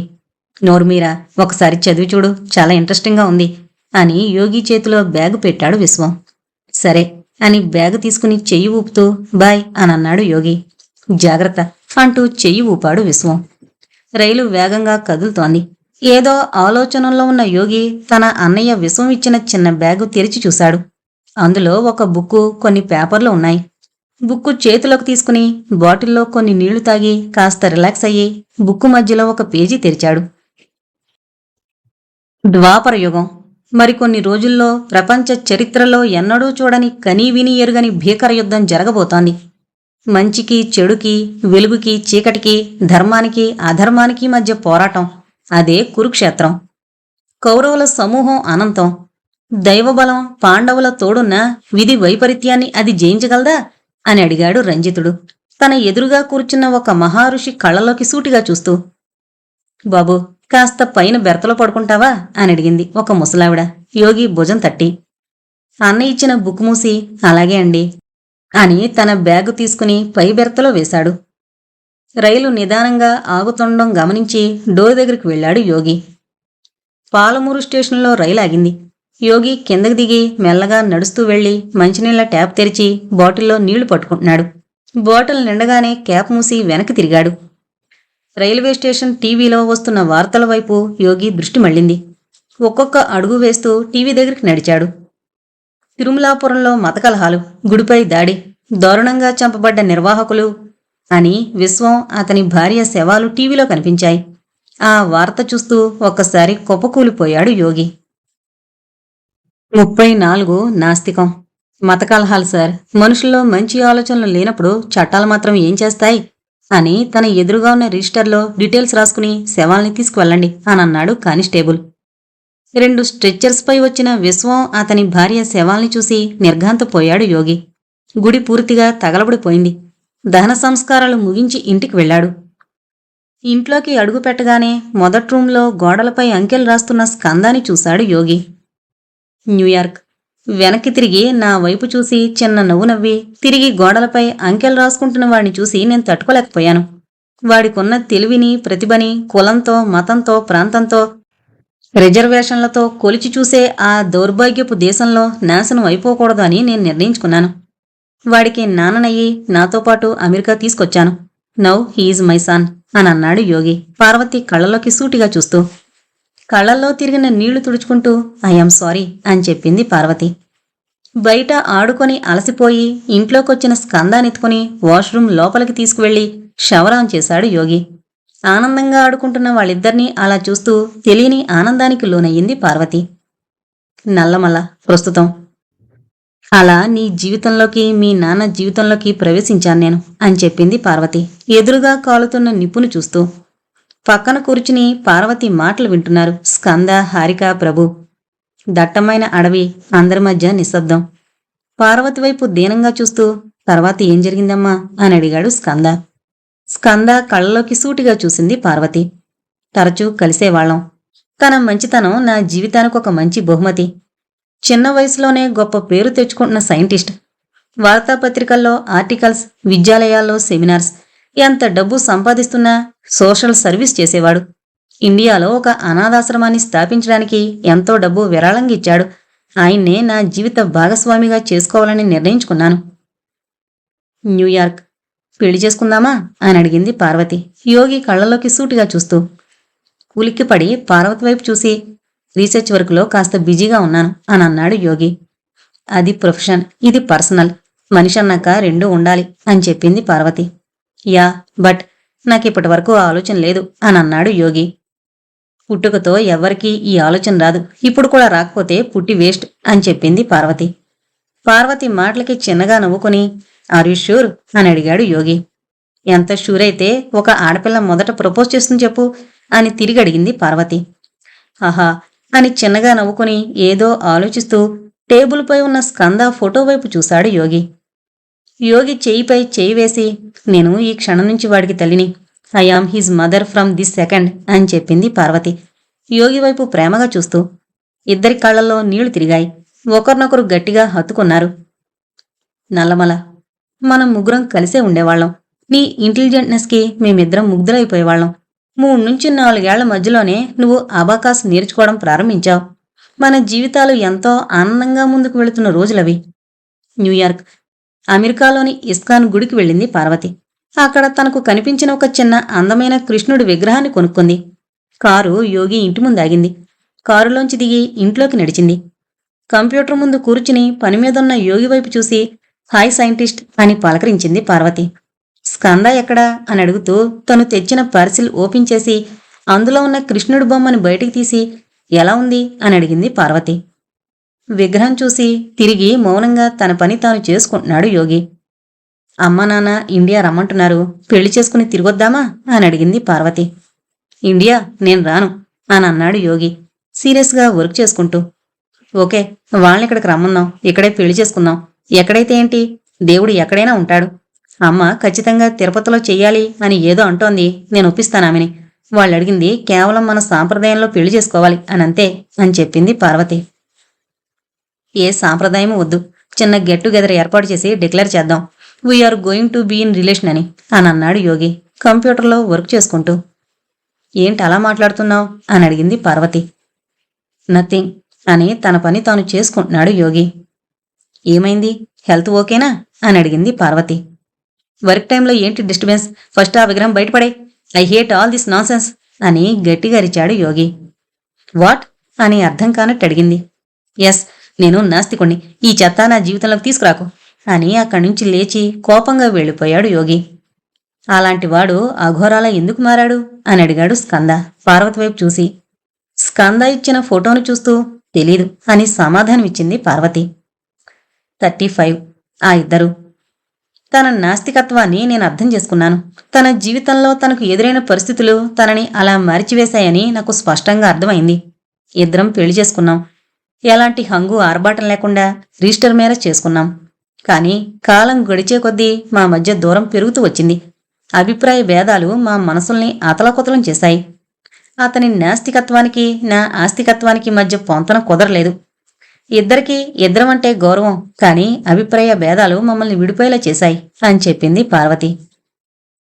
పార్వతి మాటల్ని మౌనంగా వింటున్నారు స్కంద, హారిక, ప్రభు.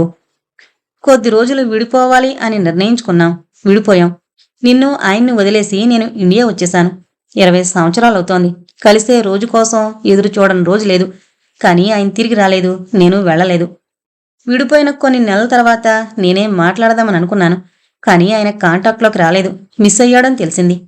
ఎన్నో రోజులు వెతికాను, కానీ ఎక్కడా ఆయన ఆచూకీ లభించలేదు. ఏ కొడుకునైతే వదిలేసొచ్చానో 20 సంవత్సరాల తర్వాత అదే కొడుకు కాపాడ్డానికొచ్చాడు అని స్కంద వైపు చూసి కన్నీరు కార్చింది పార్వతి. సూర్యోదయం అయింది. వరద కాస్త తగ్గింది. జీపుని మెల్లగా వాగు దాటించారు. జీపు అచ్చంపేట చేరుకుంది. చిన్న కొట్టు ముందు జీపాపి టీ తాగుతున్నారు అందరూ. ఒక కానిస్టేబుల్ వచ్చి నమస్తే సార్ అని ప్రభుకి నమస్కారం పెట్టాడు. ఈసారి వాళ్ళని గూడెంలో దొర వైద్యశాల దగ్గర దించి రావాలి అని అన్నాడు ప్రభు. సరే సార్ అని జీపులోకి ఎక్కబోతున్నాడు కానిస్టేబుల్. నేను వెళ్ళట్లేదు, ఈ మేడం వాళ్ళని జాగ్రత్తగా దించిరా అని హారిక పార్వతి వైపు చూసి కానిస్టేబుల్తో చెప్పాడు స్కంద. నాకిక్కడ చిన్న పనుంది, అమ్మ జాగ్రత్త, దొరకి పరిచయం చేయి అని చెప్పాడు స్కంద హారిక వైపు చూస్తూ. హారిక, పార్వతి జీపులో గూడెం బయలుదేరారు. జీపు వెళ్ళిపోగానే ఆ విద్యార్థుల హత్యకు సంబంధించిన డీటెయిల్స్ నాకు కావాలి, ఆ గొలుసు కూడా అని అడిగాడు స్కంద ప్రభు వైపు చూస్తూ. పోలీస్ స్టేషన్లో బీరువాలోంచి ఒక చిన్న కవర్ బయట తీసి స్కందకిచ్చాడు ప్రభు. అందులో ఉన్న సామాన్లను ఎదురుగా ఉన్న టేబుల్పై పోసి ఒక్కొక్క దాన్ని స్పష్టంగా పరిశీలిస్తున్నాడు స్కంద. ఫోటోలో మెడ తెగిన వాడి లాకెట్ను బాగా గమనించి ఆ లాకెట్కున్న మూత తెరిచాడు స్కంద. అప్పుడు అర్థమైంది స్కందాకి అది పెన్ డ్రైవ్ అని. బాగా తుడిచి స్టేషన్లో ఉన్న కంప్యూటర్కి పెన్ డ్రైవ్ పెట్టాడు. కానీ అది డిటెక్ట్ కాలేదు. కాస్త నిరుత్సాహపడ్డారు స్కంద, ప్రభు. స్టేషన్ బయట ఇద్దరూ టీ తాగుతూ ఆలోచనల్లో మునిగిపోయారు. వాళ్ళ దగ్గర సెల్ ఫోన్స్ ఏమైనా దొరికాయా అని అడిగాడు స్కంద. లేదు సార్, రక్తం ముద్దలయ్యారు. వాళ్ళు ఎక్కడున్నారు ఈ ఏరియాకు వచ్చినప్పుడు అని అడిగాడు స్కంద. గుడెంలో అయితే లేరు అని అన్నాడు ప్రభు. దగ్గరలో ఏదో ఒక టౌన్లో లాడ్జ్ ఆర్ ఏదైనా హోటల్లో ఉండుండాలి అని అన్నాడు స్కంద. ఎందుకు, హైదరాబాద్ నుంచే డైరెక్ట్గా వచ్చుండొచ్చు కదా అని అన్నాడు ప్రభు. మీ డిపార్ట్మెంట్ పర్మిషన్ ఇవ్వదు అని తెలిసి ఉదయం 4 గంటలకి మీ కానిస్టేబుల్కి లంచ్ ఇచ్చి వెళ్లారు లోపలికి. సో వాళ్ళు ముందే ఇక్కడికొచ్చి ప్లాన్ చేశారు అని అన్నాడు స్కంద. అయ్యుండొచ్చు అని అన్నాడు ప్రభు. ఎంతకీ వాళ్ళు రీసెర్చ్కొచ్చారని మీకెలా తెలుసు అని అడిగాడు స్కంద. లంచం తీసుకున్న కానిస్టేబుల్తో అన్నారంట అని చెప్పాడు ప్రభు. ఓ అవునా, వాడితో నేను మాట్లాడాలి, ఒకసారి పిలిపిస్తావా అని అడిగాడు స్కంద. ఇద్దరొచ్చారు సార్, కాలేజీ పోరగాళ్లలో ఉన్నారు, డబ్బులు కట్టించారు, అందుకే కాస్త కకృతి పడ్డాను అని అన్నాడు లంచం తీసుకున్న కానిస్టేబుల్. వాళ్ళు నీతో మాట్లాడుతున్నప్పుడు ఇంకేమైనా చేశారా అంటే వేరే ఎవరి గురించైనా మాట్లాడడం ఇంకేదైనా అని అడిగాడు స్కంద. లేదు సార్, కానీ మాటల్లో అచ్చంపేటకి వారు ముందు వచ్చినట్టు చెప్పారు అని చెప్పాడు కానిస్టేబుల్. స్కంద ప్రభు వైపు తిరిగి చూశాడు. అన్ని లాడ్జెస్ చెక్ చేశాను, వాళ్ళు దేంట్లో ఉన్నారో అర్థం కాలేదు అని అన్నాడు ప్రభు. సీసీ కెమెరాలో చెక్ చేశావా అని అడిగాడు స్కంద. ఈ టౌన్ లాడ్జిలో మంచాలే సరిగ్గా ఉండవు, సీసీ కెమెరాలు ఎక్కడుంటాయి సార్ అని అన్నాడు ప్రభు. ఒక 2 సెకండ్లు మౌనంగా ఉండి ఎదురుగా టేబుల్పై ఉన్న ఆ విద్యార్థుల పరికరాల్ని చూస్తూ ఏదో ఆలోచనల్లో మునిగిపోయాడు స్కంద. అందులో రక్తం మరకలాంటి డేగ రూపంలో ఉన్న ఒక ఇనుప ముక్కపైకి స్కంద చూపు మళ్ళింది.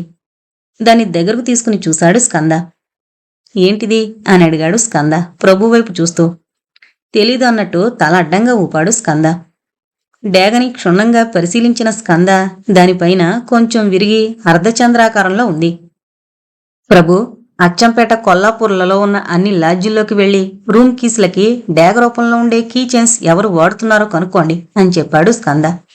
మీ గెస్ కరెక్ట్ అవుతుందా అని అడిగాడు ప్రభు. ముందు చెప్పిన పంచే, తర్వాత ఆలోచిద్దాం అని అన్నాడు స్కంద. అచ్చంపేట, కొల్లాపూర్లోని అన్ని లాడ్జీలు తిరిగి వాళ్లు వాడుతున్న కీ చైన్లని పరిశీలించారు పోలీసులు. గరుడ లాడ్జ్, అచ్చంపేట రూమ్ కీసులకి డేగ రూపంలో ఉన్న కీ చైన్స్ వాడుతున్నారని తెలుసుకున్న పోలీసులు వెంటనే ప్రభుకి కాల్ చేశారు. వెంటనే ప్రభు, స్కంద ఆ లాడ్జికి చేరుకొని విచారణ ప్రారంభించారు. ఆ కీచైని చూసిన ఓనర్, మా లాడ్జీ కీచైనే, కానీ మా లాడ్జ్ రూమ్ కీస్ని వాడింది కాదు. అలా అమెరికా నుంచి వచ్చిన స్టూడెంట్స్ ఎవరు మా లాడ్జిలో దిగలేదు అని సమాధానమిచ్చాడు లాడ్జ్ ఓనర్. నిజం చెప్పండి, హత్యకు గురైన స్టూడెంట్స్ జేబులో ఈ కీచైన్ దొరికింది అంటే వాళ్ళు ఇక్కడే దిగుంటారు అని గట్టిగా అడిగాడు ప్రభు.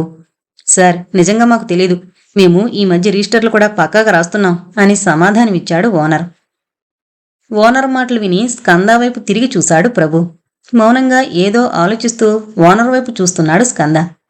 ఈసారి మీ గెస్ తప్పినట్టుంది సార్ అని అన్నాడు ప్రభు స్కంద దగ్గరకొచ్చి. లాడ్జిలో పనిచేసే అందర్నీ విచారించు, గట్టిగా ప్రయత్నిద్దాం, మనకెక్కడి నుంచే లింకు దొరుకుతుంది అని చెప్పాడు స్కంద ప్రభు కళ్ళలోకి సూటిగా చూస్తూ. వైద్యశాలలోకి జీపు ప్రవేశించింది. జీపులో నుండి కిందకి దిగారు పార్వతి, హారిక. ఒక రోగికి వైద్యం చేస్తున్న దొర వీళ్లు రావడం గమనించి లేచి జీపు దగ్గరకొచ్చాడు.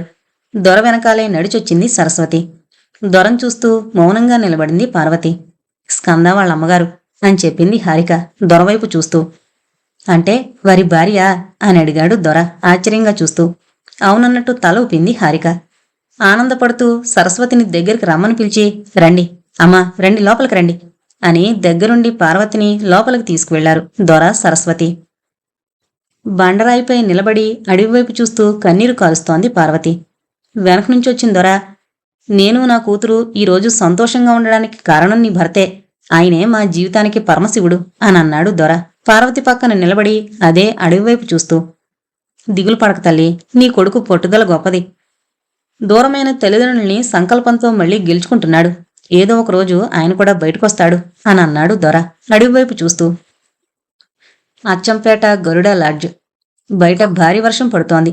స్కంద మౌనంగా కూర్చుని ఏదో ఆలోచనల్లో మునిగిపోయాడు.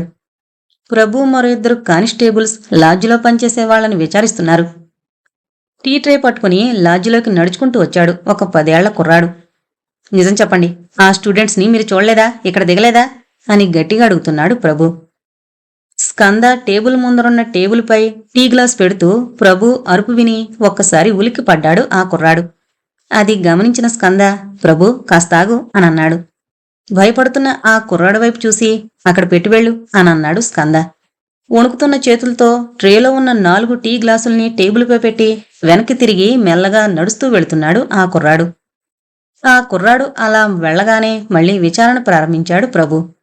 స్కంద మాత్రం నడుస్తూ వెళుతున్న ఆ కుర్రాడిని గమనిస్తున్నాడు. ఆ కుర్రాడి కాళ్లు వణుకుతున్నాయి. అది గమనించిన స్కంద మరింత క్షుణ్ణంగా చూస్తున్నాడు. బయట భారీ వర్షం. లాడ్జ్ మెయిన్ రోడ్డు వరకు వెళ్లి ఒక్కసారి వెనక్కి తిరిగి చూశాడు ఆ కుర్రాడు.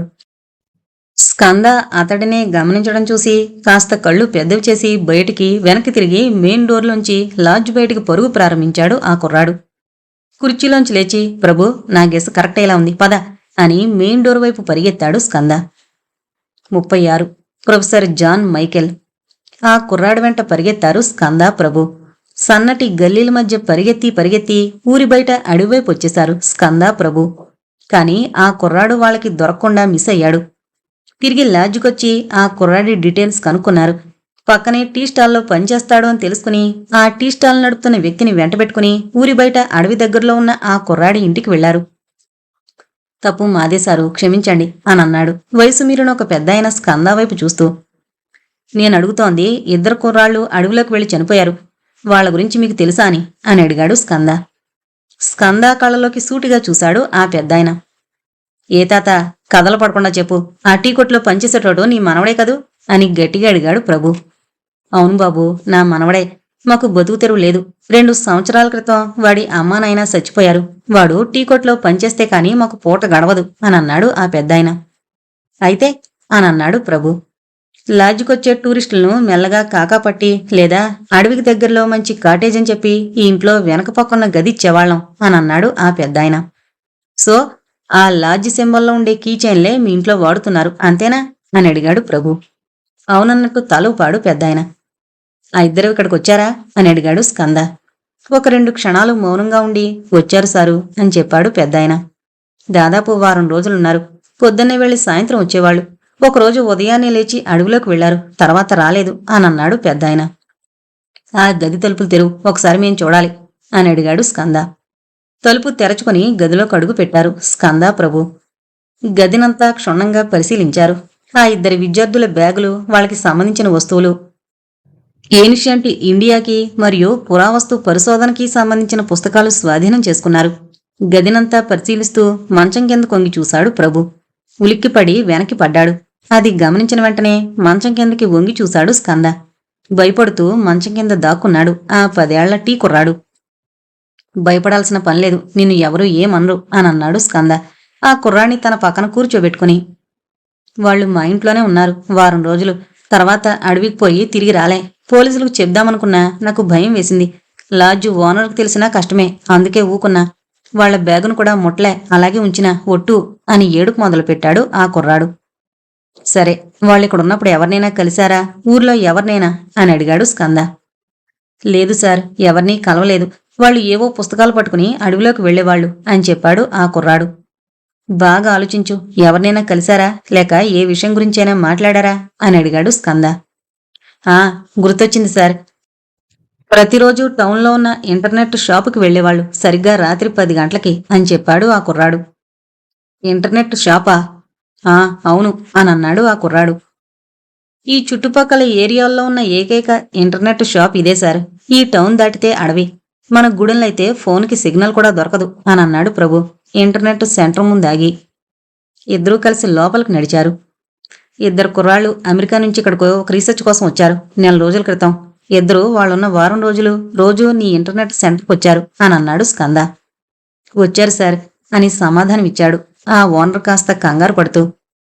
వాళ్ళ గురించి ఏమైనా తెలుసా అని అడిగాడు స్కంద. తెలీదు సార్, కానీ రోజూ వచ్చారు. వీడియో చాట్ చేయడానికి వెబ్ క్యామ్ కావాలని అడిగాడు. ఇక్కడ నెట్ దొరకడమే ఎక్కువ. వెబ్ క్యామ్ కష్టమని చెప్పాను అని అన్నాడు నెట్ సెంటర్ ఓనర్. ఎవరితో చాట్ చేసేవారు, ఎప్పుడైనా చూసావా అని అడిగాడు స్కంద. చూడలేదు సార్ అని సమాధానమిచ్చాడు internet centre owner. Skanda Prabhu ఒకరిమొకొకరు చూసుకున్నారు. ఇద్దరూ వెనక్కి వెళ్లబోతుండగా internet centre owner cell phone మోగింది. ఫోన్ లిఫ్ట్ చేసి హలో అని అన్నాడు ఓనర్. స్కంద ప్రభు మెల్లగా బయటికి నడుస్తున్నారు. ఎవడ్రా బాబు నువ్వు, ఏం భాష రానిది, నీ బాధెంతో నాకు అర్థమవుతులే. బామరది, ఎందుకు 4 రోజుల నుంచి ఫోన్ చేసి సావగొడుతున్నావు అని అరిచాడు ఓనర్. ముందుకు నడుస్తున్న స్కంద ఒకసారి ఆగిపోయి వెనక్కి తిరిగాడు. యుఎస్ నుంచి వచ్చారు. డైలీ నైట్ చాట్ అంటే యుఎస్లో ఉన్నవాళ్లతో. స్కంద మనసులో ఏవో ఆలోచనలు మొదలయ్యాయి.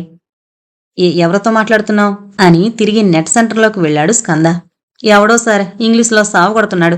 నాకే సగసగం వచ్చు. వాడి భాష నాకు అర్థం కావట్లే అంటూ కాల్ కట్ చేయబోయాడు ఆ ఓనర్. వెయిట్ అని గట్టిగా అరిచాడు Skanda.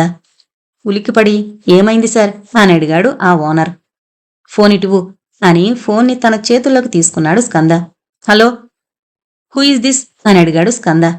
Hi, I'm professor John Michael, university of Michigan US అని అన్నాడు అవతలి వ్యక్తి. 1 సెకండ్ అని చెప్పి, నీ ఫోన్ ఆ స్టూడెంట్స్కి ఎప్పుడైనా ఇచ్చావా అని ఓనర్ వైపు చూస్తూ అడిగాడు స్కంద. ఒకరోజు ఇంటర్నెట్ రాకపోతే డబ్బులు ఎక్కువగా ఇచ్చి నా ఫోన్లో మాట్లాడరు సార్ అని సమాధానమిచ్చాడు ఓనర్.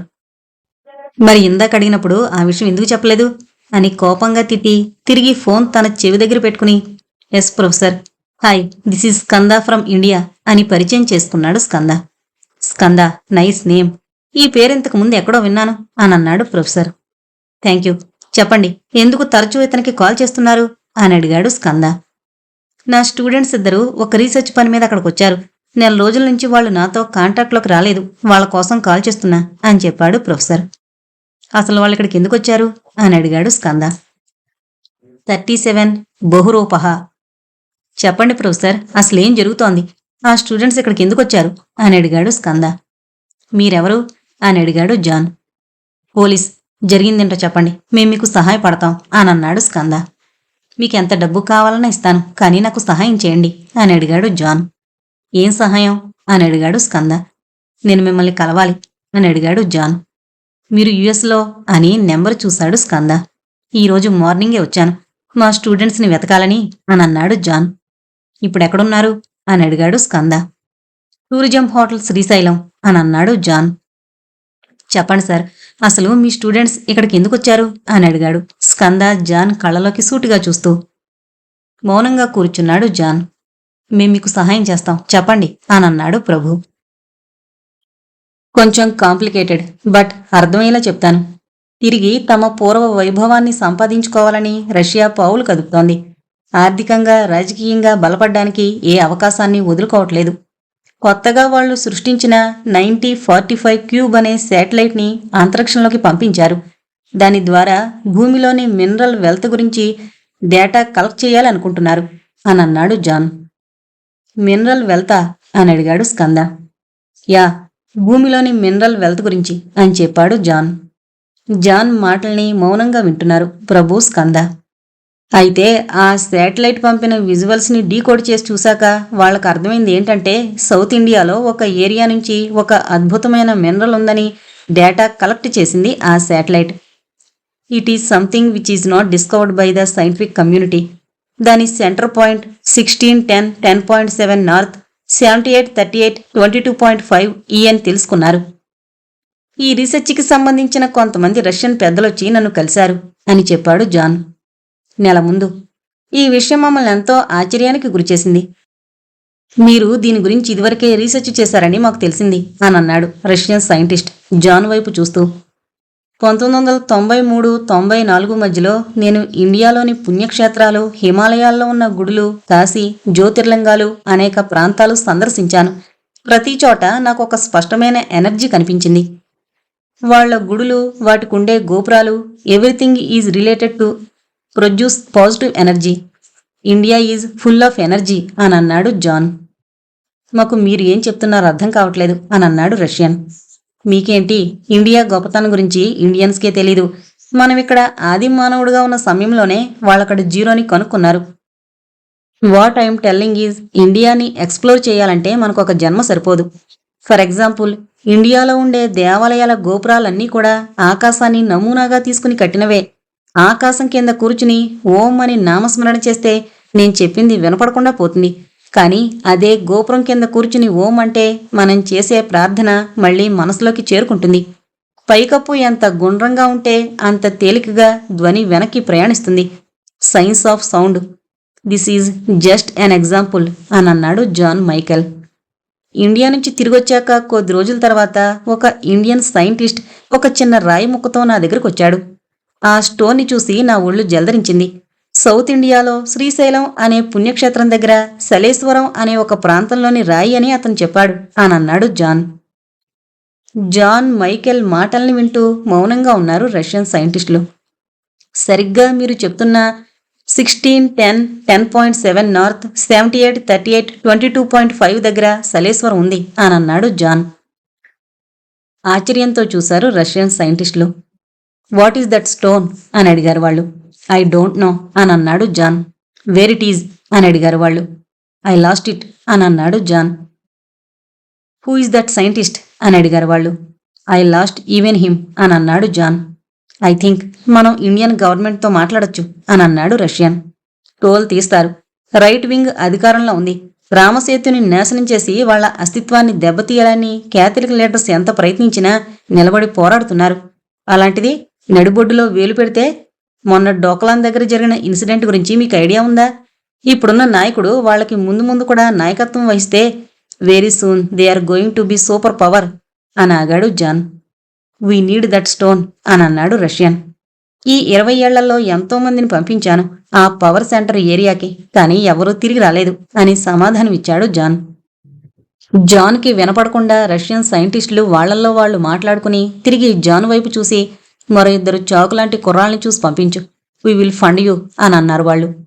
అప్పుడు నేను నా బ్రిలియంట్ స్టూడెంట్స్ అయిన ఈ 2 కుర్రాల్ని పంపించాను అని అన్నాడు జాన్ కాస్త బాధపడుతూ. ఐఆమ్ సారీ సార్, వాళ్ళు చనిపోయారు అని చెప్పాడు స్కంద. ఒక్కసారి ఉలికిపడినట్టు చూసి వాట్ అని అరిచాడు జాన్. అవును సార్, 1 month బ్యాక్ చెప్పాడు ప్రభు. బట్ హౌ అని అడిగాడు జాన్. బ్రూటల్లీ మర్డర్డ్ అని అన్నాడు స్కంద. ఎవరు అని అడిగాడు జాన్.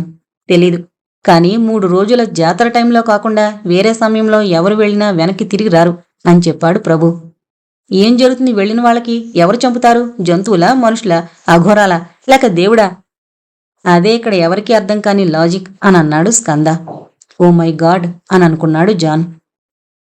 మీరు మాత్రం కకృతిపడి ఆ సలేశ్వరం పక్కకు వెళ్ళకండి అని చెప్పాడు స్కంద. నో, జాతర ఇంకో 2 daysలో స్టార్ట్ అవుతుంది కదా, అది చూసి వెళతాను. I want to see the power of lord Shiva అని అన్నాడు జాన్. ఓకే, జాగ్రత్త, మాకు చెప్పకుండా పిచ్చి పిచ్చి పనులు చేయకండి. మీ మెడకాయల్లోకి కూడా త్రిశూలాలు దిగుతాయి. మా దేవుళ్ళు పాపులను రక్షించరు, చీల్చి చెండాడతారు అని అన్నాడు ప్రభు కాస్త కోపంగా. ప్రభు అన్న మాటలకు అడ్డుపడి ఆ 2 విద్యార్థుల కుటుంబాలకి అని అంటున్న స్కంద మాట పూర్తి కాకముందే నోనో, వాళ్ళు అనాథలు అని అన్నాడు జాన్. భలే సెలెక్ట్ చేసుకున్నావు బలిపశువుల్ని అని అన్నాడు ప్రభు జాన్ వైపు చూస్తూ. ఐఆమ్ సారీ అని అన్నాడు జాన్. నీ అబ్బా, డేంజర్ అని తెలిసి అలా పంపిస్తావు బే అని అరిచాడు ప్రభు. ప్రభు ఆగు అని ప్రభు నాపి, ఎంతకీ 20 సంవత్సరాల క్రితం ఆ చిన్న రాయి ముక్కను తెచ్చిచ్చిన సైంటిస్ట్ ఎవరు అని అడిగాడు Skanda. Doctor Yogi Bharadwaj, assistant scientist, Oak Ridge national laboratory, USA అని సమాధానం ఇచ్చాడు జాన్ స్కంద కళ్ళలోకి సూటిగా చూస్తూ. తర్వాత ఎటు వెళ్లారో తెలీదు, గత 20 సంవత్సరాలుగా హీఈజ్ మిస్సింగ్ అని అన్నాడు జాన్. జాన్ మాటలు విని ఒక్కసారి ఉలిక్కి పడ్డారు స్కంద ప్రభు. 38 జతినహ. చాలా మంచివారు, కేవలం వారి నాస్తికత వల్లే మేం విడిపోవాల్సొచ్చింది. నిజానికి మేం విడిపోలేదు, దూరంగా బతికాం అంతే. ఐఎమ్ సారీ ఆంటీ అని పార్వతి భుజంపై చేయి వేసి ఓదార్చింది హారిక. బాధపడుతున్న పార్వతిని చూసి చలించిపోయాడు దొర. సమయం రాత్రి 10. వైద్యశాల దగ్గర ఆగింది ప్రభు జీపు. పొద్దున్నే కలుద్దాం సార్, రెస్ట్ తీసుకోండి అని చెప్పి జీపు రివర్స్ తీసుకుని వెళ్లిపోయాడు ప్రభు. వైద్యశాలలోకి నడుస్తూ అనుకోకుండా అడవివైపు చూశాడు స్కంద. ఒక చిన్న వెలుతురు అడవిలోకి వెళుతున్నట్టు కనిపించింది స్కందాకి. ఈ టైంలో అడవిలోకి ఎవరు వెళుతున్నారు అని మనసులో అనుకుంటూ పరిగెత్తుకుంటూ లోపలికి వెళ్లి దొర రూంలోకి చూశాడు స్కంద. మంచం ఖాళీగా కనిపించింది. కాస్త కంగారు పడుతూ మళ్లీ అడవివైపు చూసి బయటికి నడవబోయాడు స్కంద. ఇంతలో వెనక నుంచొచ్చి, మీరు ఆందోళన పడకండి, ఈ సమయంలో అడవిలోకి వెళ్లడం నాన్నకు అలవాటే అని చెప్పింది సరస్వతి. చెప్పుంటే నేను వెళ్లేవాణ్ణి కదా అని అన్నాడు స్కంద. చాలా ప్రమాదకరం. ఇంతకు ముందంటే మీ జీవితానికి మీరొక్కరే, కానీ ఇప్పుడు మీ అమ్మగారు హారిక, ఏదైనా చేసే ముందు కాస్త వాళ్ళ గురించి ఆలోచించండి అని చెప్పింది సరస్వతి. సరస్వతి మాటలు విని మౌనంగా వెనక్కి తిరిగి చూసి తన గదిలోకి నడిచాడు స్కంద. మంచంపై ఉన్న పార్వతి వైపు చూసి వెళ్లి ఆమె పక్కన కూర్చున్నాడు. పక్కనే ఉన్న మరో మంచంపై హారిక పడుకుంది. పార్వతి వైపు చూస్తూ ఏదో ఆలోచిస్తూ పార్వతి పాదాల వద్ద పడుకున్నాడు స్కంద. లాంతరు పట్టుకుని లాంతరు వెలుగులో ఒక్కొక్క అడుగు వేస్తూ గుహలోకి నడిచాడు దొర. గుహలో బండ్రాయిపై కూర్చుని ధ్యానంలో ఉన్న అతడిపైకి తన చేతిలో ఉన్న ఫోటోని విసిరాడు దొర. కళ్ళు తెరచి ఫోటో వైపు చూశాడతడు. పార్వతి స్కంద ఉన్న ఆ ఫోటో వైపు చూస్తూ ఎర్రబడిన కళ్ళలోంచి నీళ్లు కారడం మొదలయ్యాయి. కాని ఒక్క క్షణంలో ఆ కన్నీళ్లను దిగమింగి, ఏంటిది అని అడిగాడు అతడు గంభీరమైన గొంతుతో. రుణం, నువ్వు తీర్చాల్సిన రుణం అని అన్నాడు దొర. మౌనంగా దొరవైపు చూశాడతడు. డాక్టర్ యోగి భరద్వాజ్, మొన్న నీ కొడుకొచ్చాడు, ఈరోజు నీ భార్య వచ్చింది అని దొర అనగానే వెనక గుహ బయట ఆకాశం ఉరిమింది. దొర మాటలు విని ఆశ్చర్యంగా చూశాడతడు. బంధం అనే రుణాన్ని నువ్వు తీర్చాల్సిన సమయం వచ్చింది, ఇక నువ్వు బయటికి రావాలి అని అన్నాడు దొర. దొర మాటలు విని 2 క్షణాలు మౌనంగా ఉండి, అంతా తుచ్చం, త్యజించాను అనంతం, బంధాల్లో కాలడం కన్నా బండెడు కట్టెల్లో కాలడం మేలు అని అన్నాడతడు. అని నువ్వనుకుంటే సరిపోదు, బాధ్యతల నుంచి పారిపోయేవాడు ఎప్పుడూ సన్యాసి కాలేడు అని అన్నాడు దొర.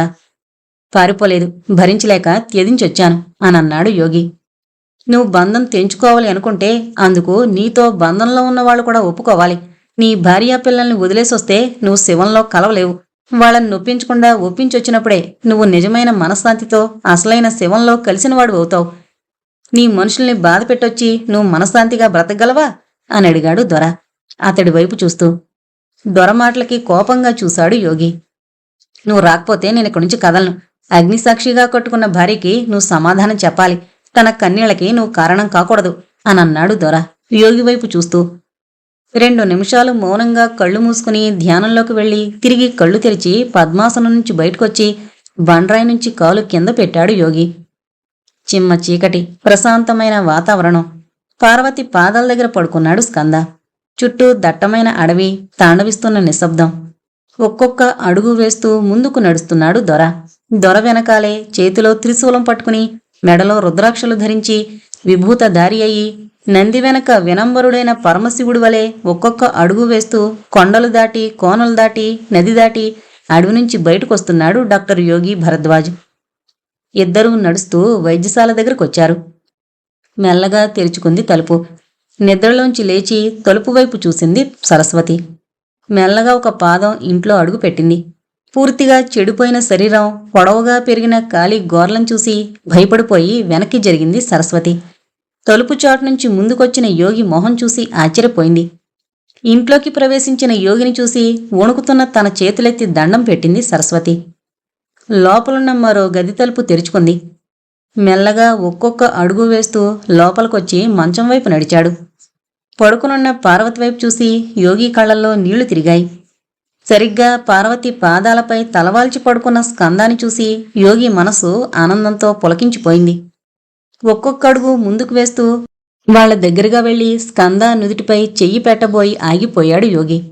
తన పిడికిలి బిగించుకుని ఎర్రబడిన కళ్లతో మళ్లీ ఆ గదిలోంచి బయటికి నడిచాడు యోగి. ఆగు, ఎక్కడికి అని అడిగాడు దొర యోగి భుజంపై చెయ్యి వేసి.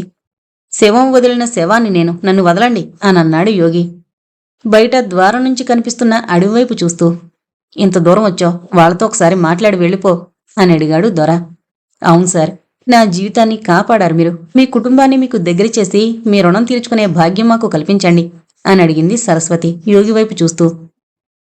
నిజంగా మీరు నా రుణం తీర్చుకోవాలనుకుంటే నా స్థానానికి నన్ను పంపించండి అని అడిగాడు యోగి సరస్వతి కళ్ళలోకి సూటిగా చూస్తూ. వెళ్ళండి, కానీ మాతో ఒకసారి మాట్లాడి వెళ్ళిపోండి నాన్న. మిమ్మల్ని చూడాలని, మీతో మాట్లాడాలని 20 సంవత్సరాల నుంచి అనుక్షణం ఎదురు చూస్తున్నాను. ఒక్కసారి మాట్లాడు నాన్న అని అన్నాడు స్కంద వెనక గదిలోంచి బయటకొచ్చి. వెనక నుంచి వినపడ్డ స్కంద మాటలు విని యోగికి తన కాళ్ళ కింద ప్రపంచం కంపించినంత పనైంది. 39 గతహ. స్కంద మాటలు వింటూ మెయిన్ డోర్ వైపు చూస్తూ అలాగే నిలబడ్డాడు యోగి. యోగి, ఇంకా నా మీద కోపం తగ్గలేదా అని అడిగింది పార్వతి స్కంద వెనక నుంచి రూమ్ బయటికి నడుస్తూ. పార్వతి గొంతు వినబడగానే వెనక్కి తిరిగాడు యోగి. అందంగా ఉండే యోగి అఘోరాలా కనిపించేసరికి ఒక్కసారి ఉలిక్కి పడింది పార్వతి. ఒక్కొక్కడుగు వేస్తూ ముందుకొస్తూ ఏడుస్తూ ఐఎమ్ సారీ యోగి అంటూ యోగి దగ్గరకొచ్చి కాళ్లపై పడింది పార్వతి. పార్వతి చేతులు తన కాళ్ళకి తాకకుండా 2 అడుగులు వెనక్కి వేశాడు యోగి. అందరి కళ్ళల్లో నీళ్లు తిరుగుతున్నాయి. హారిక, సరస్వతి, దొర, కోర్మయ్య అందరూ బాధగా చూస్తున్నారు. స్కంద ముందుకొచ్చి పార్వతిని పైకి లేపాడు. నాన్న, ఎందుకిలా చేస్తున్నారు అని అడిగాడు స్కంద. స్కంద పార్వతి వైపు చూసి మోకాళ్లపై కూర్చుని, ఇది నా ప్రపంచం కాదు, నేనిక్కడ ఉండలేను, నాకు సన్యాసం ప్రసాదించండి అని తన దోసిళ్లను ముందుకు చాచి అడిగాడు యోగి. యోగి అడిగిన విధానానికి అక్కడున్న అందరూ ఆశ్చర్యంగా చూశారు.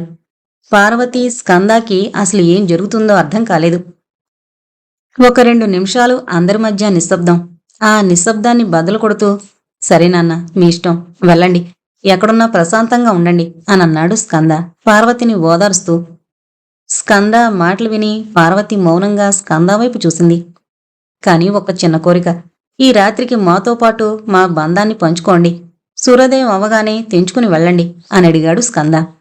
తన దోసిళ్లని కిందకి దించి లేచి నిలబడి అలాగే అన్నట్టు చిన్నగా తల ఊపాడు యోగి. కృష్ణానదిలో స్నానం చేసి బయటకొచ్చి దొరచిన కాషాయ వస్త్రాలు ధరించి తిరిగి వైద్యశాల వైపు నడిచాడు యోగి. నిండు వెన్నెల్లో ప్రశాంతమైన వాతావరణం, అడవిలోంచి వీస్తున్న చల్లటి గాలి. వైద్యశాల బయట ప్రాంగణంలో పీట వేసి విస్తరాకు పరిచి అందులో తన చేతులతో అన్నం వడ్డించింది పార్వతి. యోగొచ్చి భోంచేయడం మొదలుపెట్టాడు. కొసరి కొసరి వడ్డిస్తోంది పార్వతి. పక్కన కూర్చుని విసినకరతో విసురుతున్నాడు స్కంద. అక్కడుండి చూస్తున్న వాళ్ళందరికీ మహాశివుడికి తన భార్య, కొడుకు కలిసి భోజనం వడ్డిస్తున్నారనిపిస్తోంది. భోజనాలు ముగిశాక ప్రశాంతంగా కూర్చున్నారు అందరూ. పార్వతి, యోగి మాత్రం మౌనంగా ఒకరినొకరు చూసుకుంటున్నారు. పక్కనే ఉన్న స్కంద వైపు తిరిగి ఎలా ఉన్నావ్ అని అడిగాడు యోగి. దీనంగా చూస్తూ చిన్నగా నవ్వి, అలసిపోయినాన్న, 20 సంవత్సరాలు నిన్ను వెతికి వెతికి అని అన్నాడు స్కంద. స్కంద మాటలు విని యోగి కళ్ళల్లో నీళ్లు తిరిగాయి. నీ కోపాన్ని నేను అర్థం చేసుకోగలను. నిన్ను క్షమాపణలు అడిగే రోజొస్తుందని నాకెప్పుడో తెలుసు అని అన్నాడు యోగి స్కంద కళ్ళలోకి సూటిగా చూస్తూ. నాకు కోపం లేదు నాన్న, వదిలి వెళ్ళిపోయావు అనే చిన్న బాధ, అందుకే ఎందుకు అని తెలుసుకోవాలి అనుకుంటున్నా అని అన్నాడు స్కంద. ప్రేమగా చూస్తూ మౌనంగా కూర్చున్నాడు యోగి. ఇప్పటికైనా చెప్పు నాన్న, ఎందుకు అని అడిగాడు స్కంద బాధగా యోగి కళ్ళలోకి సూటిగా చూస్తూ. నిజాన్ని గ్రహించాను స్కంద. శివభక్తులు ఒంటిపై నుదిటిపై విభూది ఎందుకు పెట్టుకుంటారో తెలుసా అని అడిగాడు యోగి స్కంద వైపు చూస్తూ. తెలీదు అన్నట్టు తల అడ్డంగా ఊపాడు స్కంద. చిన్న కథ చెప్తాను, అప్పుడు నువ్వే గ్రహిస్తావు అని అన్నాడు యోగి. అందరూ మౌనంగా యోగి మాటలు వింటున్నారు. ఏ విషయానికి మనం దూరంగా ఉండాలనుకుంటామో దాన్ని మన దగ్గర చేసి జీవితం ఒక ఆట ఆడుకుంటుంది అని 2 క్షణాలు మౌనంగా ఉండి, నేను నిన్ను వదలడానికి కారణం మారిపోయిన నా జీవిత గమ్యం అని అన్నాడు యోగి అడవివైపు చూస్తూ. 1995 to 1996. పార్వతి నన్ను వదిలి వెళ్ళిపోయిన రోజది. నా చెయ్యి పట్టుకుని నువ్వు కూడా మనల్ని వదిలి వెళ్ళిపోతున్న పార్వతిని చూస్తున్నావు. ప్రేమించి పెళ్లి చేసుకున్న అమ్మాయి నన్ను అర్థం చేసుకోవడానికి చిన్న ప్రయత్నం కూడా చేయలేదు అని కోపం. ఆ దుఃఖంలోనే నాకొక మంచి వార్త తెలిసింది. తన ఇంట్లో మోగుతున్న ల్యాండ్ లైన్ ఫోన్ వైపు నడుచుకుంటూ వెళ్ళాడు యోగి. రిసీవర్ చేతిలోకి తీసుకుని హలో అని అన్నాడు యోగి. యోగి, ఇట్స్ మీ రాజన్ అని అన్నాడు రాజన్ ఫోన్లో. హే డ్యూడ్, ఎక్కడ, ఎలా ఉన్నావు అని అడిగాడు యోగి. చాలా బాగున్నాను, పార్వతి ఎలా ఉంది అని అడిగాడు రాజన్. ఆ ప్రశ్న విని యోగి మౌనంగా ఉండిపోయాడు. యోగి, ఏమైంది అని అడిగాడు రాజన్. విడిపోయాం బ్రదర్ అని అన్నాడు యోగి. వాట్ అని ఆశ్చర్యపోయాడు రాజన్. కూల్, నా సైన్స్కి తన భక్తికి మ్యాచ్ అవ్వలేదు అంతే. నీ నాస్తికానికి తన ఆస్తికానికి అని చెప్పు అని అన్నాడు రాజన్. అయ్యుండొచ్చు అని అన్నాడు యోగి. తప్పు చేశావురా అని అన్నాడు రాజన్. తెంచుకుంటే తెగిపోయే బంధాలకి ఇకపై విలువ ఇవ్వదలుచుకోలేదు అని అన్నాడు యోగి. సరే, హ్యాపీ మూడ్లో ఉన్నప్పుడు ఈ టాపిక్ ఎందుకు, ఒక గ్రేట్ న్యూస్ చెప్పడానికి కాల్ చేశా అని అన్నాడు రాజన్. ఏంటో అంత హ్యాపీ న్యూస్ అని అన్నాడు యోగి. మన కష్టం ఫలించింది రాజన్ చిన్నగా నవ్వుతూ అన్నాడు. ఒక్కసారి యోగి కళ్ళు ఆశ్చర్యంతో పెద్దగా అయ్యాయి. రాజన్, ఆర్ యు ష్యూర్ అని అడిగాడు యోగి మొహంపై చిన్న డౌట్తో. Yes man, we did it అన్నాడు రాజన్. వావ్ అని మనసులో అనుకున్నాడు యోగి. పెద్ద ఇన్వెస్టర్, మాస్కోలో కలిశాను. 13 దేశాల్లో ఉన్న MNC including US SDK groups అధినేత సిద్దిక్ అని అన్నాడు రాజన్. గుడ్ న్యూస్ అని అన్నాడు యోగి సంతోషపడుతూ. He is going to fund every penny అని అన్నాడు రాజన్. జయంతికి చెప్పావా అని అడిగాడు యోగి. ఈరోజు తన భార్య వెళ్ళిపోయిన రోజు, మర్చిపోయావా అని అడిగాడు రాజన్. యా, ఉఫ్, మనమే వెళ్ళి కలుద్దాం, తిరిగి మన వర్క్ స్టార్ట్ చేయాలి. ఓన్లీ సైన్స్ కెన్ సేవ్ అజ్, ఈ బ్లడీ ఎమోషన్స్ కాదు అని అన్నాడు యోగి. రేపు గెట్ టుగెదర్, రెడీగా ఉండు అని అన్నాడు రాజన్. యా, ఓకే అని కాల్ కట్ చేశాడు యోగి. 40. గతం. మీ ప్రతిభ గురించి, మీరు చేస్తున్న రీసెర్చ్ గురించి నేను అన్ని విషయాలు తెలుసుకున్నాను. మీతో కలిసి పనిచేయడం మంచి పరిణామం. కానీ మన గురించి ప్రపంచానికి తెలియాలంటే ప్రతిభ ఒకటి సరిపోదు, దానికి తగిన ఫండింగ్ ఉండాలి అని అన్నాడు సిద్దిక్ తన ఆఫీసు రూంలో విండోలోంచి బయటకు చూస్తూ.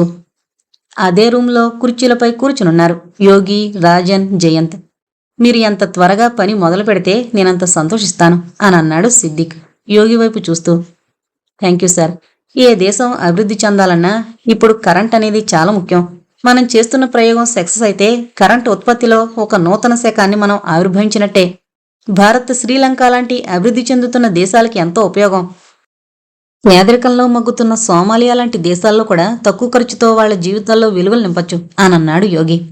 గ్రేట్, కానీ నేను డబ్బు పెడుతున్నానంటే ఎంతో కొంత లాభాన్ని ఆశిస్తాను కదా అనన్నాడు సిద్దిక్. లాభం లేకుండా వ్యాపారం చేయడం మూర్ఖత్వం అన్నాడు యోగి. సో మీరు సృష్టించబోతున్న ఎనర్జీ వాడే హక్కు నా కంపెనీకే ఉండేలా పేటెంట్ కావాలి. ఖచ్చితంగా దాన్ని సాధారణమైన ధరకే అమ్ముతాను. నాకు ప్రాఫిట్ కన్నా పేరు ముఖ్యం అనన్నాడు సిద్దిక్. మేము ఎంత తక్కువకి సృష్టిస్తే మీరంత తక్కువకు అమ్ముతారు. మాపై కూడా బాధ్యత పెరిగింది, అలాగే చేద్దాం అనన్నాడు యోగి. ప్రస్తుతం సముద్రం పక్కనున్న ఒక పెద్ద ల్యాబ్లో రీసెర్చ్ మొదలు పెట్టాం. రోజులు గడిచే కొద్దీ నేను పార్వతిని మరిచిపోవాలని ప్రయత్నించాను. అందుకెక్కువ సమయం ల్యాబ్లోనే గడిపేవాణ్ణి. చిన్న వయసులోనే నీకున్న గ్రాస్పింగ్ పవర్ చూసి నేనే ఆశ్చర్యపోయేవాణ్ణి. భవిష్యత్తులో నువ్వు నాకన్నా గొప్ప సైంటిస్టు అవుతావనే గట్టి నమ్మకం కలిగింది నాకు. నిన్ను చూస్తూ పార్వతిని మరిచిపోవడానికి ప్రయత్నించేవాణ్ణి అనన్నాడు యోగి స్కంద వైపు చూసి. పార్వతి, హారిక, దొర, సరస్వతి అందరూ మౌనంగా యోగి మాటలు వింటున్నారు. నేను నమ్మే శక్తి కాదు, అంతకు మించిందొకటుంది అని తెలిసే రోజు దగ్గరలో ఉంది అని నేను గ్రహించలేదు అనన్నాడు యోగి అడవివైపు చూసి. గతం. చిన్నపిల్లలు మంచులో ఆడుకుంటున్నారు. ఒకరు స్కంద, మరొకరు హారిక. వాళ్ళని అద్దంలోంచి చూస్తూ కాఫీ తాగుతూ, మన టీంకి ఒక పేరు పెట్టుకోవాలి, మనం ముగ్గురం చరిత్రలో నిలిచిపోవాలి, మనం చేసే పని మంచికి ఉపయోగపడేలా చివరిదాకా మనం కలిసి ఉండాలి అని అన్నాడు యోగి తన ఎదురుగా టేబుల్పై ఉన్న కాఫీ తాగుతూ. కనిపెట్టడం గొప్ప కాదు, ఎక్కువ శాతం మంచికి ఉపయోగపడేలా చూసే బాధ్యత కూడా మందే అని అన్నాడు Rajan. Hope for good, survey జన సుఖినోభవంతు అని అన్నాడు జయంత్ ఇద్దరివైపు చూస్తూ. ఈడు మళ్ళీ మొదలుపెట్టాడు, ఆప్రా బాబు నీ రిలీజియస్ స్లోగన్లు అని అన్నాడు యోగి. సర్వే జన సుఖినోభవంతు అంటే అందరూ బాగుండాలి అని అర్థం. దాంట్లో కూడా నువ్వు బూతు వెతుకుతున్నావా అని అడిగాడు జయంత్. వద్దు, ఆపండి మీ డిబేట్. ఈ మంచి మూడ్లో మీ సోది మాటలొద్దు అని అన్నాడు రాజన్ తన చేతిలో ఉన్న విస్కీ గ్లాసు టేబుల్పై పెట్టి. సరే, మంచి పేరు డిసైడ్ చేయండి అని అన్నాడు యోగి. 3 అని అన్నాడు జయంత్. 3 అంటే అని అడిగాడు రాజన్. మన ప్రాజెక్ట్ లోగో. 3 దాని వెనక 3 గీతలుంటాయి. అది మనం ముగ్గురం. మనం సృష్టించబోయే ఆ శక్తి శివుడి 3వ కన్నంత పవర్ఫుల్ అని చెప్తున్నాం ఆ లోగో ద్వారా అని అన్నాడు జయంత్. భూమి గుండ్రంగా ఉన్నట్టు అటుపోయి ఇటుపోయి మళ్ళీ అక్కడికే వస్తావా అని అడిగాడు యోగి. ఇంతలో తలుపు తెరుచుకుని 2 పిల్లలు లోపలికి పరిగెత్తుకుంటూ వచ్చారు. స్కంద వెళ్లి యోగిని హత్తుకున్నాడు. హారిక వెళ్లి జయంత్ ఒళ్ళో కూర్చుంది. మీ ఇద్దరిని చూసి నాకు పెళ్లి చేసుకోవాలంటే భయంగా ఉందిరా అని అన్నాడు రాజన్. నీ భార్యని నువ్వు వదిలేశావు, నీ భార్య నిన్ను వదిలి వెళ్ళిపోయింది అని అన్నాడు రాజన్ ఇద్దరివైపు చూస్తూ. తాగుబోతాడా, ఏం మాట్లాడుతున్నావు అని అన్నాడు యోగి. యోగి కూల్, వాడన్న దాంట్లో పాయింట్ ఉంది. పార్వతి గురించి మరోసారి ఆలోచించు అని అన్నాడు జయంత్. ఓకే, నీ వైఫ్ చనిపోయి 1 year దాటింది, నువ్వెందుకు మరో పెళ్లి చేసుకోవట్లేదు అని అడిగాడు యోగి. అది వేరు ఇది వేరు అని అన్నాడు జయంత్. స్టాప్, ఏంద్రా మీ లొల్లి, ఏ టాపిక్ తీసినా డిబేట్ స్టార్ట్ చేస్తారు అని అరిచాడు రాజన్. సరే, మొదలు మన టీం నేమ్ ఏదో ఒకటి డిసైడ్ చేయండి అని అన్నాడు యోగి. 3 అదే నాకు నచ్చింది, సింబాలిక్గా కూడా ఉంది అని అన్నాడు జయంత్. నాకు కూడా ఓకే అని అన్నాడు రాజన్. ఇంతలో ల్యాండ్ లైన్ ఫోన్ రింగ్ అయింది. ఫోన్ వైపు చూసి ఏదో ఒకటి ఏడవండి అని ఫోన్ వైపు నడిచి కాల్ లిఫ్ట్ చేసి హలో అని అన్నాడు యోగి. ఒక్కసారిగా యోగి మొహం ఆందోళనగా మారిపోయింది. ల్యాబ్లో ఉన్న టర్బైన్ ఒకటి బ్లాస్ట్ అయింది. ల్యాబ్లో కొంత భాగం మంటలు అంటుకున్నాయి. సైరన్ మోగగానే అందరూ బయటకొచ్చారు. పైపులు వాటంతటవే తెరుచుకుని వేగంగా నీళ్లని బయటికి చిమ్ముతున్నాయి. స్ట్రోఫియం అనబడి ఈ ఎనర్జీని సృష్టించడం అంత సులభమైన విషయం కాదు. We need more powerful turbines అని అన్నాడు రాజన్ కోర్ గ్రూప్ మీటింగ్లో. ఇంత ఇన్వెస్ట్ చేశాక మీరిప్పుడు ఈ మాట చెప్పడం ఏంటి అని అడిగాడు సిద్దిక్ కంపెనీ తరపు ప్రాజెక్ట్ హెడ్. మిస్టర్, ఇది రీసెర్చ్, వెళ్లే కొద్దీ నిజాలు తెలుస్తుంటాయి అని అన్నాడు జయంత్. సిద్దిక్తో మాట్లాడి డిసైడ్ అవుదాం అని అన్నాడు ప్రాజెక్ట్ హెడ్. అదొకటే కాదు, ఇంకేదో కావాలి. మన రీసెర్చ్ టైం స్పాన్ కూడా పెంచాలి అని అడిగాడు యోగి. 2 daysలో సిద్దిక్తో మీటింగ్ అరేంజ్ చేస్తాను, కీప్ గోయింగ్ అని అన్నాడు హెడ్. సముద్రం పక్కన నిలబడి ఏదో ఆలోచనల్లో ఉన్నాడు యోగి. మెల్లగా వెనక నుంచొచ్చి ఏమైంది అని పలకరించారు Rajan, Jayant. We need strong mineral అని అన్నాడు యోగి. మనం స్టోఫియంని సృష్టించబోతున్నాం. వీఆర్ ఆన్ ద వే, మనల్ని మనం నమ్మాలి మొదట అని అన్నాడు రాజన్. ఇప్పుడున్న మన ఫార్ములాతో మనం అనుకునే ఎనర్జీని మనం ప్రొడ్యూస్ చేయగలమా అనేదే నా పాయింట్ అని అన్నాడు యోగి. యోగి, మమ్మల్ని ఇంత దూరం తీసుకొచ్చింది నువ్వు. నీకు నమ్మకం కుదరకపోతే మనమేం సాధించలేం అని అన్నాడు జయంత్. నో, అలా కాదు, బట్ ఇంకా ఇంకా కష్టపడాలి, ఎన్నో రోజులు అని అన్నాడు యోగి సముద్రం వైపు చూస్తూ. ముగ్గురు మౌనంగా నిలబడ్డారు. నేను ఒక వీక్ ఇంటికి వెళ్ళొస్తాను. ఐ వాంట్ సమ్ బ్రేక్ అని అన్నాడు యోగి. సరే అన్నట్టు మెల్లగా తల ఊపారు ఇద్దరు. తనింట్లో ఏదో ఆలోచనలతో అటు ఇటు తిరుగుతున్న యోగికి గార్డెన్లో చిన్న సైకిల్ తొక్కుతూ ఆడుకుంటున్న స్కందాన్ని చూసి ఏదో గుర్తొచ్చింది. తనకు సైకిల్ తొక్కాలనిపించింది. వెంటనే తనింటి బేస్మెంట్లోకి వెళ్ళాడు. పాత సామాన్లన్నీ పక్కకి జరిపి మూలకి దుమ్ము పట్టున్న పెద్ద సైకిల్ బయటికి తీయబోయాడు యోగి. ఆ సైకిల్ బయటికి తీస్తుండగా పక్కనే చిన్న టేబుల్పై ఉన్న ఒక బ్యాగు కింద పడింది. అది గమనించిన యోగి సైకిల్ పక్కన పెట్టి ఆ బ్యాగు తన చేతుల్లోకి తీసుకుని చూశాడు. ఈ బ్యాగులో కూడా మంచి విషయం ఉంది. సాంస్క్రిట్ని నేను డీకోడ్ చేసి రాశాను. ఇంట్రెస్టింగ్గా ఉంది, చదువు. నువ్వు ఆర్టికల్స్ రాస్తావు కదా, రాసి చూడు. అమెరికాలో ఎవడైనా చదివి మన గొప్పతనం తెలుసుకోవచ్చు అని అన్నాడు విశ్వం. అబ్బో, ఆ సుత్తి నా వల్ల కాదు బాబు అంటూ మొహం చిరాగ్గా పెట్టాడు యోగి. నోరు మీరా, ఒకసారి చదివి చూడు, చాలా ఇంట్రెస్టింగ్గా ఉంది అని యోగి చేతిలో బ్యాగు పెట్టాడు విశ్వం. సరే అని బ్యాగు తీసుకుని చెయ్యి ఊపుతూ బాయ్ అని అన్నాడు యోగి. ఇదంతా యోగికి గుర్తుకొచ్చింది. ఆ బ్యాగుకున్న దుమ్ము దులుపుతుండగా ఆ బ్యాగులోంచి ఒక పుస్తకము, కొన్ని పేపర్లు, ఒక రాయి ముక్క కింద పడ్డాయి. వాటిని తీసుకుని హాల్లోకొచ్చి టేబుల్పై పెట్టి సోఫాలో పడుకుని ఆ పుస్తకం తెరచి చదవడం ప్రారంభించాడు యోగి. ద్వాపరయుగంలో కురుక్షేత్రానికి సరిగ్గా కొంతకాలం ముందు. ద్వాపరయుగం. మరికొన్ని రోజుల్లో ప్రపంచ చరిత్రలో ఎన్నడూ చూడని, కనీవిని ఎరుగని భీకర యుద్ధం జరగబోతోంది. మంచికి చెడుకి, వెలుగుకి చీకటికి, ధర్మానికి అధర్మానికి మధ్య పోరాటం. అదే కురుక్షేత్రం. కౌరవుల సమూహం అనంతం. దైవబలం పాండవుల తోడున్న విధి వైపరీత్యాన్ని అది జయించగలదా అని అడిగాడు రంజితుడు తన ఎదురుగా కూర్చున్న ఒక మహారుషి కళ్ళలోకి సూటిగా చూస్తూ. దైవబలం దుష్టబలం ఎంతున్నా అన్నింటికన్నా ముందు మన సంకల్పం ముఖ్యం అని అన్నాడు ఋషి. 41 భవః. కావచ్చు స్వామి. యాదవ సైన్యం కూడా కౌరవుల పక్కకే వెళ్ళింది. ఆయుధ సంపద ఎక్కువగా ఉంది. బ్రహ్మాస్త్రాల నుంచి మొదలుకొని అన్నీ వాళ్ల పక్కనే ఉన్నాయి అని అన్నాడు రంజితుడు. ఇటు జగన్నాటక సూత్రధారున్నాడు, మరిచావా అని అడిగాడు మహారుషి. ఉన్నాడు ప్రభు, కాని అని మౌనంగా ఉండిపోయాడు రంజితుడు. రంజితుడా, నీ ఆలోచన నాకు అర్థమైంది.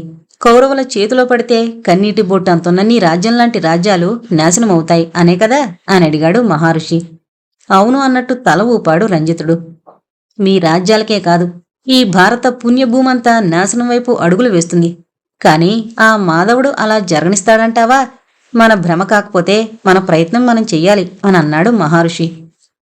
ఏం చేయమంటారు ప్రభు అని అడిగాడు రంజితుడు చేతులు జోడించి. నీకు ఏ అస్త్రం కావాలన్నా ఒక శక్తి కావాలి. అది ప్రసాదించే శక్తి కేవలం ఆ పరమేశ్వరుడికే ఉంది.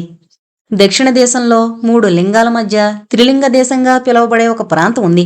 వెళ్ళి ఆ ప్రాంతంలో పరమశివుణ్ణి ప్రార్థించు, అనుగ్రహిస్తాడు అని చెప్పాడు మహారుషి. ఇప్పుడే బయలుదేరతాను ప్రభు అని అన్నాడు రంజితుడు. జాగ్రత్త, బోళాశంకరుడు ఏదడిగినా ఇస్తాడు. ఇచ్చిన దాన్ని సరిగ్గా ఉపయోగించే బాధ్యత నీదే. ఈ యంత్రాన్ని ముందుంచి పూజించు అని ఒక రాగి పటాన్నిచ్చి రంజితుడి నుదుటిపై చెయ్యి పెట్టి దీవించాడు మహారుషి. అలాగే స్వామి అని మహారుషి పాదాలకి మొక్కి దట్టమైన అడవిలో ఉన్న ఆశ్రమం నుంచి బయటకొచ్చాడు. తనకున్న కొద్ది సైన్యంతో కలిసి దక్షిణ దేశం వైపు ప్రయాణమయ్యాడు రంజితుడు. 3 లింగాల మధ్యున్న త్రిలింగ దేశానికి చేరుకుని దట్టమైన అడవిలో ఒక జీవనది పక్కన మహారుద్రయాగం నిర్వహించి యంత్రాన్ని ముందుంచి 18 రోజులు మహా తపస్సులోకి వెళ్ళాడు. 18వ రోజు రంజితుడికి తన శరీరాన్ని తన ఆత్మ వదిలిపెట్టిన అనుభూతి కలిగింది. ఆ సమయంలో అతడికొక గొంతు వినిపించింది. ఋషిచ్చిన యంత్రంపై వెలుగు రావడం అక్కడున్న సైనికాధికారులు గమనించారు. తనలో తనే మాట్లాడుకుంటున్న రంజితుడు ఒక్కసారి కళ్ళు తెరిచాడు. ప్రభు, ఏం జరిగింది అని ప్రశ్నించారు సైనికాధికారులు. మహాశివుడు నాతో మాట కలిపాడు. లోక కళ్యాణార్థం మనకు శక్తిని ప్రసాదించబోతున్నాడు అని అన్నాడు రంజితుడు కళ్లల్లో నిండిన ఆనంద బాష్పాలు వదులుతూ. ఆ ప్రాంతం నుంచి 100 మైళ్ల దూరం వెళ్లమని తన సైన్యాన్ని ఆజ్ఞాపించాడు రంజితుడు. సైన్యంతో తను 100 మైళ్ల దూరం నడిచి తిరిగి తపస్సులోకి వెళ్ళాడు. రంజితుడి ప్రవర్తన ఎవరికీ అర్థం కాలేదు. 3 రోజులు అక్కడే ఉన్నారు అందరూ. 3వ రోజు కళ్ళు తెరిచిన రంజితుడు తన సైన్యాన్ని తిరిగి యాగం చేసిన స్థలానికి వెళ్లడానికి సిద్ధంగా ఉండమని చెప్పాడు. రంజితుడు అతడి సైన్యం చూస్తుండగానే ఆకాశంలోంచి ఒక వేడి చుక్క భూమిపై పడింది. ఒక్కసారి భూమంతా కంపించినంత పనైంది. సైన్యమంతా భయభ్రాంతులకి గురయ్యారు. రంజితుడు మాత్రం ఆకాశం వైపు చూసి చేతులు జోడించి నమస్కరించాడు. సైన్యంతో పాటు రంజితుడు తిరిగి యాగం చేసిన దట్టమైన అడవిలోకి వెళ్లారు. వాళ్లు వెళ్లేసరికి ఆ చుక్క దాటికి ఆ ప్రాంతం రూపురేఖలు మారిపోయాయి. అడవిలో చాలా చోట్ల మంటలు చెలరేగాయి. పైనుంచొచ్చి పడ్డ చుక్క ముక్కలు ముక్కలుగా భూమిలోకి దూసుకువెళ్లి కొండల మాదిరి మారింది. ఆ కొండలే ప్రస్తుతం నల్లమల కొండలు. ఆ త్రిలింగ ప్రాంతమే ఇప్పటి తెలంగాణ. కురుక్షేత్ర యుద్ధానికి ఇక్కడ్నుంచి ఆయుధాన్ని సృష్టించి తీసుకువెళ్లినందుకు పక్కనే ఉన్న జీవనది కృష్ణానది అని పేరుగాంచింది. నింగినుంచి భూమిపై పడ్డ ఆ రాయితో పాండవుల కోసం రంజితుడు లింగాస్త్రాన్ని సృష్టించిచ్చాడు. పాండవ విజయం నమోదైంది. కాని మంచి కొరకు దివి నుంచి భూకొచ్చిన ఈ మహోత్తర శక్తిని ఎవరైనా వినాశనానికి వాడే ప్రమాదం ఉంది అని గుర్తించిన మహర్షి తన శిష్యులకి శివైక్యం ప్రసాదించి ఈ శక్తికి కాపలా ఉండమని దీవించాడు. సరిగ్గా ఆ చుక్క పడ్డచోట అదే రాయితో ఒక శివలింగాన్ని ప్రతిష్ఠింపజేశాడు మహర్షి. ఆ లింగమయ్య వెలసిన చోటు ఇప్పుడు సలేశ్వరంగా పిలువబడుతోంది. శివైక్యం చెందిన ఆ అఘోరాలే ఇప్పటికీ ఆ అడవుల్లో ఈ శక్తిని రక్షించుకుంటూ వస్తున్నారు అని శాసనం తెలిపింది నాకు. ఇది నమ్మొచ్చో లేదో నాకు తెలీదు, కానీ శాసనాలు 100కి 90% నిజాలు చెప్పాయి మన చరిత్రలో. నీకు నచ్చితే దీన్ని ఎక్కడైనా ఆర్టికల్గా రాయి. మన భారతదేశ గొప్పతనం ప్రపంచం నలుమూలలా తెలియాలి. బ్యాగులో ఉన్న ఆ చిన్న రాయి ముక్క మన తాతల కాలం నుంచి మన ఇంటి పూజగదిలో పూజింపబడుతూ వచ్చింది. ఆ దివి నుంచి భూమికి రాలిన చుక్కలో చిన్న భాగమే ఈ రాయి అని రాశాడు విశ్వం. ఆ పుస్తకం చదివి తన చేతులు వణకడం గమనించాడు యోగి. వెంటనే లేచి వెళ్లి రాజన్కి జయంత్కి తన ల్యాండ్లైన్ నుంచి కాల్ చేశాడు. యంత్రాన్ని ముందు పెట్టుకుని పూజిస్తే తనకు వాయిస్ వినపడిందా? అదేమైనా సిగ్నల్ రిసీవరా అని అన్నాడు Rajan. Maybe. Lord Shiva is alien అని చాలా కాన్సెప్సరీస్ ఉన్నాయి అని అన్నాడు జయంత్ ఆ బుక్ వైపు రాయి ముక్క వైపు చూస్తూ. వాట్? సో వీళ్ళు సిగ్నల్ రిసీవర్ని ముందు పెట్టుకుని ఆపరేట్ చేస్తే ఏలియన్ రెస్పాండ్ అయ్యి వీళ్ళకి వెపన్స్ సప్లై చేస్తాడా? అంటే దేవుడు ఏలియన్నా? జేమ్స్ క్యామరూన్ కథలు చెప్పకండి నాకు అని అన్నాడు రాజన్. రాజన్, నీకు తెలియంది లేనట్టు కాదు, మేబీ అంటున్నాను నేను. టెలిపతి అని ఒక కమ్యూనికేషన్ సిస్టమ్ ఉంది మన ఏన్షియంట్ హిస్టరీలో. ఆ విషయం తెలుసా నీకు అని అన్నాడు జయంత్. Stop it dude. నిజంగా జరిగిందా లేదా అనేది మనకు అనవసరం. మనకు ఉపయోగపడుతుందా లేదా అనేదే నాకు ముఖ్యం అని అరిచాడు యోగి. నేను ప్రొఫెసర్ జాన్ మైకల్ అపాయింట్మెంట్ తీసుకుంటాను. ఆయన మనకు టోటల్ క్లారిటీ ఇస్తాడు అని అన్నాడు Rajan. Good, make it fast అని అన్నాడు యోగి. మీకు ఈ రాయి ఎక్కడిది అని అడిగాడు ప్రొఫెసర్ జాన్ మైకల్ ఆశ్చర్యంగా తన ల్యాబ్లోంచి బయటకొస్తూ. ఇండియాలో ఒక ప్రాంతంది అని అన్నాడు Yogi. Oh my god, Jesus అని మనసులో అనుకున్నాడు ప్రొఫెసర్ జాన్ మైకల్. ఏమైంది ప్రొఫెసర్ అని అడిగాడు Rajan. Divine power, it's amazing అని అన్నాడు ప్రొఫెసర్ ఉద్వేగానికి లోనవుతూ. I had never seen such a great stone అంటూ. ఇది ఏ ఏరియా నుంచి తీసుకొచ్చారు చెప్పండి, నేను గవర్నమెంట్తో మాట్లాడతాను. It can change many dimensions అని అడిగాడు ప్రొఫెసర్. సలేశ్వరం అని సౌత్ ఇండియా అని చెప్పబోతున్న రాజన్ మాటలకు అడ్డుపడి, మేము మిమ్మల్ని అక్కడికి తీసుకువెళతాం ప్రొఫెసర్, డోంట్ వర్రీ అని అన్నాడు యోగి. మేము ఒక ప్రాజెక్ట్ వర్క్లో ఉన్నాం, అది అవగానే వెళదాం. స్టోన్తో ఫైనల్ ఎక్స్పెరిమెంట్స్ కొన్ని ఉన్నాయి, అది సెటిల్ అవగానే అని అన్నాడు యోగి. ఓకే, బట్ జాగ్రత్త, అందులో ఏదో ఉంది అని అన్నాడు జాన్. మీ రీసెర్చ్ అయ్యాక I need clear details about this issue అని అడిగాడు జాన్. ఖచ్చితంగా ప్రొఫెసర్ అని అన్నాడు యోగి. మీ అబ్బాయి ఎలా ఉన్నాడు అని అడిగాడు జాన్. బాగున్నాడు, నెక్స్ట్ ఇయర్ నుంచి స్కూలింగ్ స్టార్ట్ చేయాలి అని అన్నాడు యోగి. గ్రేట్, పేరేంటి అని అడిగాడు జాన్. స్కంద అని అన్నాడు యోగి. ప్రొఫెసర్కి ఈ విషయం ఎందుకు చెప్పడం లేదు అని అడిగాడు రాజన్ ప్రొఫెసర్ ల్యాబ్ నుంచి బయటకొస్తూ. శాసనాలు చెప్పిన మాటల్ని కొంచెం గౌరవిద్దాం, రెస్పెక్ట్ హిస్టరీ. అంత ఎనర్జీ ఎవరైనా రాంగ్ హ్యాండ్లోకి వెళితే ఫస్ట్ మనం మంచి కోసం ఉపయోగించి చూద్దాం, సక్సెస్ అవుతే ప్రపంచానికి తెలియజేద్దాం అని అన్నాడు యోగి. ఎన్నో సంవత్సరాల నా కృషి మెల్లగా ఫలించడం మొదలైంది. స్ట్రోఫియం సృష్టించడానికి కావలసిన మహత్తర శక్తి మా దగ్గరుంది అనే నమ్మకం రోజు రోజుకీ పెరిగింది. ఎన్నో దేశాల చీకటిని తరిమి కొట్టబోతున్నాం అనే ఆలోచన నా లోపల మరింత ఉత్సాహాన్ని నింపింది. 6 నెలలు పగలు రాత్రి కష్టపడి ఒక ఫైనల్ ఫార్ములాకి చేరుకున్నాను. అదే రోజు సాయంత్రం నాకు ఒక ఫోన్ కాల్ వచ్చింది. 42 సత్యశోధన. డాక్టర్ యోగి భరద్వాజ్ అని అడిగాడు ఫోన్లో అవతల వ్యక్తి. ఎస్ అని సమాధానమిచ్చాడు యోగి. నా పేరు యశోరా డామిన్. నేను మిమ్మల్ని ఒకసారి కలవాలి అని అడిగాడు అతను. ఓహ్, ఈ పేరు ఎక్కడా విన్నట్లేదు. ఎవరు మీరు? నన్ను ఎందుకు కలవాలనుకుంటున్నారు అని అడిగాడు యోగి. సార్, నేను మీతో ఒక ముఖ్యమైన విషయం మాట్లాడాలి. ఇలా ఫోన్లో కాదు, మిమ్మల్ని కలవాలి ప్లీజ్ అని అడిగాడు అతడు. ఒక 2 క్షణాలు మౌనంగా ఉండి ఓకే, ఎక్కడా అని అడిగాడు Yogi. The New York museum of contemporary art దగ్గరలో అని అన్నాడు ఆ వ్యక్తి. యోగి అతను చెప్పిన దగ్గరలో ఒక బిస్తరాలో కూర్చుని ఆ వ్యక్తి కోసం ఎదురు చూస్తున్నాడు. చాలాసేపటికి బ్లాక్ స్వెటర్ ధరించి బిస్త్రోలోకొచ్చిన వ్యక్తి యోగిని చూసి యోగి కూర్చున్న టేబుల్ దగ్గరికి నడుచుకుంటూ వచ్చి, హాయ్ సార్, మీకు కాల్ చేసింది నేనే, యశోరా అని పరిచయం చేసుకుని షేక్ హ్యాండ్ ఇచ్చాడు. హలో, ఐఆమ్ యోగి అని అన్నాడు యోగి చెయ్యి ముందుకు చాచి. ఎదురుగా ఉన్న కుర్చీలో కూర్చుంటూ, అమెరికాలో చాలా చలిగా ఉంది సార్ అని అన్నాడు ఆ వ్యక్తి. అమెరికాకి మొదటిసారి వచ్చారా అని అడిగాడు యోగి. అవునన్నట్టు తల ఊపాడు ఆ వ్యక్తి. టూరిస్ట్ ఆర్ ఎంప్లాయ్ అని అడిగాడు యోగి. టూరిస్ట్, కానీ అమెరికా చూడ్డానికి కాదు అని అన్నాడు ఆ వ్యక్తి. మరి? మిమ్మల్ని కలవడానికి. నన్ను కలవడానికా? ఎందుకు అని అడిగాడు యోగి. అవును సార్, మిమ్మల్ని కలవడానికే. నేను నమ్ముతున్న ఒక విషయాన్ని మీతో చెప్పడానికి అని అన్నాడు ఆ వ్యక్తి. ఒక 2 క్షణాలు అర్థం కానట్టు చూశాడు యోగి. ఏంటా విషయం అని అడిగాడు యోగి అతడి కళ్ళలోకి సూటిగా చూస్తూ. నేను శ్రీలంకలో ఇండస్ట్రియలిస్ట్ని. మై ఫాదర్ హ్యావిష్ డ్యామిని. శ్రీలంక న్యూక్లియర్ రీసెర్చ్ సెంటర్లో డాక్టర్. న్యూక్లియర్ రీసెర్చ్ మీద ఆయన అనేక దేశాలు తిరిగాడు అని చెప్పాడు ఆ వ్యక్తి. నైస్, అయితే అని అడిగాడు యోగి. ఆయన ఒకసారి ఏదో రీసెర్చ్ పని మీద ఇండియా వెళ్ళాడు. ఆ తర్వాత మాకు కనిపించలేదు. తిరిగి రాలేదు అని అన్నాడు ఆ వ్యక్తి. మౌనంగా అతని మాటలు వింటున్నాడు యోగి. ఇది జరిగి సుమారు 5 సంవత్సరాలవుతోంది, అరౌండ్ 1992 అని అన్నాడు ఆ వ్యక్తి. ఐఎమ్ సారీ, బట్ నన్ను మీరు కలవడానికి కారణం అని అడిగాడు యోగి. మా నాన్న మిమ్మల్ని కలవమని చెప్పారు సార్ అని అన్నాడు ఆ వ్యక్తి యోగి కళ్ళలోకి సూటిగా చూస్తూ. వాట్? ఎందుకు? 1992లో నన్ను కలవమని చెప్పారా అని అడిగాడు యోగి. లేదు సార్, 2 వారాల ముందు అని అన్నాడు ఆ వ్యక్తి. వాట్? 1992లో మిస్ అయిన వ్యక్తి తిరిగొచ్చారా అని అడిగాడు యోగి.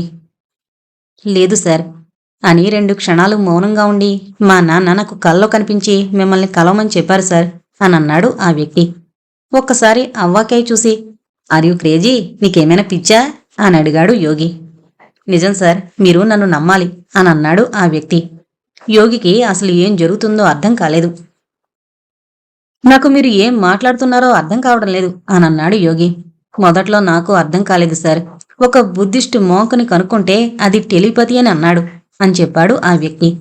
యోగి కళ్ళు పెద్దగా చేసుకుని ఆశ్చర్యంతో చూస్తూ వాట్ అని గట్టిగా అన్నాడు.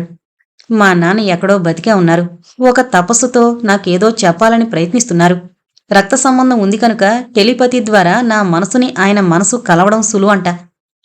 అలా రోజూ నా కల్లోకొస్తూ మిమ్మల్ని కలవమన్నారు సార్ అని అన్నాడు ఆ వ్యక్తి. ఏదో ఆలోచనల్లో పడిపోయాడు యోగి. మీరు నన్ను నమ్మాలి సార్, మా నాన్న మీద గౌరవంతో నేనింత దూరం వచ్చాను అని అన్నాడు ఆ వ్యక్తి. సరే, ఎంతకీ మీ నాన్న కలల్లో కనిపించి నా గురించి ఏం చెప్పాడు అని అడిగాడు యోగి. అంతా బ్లర్గా ఉంది సార్ మీ మొహం. ఆయన ఎక్కడో అడవుల్లో మిమ్మల్ని కలవమని చెప్పడం, ఒక అడ్రస్, మీకు ఒక అడ్రస్ ఇవ్వమని కూడా చెప్పాడు సార్ అని అన్నాడు ఆ వ్యక్తి. ఏం అడ్రస్ అని అడిగాడు యోగి. 1 సెకండ్ సార్ అని తన బ్యాగ్లోంచి ఒక చిన్న స్లిప్ తీసి 242 street number 8 main gate great church ఇచానా న్యూయార్క్ అని చెప్పాడు ఆ వ్యక్తి. అసలు నన్ను ఎలా కనుక్కున్నారు మీరు అని అడిగాడు యోగి. టాప్ సైంటిస్ట్ ఆఫ్ డెకేడ్ ఆర్టికల్లో మీ గురించి చదివాను సార్. అంతేకాకుండా మీ ఫోన్ నెంబర్ కూడా మా నాన్నే చెప్పాడు సార్ అని అన్నాడు ఆ వ్యక్తి. ఆశ్చర్యంగా చూస్తూ మౌనంగా కూర్చున్నాడు యోగి. ఎదురుగా టేబుల్పై గ్లాసులో ఉన్న కొన్ని నీళ్లు తాగి, ఆ కలలో ఇంకేం కనిపించాయి మీకు అని అడిగాడు యోగి కాస్త మెల్లగా. బ్లర్ విజన్, దట్టమైన అడవి, పక్కనే ఒక జలపాతం, మీ ఇండియన్ గాడ్ లార్డ్ శివ అని అన్నాడు ఆ వ్యక్తి. ఆ వ్యక్తి మాటలు వింటూ యోగి మౌనంగా ఉండిపోయాడు. తన మనసు అయోమయంలో మునిగిపోయింది. నేను వెళ్ళాలి సార్. కేవలం మా నాన్న మీద ఉన్న చిన్న నమ్మకంతో ఇంత దూరం వచ్చి మీకు ఈ విషయం చెప్పాను అని కుర్చీలోంచి లేచి నిలబడ్డాడు యశోరా డామిన్. జయంతి ఇల్లు. యోగి, నువ్వు ఒక సైంటిస్ట్వి, ఆ విషయం మర్చిపోకు. ఎవడో వచ్చి మా నాన్న నాకు కల్లో కనిపించి ఏదో చెప్పాడంటే నమ్ముతావా? టెలిపతియా వాడ్డా అని గట్టిగా అరిచాడు రాజన్. పక్క గదిలో ఆడుకుంటున్న స్కంద హారిక వైపు చూసి, పిల్లలున్నారు, కొంచెం నీ మాటలు కంట్రోల్ చేసుకో అని అన్నాడు జయంత్. యోగి మాత్రం మౌనంగా కూర్చుని ఏదో ఆలోచిస్తున్నాడు. యోగి, ఏదైనా మాట్లాడు అని అడిగాడు రాజన్. జయంత్, ఆ పెయింటింగ్ వేసింది నువ్వేనా అని అడిగాడు యోగి ఎదురుగా గోడకి తగిలించిన పెయింటింగ్ చూస్తూ. ఆ పెయింటింగ్ వైపు చూసి, ఇండియా వెళ్ళినప్పుడు కొన్నాను. చుట్టూ దట్టమైన అడవి, జలపాతం, పక్కన శివలింగం, బాగుంది కదూ అని అడిగాడు జయంత్. యోగి మాత్రం ఆ పెయింటింగ్ వైపు చూస్తూ మౌనంగా కూర్చున్నాడు. సంవత్సరంలో కేవలం 3 రోజులు మాత్రమే అక్కడికి వెళతారంట జనాలు అని అన్నాడు జయంత్. సలేశ్వరం, మా అన్నయ్య ఉండే తిరుమలాపురంకి చాలా దగ్గర. మనం చదివిన ద్వాపరయుగం కథకి మూలం ఆ ప్రాంతమే, పవర్ సెంటర్ అని అన్నాడు యోగి. ఎప్పుడైనా అక్కడికి వెళదాం డాడీ, చాలా బాగుంది పెయింటింగ్ అని అడిగాడు స్కంద మెల్లగా వెనక నుంచి నడుచుకుంటూ వచ్చి యోగి కాళ్లపై కూర్చుని. చిన్నగా నవ్విన యోగి, నేను అడ్రస్కి వెళ్ళొస్తాను అని అన్నాడు రాజన్ వైపు చూస్తూ. వాట్? మన టైం వేస్ట్ చేస్తున్నాం. ఫైనల్ ఫార్ములా రెడీ అయింది. ఇంకో 2 days గేమ్ చేంజింగ్ మీటింగ్స్ ఉన్నాయి. సిద్దిక్ ఈజ్ అరైవింగ్ అని అన్నాడు రాజన్. ఇచికా ఫ్లైట్లో 1 రోజులో తిరిగి వచ్చేస్తాను. మీరు మీటింగ్కి రెడీ అవ్వండి అని అన్నాడు యోగి స్కందకు ఒక చిన్న ముద్దిచ్చి. ఫైనల్ ఫార్ములా రెడీ అయింది అని సిద్దిక్కి మెసేజ్ పంపించారు. 2 రోజుల్లో కలుద్దామని సిద్దిక్ నుంచి రిప్లై వచ్చింది. సిద్దిక్తో మీటింగ్ కోసం రాజన్, జయంత్ ఇద్దరూ రెడీ అవుతున్నారు. యోగి కారు ఎయిర్పోర్ట్ ముందు ఆగింది. న్యూయార్క్ నుంచి ఫ్లైట్లో ఇచికాకి బయలుదేరాడు. 43 Neelakantha, 242 street number 8 main gate, great church, Ithaca, New York అనే అడ్రస్ ముందు క్యాబ్ ఆగింది. అందులోంచి కిందకి దిగాడు యోగి. ఇంటి ముందు నిలబడి ఒక 2 క్షణాలు చూసి ఆ ఇంటివైపు అడుగులు వేశాడు యోగి. కాలింగ్ బెల్ నొక్కాడు, కానీ ఎవరూ తలుపు తెరవలేదు. మరోసారి బెల్ నొక్కాడు. ఈసారి కూడా ఎవరూ తలుపు తెరవలేదు. తలుపు తెరవడానికి ప్రయత్నించాడు యోగి, కానీ తలుపు తెరుచుకోలేదు. యోగి వెనక్కి నడిచి రోడ్డుపైకొచ్చాడు. అటు ఇటు చూసి పక్కవాళ్లని అడుగుదామని పక్కింటి వైపు అడుగులు వేశాడు. తను అలా నడుస్తుండగా తను దాటుకుంటూ వెళ్తున్న ఒక street coin box phone ring అవడం మొదలుపెట్టింది. ఒక్కసారి ఆగిపోయాడు యోగి. తల పైకెత్తి చూశాడు. పోల్కి సీసీ కెమెరా ఉండడం గమనించాడు. పక్కన ఫోన్ రింగ్ అవుతూనే ఉంది. ఫోన్ దగ్గరకు వెళ్లి మెల్లగా రిసీవర్ చేతిలోకి తీసుకుని హలో అని అన్నాడు యోగి. హూ ఆర్ యూ అని అడిగాడు అవతల వ్యక్తి. హౌస్ నెంబర్ 242, ఆ ఇంటి వాళ్ళ కోసం వచ్చాను అని అన్నాడు యోగి. హూ ఆర్ యూ అని మళ్ళీ అడిగాడు ఆ వ్యక్తి. ఎంతకీ నువ్వెవరు అని అడిగాడు యోగి. అవతల వ్యక్తి మౌనంగా ఉండి, నువ్వు ఆ ఇంట్లో వాళ్ళని ఎందుకు కలవాలనుకుంటున్నావు అని అడిగాడు. తెలీదు, కానీ కలవాలి అని అన్నాడు యోగి. వాట్ అని అన్నాడు అవతల వ్యక్తి. యశోరా డామిన్, శ్రీలంక నుంచి వచ్చిన ఒక వ్యక్తి కలవమని చెప్పాడు అని అన్నాడు యోగి. డామిన్ అని ఒక 2 సెకండ్లు మౌనంగా ఉండి క్యాబ్ పట్టుకుని నార్త్ హైవే ఫారెస్ట్ లేక్ దగ్గరికి రా అని అన్నాడు. కాల్ కట్ చేశాడు అవతల వ్యక్తి. ఫారెస్ట్ లేక్ అనే సరస్సు పక్కనున్న ఒక బ్రిడ్జిపై క్యాబ్ ఆగింది. అందులోంచి కిందకి దిగి సరస్సు వైపు నడిచాడు యోగి. వెనక నుంచి ఒక వ్యక్తి రావడం గమనించి వెనక్కి తిరిగాడు యోగి. మొహంపై మాసిపోయిన గెడ్డం, ఒంటిపై స్వెటర్ ధరించి యోగి కళ్ళలోకి సూటిగా చూస్తూ, సీసీ క్యామ్లో కనపడింది నువ్వే, చెప్పు, నన్నెందుకు కలవాలనుకున్నావు అని అడిగాడు ఆ వ్యక్తి. ఆ అడ్రస్లో ఉండేది మీరేనా? మరి ఇలా సిటీకి దూరంగా ఎందుకున్నారు అని అడిగాడు యోగి. నీకనవసరం, ఇంతకీ నన్ను ఎందుకు కలవాలనుకున్నావు అది చెప్పు అని అన్నాడు ఆ వ్యక్తి. ఒక తండ్రి తన కొడుక్కి కలలో కనిపించి నిన్ను కలవమని చెప్పాడంట అని అన్నాడు యోగి. వాట్ అని ఆశ్చర్యపోయాడు ఆ వ్యక్తి. ఫోన్లో చెప్పాను కదా, యశోరా డామిన్ వాళ్ళ నాన్న హ్యావిష్ డామిన్ అని అన్నాడు యోగి. ఓ మై గాడ్ అని మనసులో అనుకున్నాడు ఆ వ్యక్తి. చెయ్యి ముందుకు చాచి ఐఆమ్ రోనీ, జర్నలిస్ట్ అని పరిచయం చేసుకున్నాడు ఆ వ్యక్తి. ఫారెస్ట్ లేక్ దగ్గరలో ఒక చిన్న వుడ్ హౌస్లో యోగికి ఒక కప్పులో కాఫీ ఇచ్చి తను ఒక గ్లాసులో వైన్ పోసుకుని ఒకసారి సిప్ చేసి, ఎగ్జాక్ట్లీ గుర్తులేదు, బట్ 2 years ముందనుకుంటా తను నన్ను కలిశారు. నేను ఫ్రీలాన్సర్గా పనిచేసే జర్నలిస్ట్ని. లైక్ సీక్రెట్ రిపోర్టర్ అనన్నాడు రోనీ. రోనీ మాటలు వింటూ మౌనంగా కూర్చున్నాడు యోగి. ఇంకో చిన్న సిప్ తీసుకుని తను న్యూక్లియర్ సైంటిస్ట్ అని, తనకొక కంపెనీ గురించి, దాని సీఈఓ గురించి డీటెయిల్స్ కావాలి అని అడిగాడు. అది తెలుసుకోవడం ఎంతసేపు, షేర్ కొనాలనుకునే ప్రతి ఇన్వెస్టర్కి ఆ విషయాలు తెలుస్తాయి అని నేనన్నాను. అప్పుడాయన అందరికీ తెలిసింది, ఎవరికీ తెలియని హిడెన్ ఎజెండాలు నాకు తెలియాలి అని అడిగాడు. He offered some good amount. తన పని చేసి పెట్టాను. ఆ తర్వాత ఆయన నాకు కనపడలేదు. కానీ నేను ఆపదలో పడ్డాను. నేను ఇలా సీక్రెట్గా ముఖ్యమైన సమాచారాన్ని ఆ కంపెనీ నుంచి లాగానని తెలిసి వాళ్ళు నా వెంట పడ్డారు. They killed my daughter. అందుకే ఇలా వాళ్ళ నుంచి తప్పించుకుని అన్నిటికీ దూరంగా బతుకుతున్నాను అనన్నాడు రోనీ. నా కోసం వచ్చే కొంతమంది స్నేహితులు శ్రేయోభిలాషుల కోసం అక్కడున్న సీసీ క్యామ్ నా ల్యాబ్కి కనెక్ట్ చేసుకుని పక్కనున్న ఫోన్తో కనెక్ట్ అవుతాను అనన్నాడు వైన్ గ్లాస్ టేబుల్పై పెట్టి. నువ్వు సీక్రెట్గా తెలుసుకున్న సమాచారం ఏ కంపెనీకి సంబంధించింది అని అడిగాడు యోగి. ఎస్డీకే కంపెనీ, దాని సీఈఓ సిద్దిక్, మహమ్మద్ సిద్దిక్ ఖాదిర్ అనన్నాడు రోనీ లేచి నిలబడి ఆ గది కిటికీలోంచి బయట చూస్తూ. వాట్ అని ఆశ్చర్యపోయాడు యోగి. ఇస్లామిక్ ఉగ్రవాదానికి కార్పొరేట్ స్వరూపం వాడు. Middle East best company. ఆఫ్ఘాన్కి పాకికి మధ్యలో ఉన్న ఒక ఉగ్రవాద సంస్థకి చాలా దగ్గర సంబంధాలున్నాయి. అమెరికాని దెబ్బ కొట్టాలని ఎప్పటినుంచో ఎదురు చూస్తున్న కొన్ని శక్తులకి వీడు ఆయుధాలు సరఫరా చేస్తున్నాడు. నలుగురు కలిసి ఉండడం పండగ, కొట్టుకోవడం నరకం. నలుగురు కొట్టుకునేలా నరకాన్ని సృష్టించి వాళ్ళకి ఆయుధాలను అందించి వీడు పైకెదుగుతున్నాడు అనన్నాడు రోనీ. ఆర్ యు షూర్ అని అడిగాడు యోగి కాస్త ఆందోళనగా చూస్తూ. రోనీ ఒక్కసారి యోగి వైపు చూసి బేస్మెంట్లోకి వెళ్లి ఒక లాకర్ ఓపెన్ చేసి అందులో ఉన్న కొన్ని ఫైల్స్ని బయటికి తెచ్చాడు. ఇదే నేను సేకరించిన సమాచారం అని యోగి ముందు పెట్టాడు. ఆ పేపర్స్లో ఉన్న సమాచారమంతా చూసి యోగిలో మరింత ఆందోళన పెరిగింది. వాడు ఫండింగ్ ఇస్తున్నాడు. We are almost ready with great formula అని అన్నాడు యోగి ఆశ్చర్యంగా ఆ పేపర్స్ వైపు చూస్తూ. కానీ ఆ పవర్ని కరెంట్ కోసం సృష్టిస్తున్నాం. మీరు దేనికోసం సిద్ధం చేసినా వాడు వాడి కోసమే వాడుకుంటాడు. వాడు ఆ శక్తిని ఆయుధంగా మలిచాడంటే జస్ట్ ఇమాజిన్ అని అన్నాడు రోనీ. ఇన్ని రోజులు మన కష్టం కొన్ని వేల ప్రాణాలు పాలిట శాపంగా మారితే, మనం చదివిన ఈ సైన్సు, చేస్తున్న ఈ ప్రయోగం, వీఆర్ ద డెవిల్స్ అని అన్నాడు యోగి. యోగి మాటలు వింటూ ఆందోళన చెందుతున్నారు రాజన్, జయంత్. ఇప్పుడేం చేద్దాం అని అడిగాడు జయంత్. చేసేదేముంది, వాడికి మనం రేపు కలుస్తున్నామని చెప్పాం.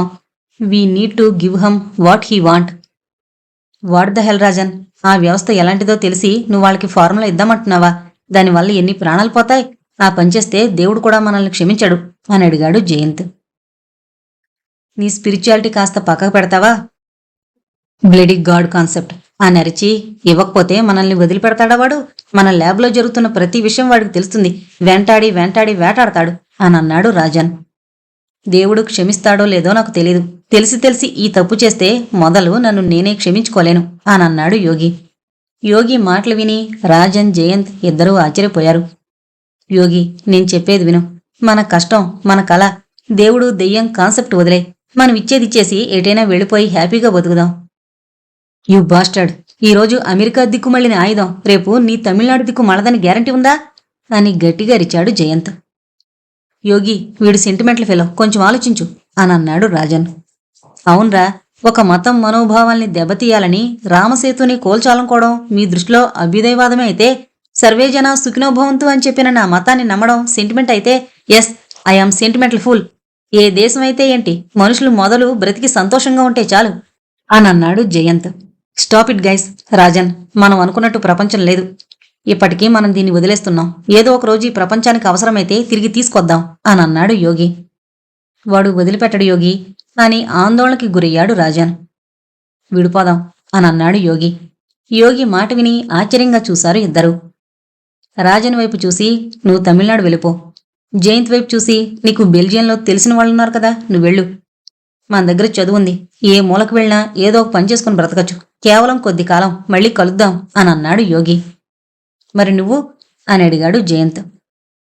ఫైనల్ ఫార్ములా మీ ఇద్దరికీ తెలీదు. దాన్ని నా గొంతులోనే దాచేస్తాను. ఈ రాత్రికే మనం సముద్రాలు దాటేయాలి అని అన్నాడు యోగి. రాజన్ తమిళనాడుకి ప్రయాణం మొదలుపెట్టాడు. జయంత్ హారికను తీసుకుని బెల్జియం వెళ్ళాడు. Russia, Moscow. కారు దిగి చార్టెడ్ ఫ్లైట్ వైపు అడుగులు వేస్తున్నాడు సిద్దిక్. వెనక నుంచి పరిగెత్తుకుంటూ వచ్చాడు manager. Sir, one important information అని అన్నాడు ఆయాసపడుతూ. ఏంటి అని అడిగాడు సిద్దిక్. హెడ్ ఆఫీస్ నుంచి ఆ ముగ్గురు ఎస్కేప్ అయ్యారు అని అన్నాడు మేనేజర్ కాస్త భయపడుతూ. వాట్ అని గట్టిగా అరిచాడు సిద్దిక్. ఫార్ములా కూడా అని అన్నాడు మేనేజర్. సిద్దిక్ కళ్ళు ఎర్రబడ్డాయి. తన కోపం కట్టలు తెంచుకుంది. ఆకాశం వైపు చూసి పెద్దగా అరిచాడు. అల్లా మిమ్మల్ని చల్లగా చూడాలి. మనం చేస్తున్న జిహాద్ యుద్ధంలో మీకు నేను ఒక పెద్ద శక్తిని బహుమతిగా ఇచ్చి అమెరికా మరియు ఇతర మతాల ద్వారా పాలింపబడుతున్న దేశాల అంతు చూసి ప్రపంచమంతా అల్లా రాజ్యస్థాపన చెయ్యాలనుకున్నాను. కానీ lord Shiva third eye is missing. The 3 bindi behind the eye went in two different directions. మహాశివుడి 3వ కన్ను కనిపించడం లేదు. వాటి వెనకున్న 3 నామాలు తలో దిక్కుకు వెళ్ళిపోయాయి. మరికొన్ని రోజులు గడువివ్వండి, ఖచ్చితంగా మీకు శుభవార్త వినిపిస్తాను అని ఒక సమాచారం ఆఫ్ఘాన్కి పంపమని తన సహచరులతో చెప్పాడు సిద్దిక్. 44 భస్మ భూషితాంగః. నమాజ్ ముగించుకుని బయటకొచ్చిన సిద్దిక్ దగ్గరికి వెళ్ళి, యోగి ఇండియా వెళుతున్నట్టు సమాచారం ఉంది. మిగిలిన ఇద్దరిని ట్రేస్ చేయలేకపోయాం అని అన్నాడు తన సెక్యూరిటీ చీఫ్. ఎట్టి పరిస్థితుల్లో వాళ్ళు తప్పించుకోవద్దు. ఇండియాలో ఉన్న మన వాళ్ళకి చెప్పండి. మనతో సంబంధాలున్న రాజకీయ నాయకులకి, అధికారులకి అందరికీ సమాచారం పంపండి. వాడు నాకు దొరకాలి అని అన్నాడు సిద్దిక్. బేగంపేట విమానాశ్రయం. హైదరాబాద్ ఫ్లైట్ దిగ్గానే ఎస్టీడీ బూత్లోకి వెళ్లి ఒక నెంబర్ డైల్ చేశాడు యోగి. హలో, ఎవరు అని అడిగింది పార్వతి ల్యాండ్లైన్ ఫోన్ లిఫ్ట్ చేసి. ఒక 2 క్షణాలు మౌనంగా ఉండి, పార్వతి నేను అని అన్నాడు యోగి. నాకొక చిన్న సహాయం కావాలి అని అడిగాడు. యోగి మాటలు విని కాస్త కోపంగా ఫోన్ పెట్టేసింది పార్వతి. పార్వతి హలో హలో అంటూ మళ్లీ డైల్ చేశాడు యోగి. మళ్లీ రింగ్ అవుతున్న ల్యాండ్లైన్ ఫోన్ని ఒక 2 క్షణాలు చూసి లిఫ్ట్ చేసింది పార్వతి. పార్వతి, స్కంద కోసం చిన్న సహాయం అని అనేలోపు కోపంగా ఫోన్ పెట్టేసింది పార్వతి. యోగికి కళ్లల్లో నీళ్లు తిరిగాయి. బాధని దిగమింగుకుని బూతులోంచి బయటకొచ్చి స్కందానెత్తుకుని ట్యాక్సీ నాపి ఏదైనా హోటల్కి తీసుకువెళ్ళమన్నాడు. ఎయిర్పోర్ట్ నుంచి బయలుదేరిన ట్యాక్సీని 2 కార్లు ఫాలో అవడం గమనించాడు యోగి. బేగంపేట నుంచి దోమలగూడ మీదుగా ట్యాక్సీ ఆర్టీసీ క్రాస్ రోడ్స్ చేరుకోగానే యోగి ట్యాక్సీలోంచి బయటకు దిగేశాడు. అది గమనించి వెనక ఫాలో అవుతున్న వాళ్లు కూడా వాళ్ల కార్ల నుంచి దిగి యోగిని వెంబడించారు. భుజానికి సైడ్ బ్యాగ్ వేసుకుని స్కందానెత్తుకుని పరిగెత్తుతున్నాడు యోగి. జనాల మధ్యలో కలిసిపోయి సంధ్యా థియేటర్ కాంపౌండ్లోకి వెళ్ళిపోయాడు. జంక్షన్ దగ్గర ఆగిపోయి, ఎటు వెళ్ళాడ్రా వీడు, వెతకండి అని అరిచాడు వాళ్లల్లో ఒకడు. సంధ్యా థియేటర్ కాంపౌండ్లోకి వెళ్లిన యోగి ఎవరూ చూడకుండా మెల్లగా థియేటర్ లోపలికి వెళ్ళాడు. అక్కడున్న మేనేజర్ రూంలో ల్యాండ్లైన్ ఫోన్ని గమనించాడు. వెంటనే వెళ్లి ఫోన్ తీసుకుని ఒక నెంబర్ డైల్ చేశాడు. ఢిల్లీలో రా ఆఫీసులో అధికారి కులకర్ణి ఛాంబర్లో ఉన్న ల్యాండ్లైన్ ఫోన్ రింగ్ అయింది. వెంటనే వెళ్లి ఫోన్ ఎత్తాడు. హలో, కులకర్ణి గారు అని అన్నాడు యోగి. యా అని అన్నాడు కులకర్ణి. నా పిహెచ్డి సెమినార్కి మీరొకసారి వచ్చారు అమెరికాలో. అప్పుడు నాకు మీ నంబర్ ఇచ్చారు అని అన్నాడు యోగి. డాక్టర్ యోగి అని అడిగాడు ఆ అధికారి అనుమానంగా. అవును సార్ అని అన్నాడు యోగి కాస్త ఆందోళన పడుతూ. చెప్పండి, ఏం జరిగింది అని అడిగాడు ఆ అధికారి. సార్, నేను చిన్న సమస్యలో ఉన్నాను. నాకు మీ సహాయం కావాలి. ఇది ఫోన్లో చెప్పే విషయం కాదు. నేను మిమ్మల్ని కలవాలి అని అన్నాడు యోగి. అసలేం జరిగింది అని అడిగాడు కులకర్ణి. సిద్దిక్ ఇంటర్నేషనల్ టెర్రరిస్ట్ మనుషులు నన్ను తరుముతున్నారు. నాకు మీ సహాయం కావాలి అని అడిగాడు యోగి. ఫోన్లో సమాచారం వినగానే తన మొహంలో ముఖకవళికలు మారిపోయాయి. తలకి చేయి పెట్టుకుని దేవుడా రక్షించు అనుకున్నాడు ఆ అధికారి. ఇంతకీ మీరు ఇప్పుడు ఎక్కడున్నారు అని అడిగాడు కులకర్ణి. సంధ్యా థియేటర్, ఆర్టీసీ క్రాస్ రోడ్స్ అని సమాధానమిచ్చాడు. నేను డిపార్ట్మెంట్కి చెప్పి మా వాళ్ళని పంపిస్తాను. మీరు అక్కడే ఉండండి. నేను కూడా వెంటనే హైదరాబాద్ బయలుదేరుతున్నా అని ఫోన్ పెట్టేశాడు ఆ పై అధికారి. టికెట్ తీసుకుని థియేటర్ లోపలికి స్కందాన్ని తీసుకువెళ్లి ఒక కుర్చీలో కూర్చోబెట్టి, నేనిప్పుడే వస్తాను, నువ్విక్కడే కూర్చో అని స్కంద నుదుటి మీద ముద్దు పెట్టి జాగ్రత్త అని అన్నాడు యోగి. సరే అని తల ఊపి త్వరగా వచ్చేనానా అని దీనంగా అన్నాడు స్కంద చుట్టూ చూసి కాస్త భయపడుతూ. స్కంద వైపు చూస్తూ ఒక్కొక్క అడుగు బయటకు వేశాడు యోగి. తిరిగి మేనేజర్ రూమ్ దగ్గరికి వెళ్లి ఎదురు చూస్తూ నిలబడ్డాడు. దూరం నుంచి సిద్దిక్ మనుషులు థియేటర్ కాంపౌండ్లోకి ప్రవేశించడం గమనించాడు యోగి. స్కంద కోసం హాల్ లోపలికి వెళ్లడానికి ప్రయత్నించాడు. కానీ హాలు మెయిన్ డోర్ దగ్గర సిద్దిక్ మనుషులు ఉండడం గమనించి వెనక పార్కింగ్ వైపు పరిగెత్తాడు. ఏం చేయాలో అర్థం కాక ఆందోళన పడుతున్న యోగి భుజంపై ఒక చెయ్యొచ్చి పడింది. ఒక్కసారి ఉలిక్కిపడి వెనక్కి తిరిగాడు యోగి. సార్, మీరు డాక్టర్ యోగి భరద్వాజ్ కదూ అని అడిగాడు. కుర్తా వేసుకుని కళ్ళకు అద్దాలు పెట్టుకున్న ఒక వ్యక్తి. మౌనంగా ఆందోళనగా చూశాడు యోగి. మీరే కదా సార్? సార్, నాకు చాలా ఆనందంగా ఉంది సార్ మిమ్మల్ని కలిసినందుకు. నేను మీకు పెద్ద ఫ్యాన్ సార్. మీరు ఫండ్స్ పంపిస్తున్న ఆర్ఫనేజ్లో వాలంటీర్ సార్ నేను అని అన్నాడు ఆ వ్యక్తి. ఆ వ్యక్తి మాటలు విని ఒక్కసారి యోగి ఎమోషనల్ అయిపోయాడు. ఆనందంతో ఏడ్చేశాడు. ఏం జరిగింది అని అడిగాడు ఆ వ్యక్తి. నాకొక చిన్న సహాయం చేస్తారా? థియేటర్ లోపల సెకండ్ రో థర్డ్ సీట్లో ఒక చిన్న బాబు ఉన్నాడు. ఆ బాబుని ఎలాగైనా ఆర్ఫనేజ్కి తీసుకువెళ్ళండి అని ప్రాధేయపడ్డాడు యోగి. ఆ ఆర్ఫనేజే మీది, మీరిలా ఏం జరిగింది సార్? ప్లీజ్, చెప్పే టైం లేదు. వాడు నా కొడుకు అని కూడా ఎవరికీ తెలియకూడదు. ప్లీజ్, నాకు కొంచెం థ్రెట్ ఉంది అని అన్నాడు యోగి. సరే సార్, ష్యూర్ అని అన్నాడు ఆ వ్యక్తి. ఆర్ఫనేజ్ నెంబర్ ఏదైనా ఉందా అని అడిగాడు యోగి. రీసెంట్గా ల్యాండ్లైన్ కనెక్షన్ తీసుకున్నాం, 040234564 అని చెప్పాడు ఆ వ్యక్తి. ఆ నెంబర్ రాసుకుని ఎలాగైనా ఆ అబ్బాయిని ఆర్ఫనేజ్కి చేర్చండి. సమయం దొరికినప్పుడు నేను మళ్ళీ మాట్లాడతాను అని చెప్పి వెళ్ళిపోతున్న యోగిని, సార్, ఇంకో చిన్న విషయం. ఆర్ఫనేజ్కి ఏం పేరు పెట్టాలి? ఈ విషయం గురించి 2 రోజులుగా మిమ్మల్ని కాంటాక్ట్ అవుదామని ప్రయత్నించాం, కానీ అవ్వలేకపోయాం అని చెప్పాడు ఆ వ్యక్తి. ఒక 2 సెకండ్లు ఆలోచించి పార్వతి ఆర్ఫనేజ్ అని పెట్టండి అని అక్కడి నుంచి వెళ్ళిపోయాడు యోగి. రెండో రో థర్డ్ సీట్లో నిద్రపోతున్న స్కందానెత్తుకుని ఆర్ఫనేజ్కి తీసుకువెళ్లాడు ఆ వ్యక్తి. హైదరాబాద్లో సంధ్య అనే థియేటర్ దగ్గర ఉన్నాడంట. We need to help him sir. He is a great scientist అని అన్నాడు కులకర్ణి. నాకున్న ఇంటర్నల్ సమాచారం ప్రకారం మన గవర్నమెంట్లో ఉన్న కొంతమంది రాజకీయ నాయకులకి సిద్దిక్తో సంబంధాలున్నాయి. వాళ్ళంతా ఆ మతానికి సంబంధించిన వాళ్లే. ఇప్పుడు మనం ఏదైనా స్టెప్ తీసుకుంటే మైనార్టీ ఓటు బ్యాంక్ డిస్టర్బ్ అయ్యే ప్రమాదం ఉంది అని అన్నాడు మినిస్టర్. వాట్? మీ చిల్లర రాజకీయాల కోసం ఒక సైంటిస్టు ప్రాణాల్ని గాలికి వదిలేస్తారా అని అడిగాడు కులకర్ణి. చా, బాలీవుడ్ని నడిపిస్తోందెవరు? వాళ్ళు రమ్మని పిలిస్తే ఇక్కడ సినిమా వాళ్ళు దుబాయ్లో పార్టీలకు వెళుతున్నారు కదా, మన జెండాని కించపరిచి డ్యాన్సులు చేస్తున్నారు కదా. మరి అలాంటి వాళ్ళ సినిమాలు చూడడం మన జనాలు ఆపేశారా? వాళ్ళు ఎప్పుడైనా దేశానికి మొదటి ప్రాధాన్యత ఇచ్చారా? వాళ్ళ మొదటి ప్రాధాన్యత ఎప్పుడూ మతానికే. వందే మాత్రం పాడమంటే పాడరు, జనగణమనకి లేచి నిలబడరు. అలాంటిది నీకెలా సహాయం చేస్తారనుకున్నావు? అయినా ఈ గ్లోబలైజేషన్ ప్రపంచంలో నీదే దేశం, నాదే దేశం, ఎక్కడ డబ్బుందో అదే నా దేశం. అందరూ ఇలాగే ఆలోచిస్తున్నారు. మరి మేం రాజకీయ నాయకులం ఎంతకంటే స్వార్థంగా ఆలోచించాలి అని అన్నాడు సెంట్రల్ మినిస్టర్. తన దగ్గర ఏదో ఉందంట సార్, అది వాళ్ళ చేతిలో పడితే ఈ ప్రపంచానికి ప్రమాదం అంట అని అన్నాడు కులకర్ణి. ఒక పంచే, మీ ఇంటెలిజెన్స్ను ఉపయోగించి ఆ యోగిని దేశం దాటించు. ఎక్కడికో వెళ్లి ప్రశాంతంగా బ్రతకమను. ఇప్పుడున్న సంకీర్ణ ప్రభుత్వాల పాలనలో మనమైతే కాపాడలేం అని అన్నాడు మినిస్టర్. కులకర్ణి బయటకొచ్చి తిరిగి వెనక్కి చూశాడు. మినిస్టర్ ఎవరితోనో ఫోన్లో మాట్లాడడం గమనించాడు. ఎంజీబీఎస్ బస్టాండ్కొచ్చి ఎస్టీడీ బూతులకు వెళ్లి ఒక నెంబర్ డైల్ చేశాడు యోగి. హలో, ఎవరు అని అడిగాడు అవతల వ్యక్తి. కులకర్ణి సార్ అని అడిగాడు స్కంద. సార్ ఆఫీసులో లేరు, సెల్ నంబర్ రాసుకోండి అని నెంబర్ చెప్పాడు అవతల వ్యక్తి. మరో నెంబర్కి కాల్ కలిపాడు యోగి. వేగంగా వెళుతున్న ఒక అంబాసిడర్ కారులో ఉన్న కులకర్ణి కాల్ లిఫ్ట్ చేశాడు. సార్, నేను యోగి అని అన్నాడు. యోగి, ఎక్కడున్నారు మీరు అని అడిగాడు కులకర్ణి. హైదరాబాద్ బస్టాండ్లో అని అన్నాడు యోగి. ఓకే, మా వాళ్ళని పంపిస్తున్నాను. మిమ్మల్ని ఎక్కడైనా అండర్ గ్రౌండ్లోకి పంపిస్తాను. ఈ ప్రభుత్వాలు ఓటు బ్యాంకు రాజకీయాల కొరకు ఉగ్రవాదుల్ని జైల్లో పెట్టి మేపుతూ మళ్ళా దేశం కోసం పనిచేసే వాళ్ళని ఇలా రోడ్ల మీదకి తీసుకొస్తాయి అని బాధపడ్డాడు కులకర్ణి. ఏమైంది సార్ అని అడిగాడు యోగి. బయటనుంచి వచ్చే శత్రువుల కన్నా ఇంట్లో ఉండే శత్రువే ప్రమాదకరం. ఒక్కడు కూడా మనిషిలా ఆలోచించట్లేదు. మినిస్టర్ కూడా సిద్దిక్తో చేతులు కలిపాడనిపిస్తోంది.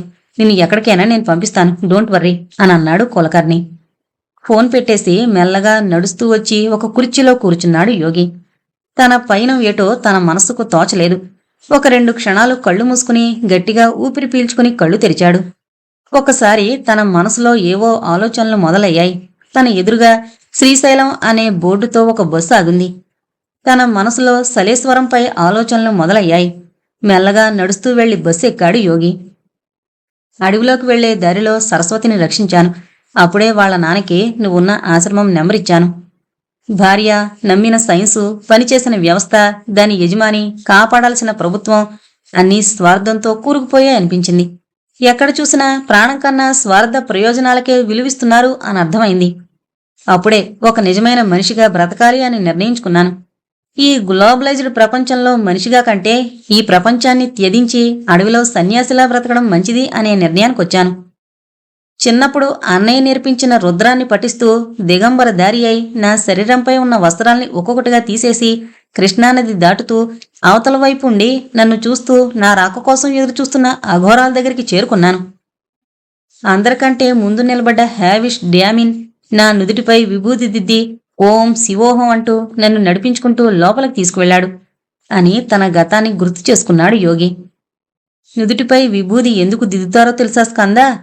ఎంత సాధించినా, ఎంత చేసినా, ఎన్ని బంధాలున్నా, ఎన్ని ఆర్భాటాలు అనుభవించినా చివరికి నువ్వు మారేది, నీకు మిగిలేది కేవలం ఈ బూడిదే. This is the final destination అని అన్నాడు యోగి తన ఎదురుగా ఉన్న అడవివైపు చూస్తూ.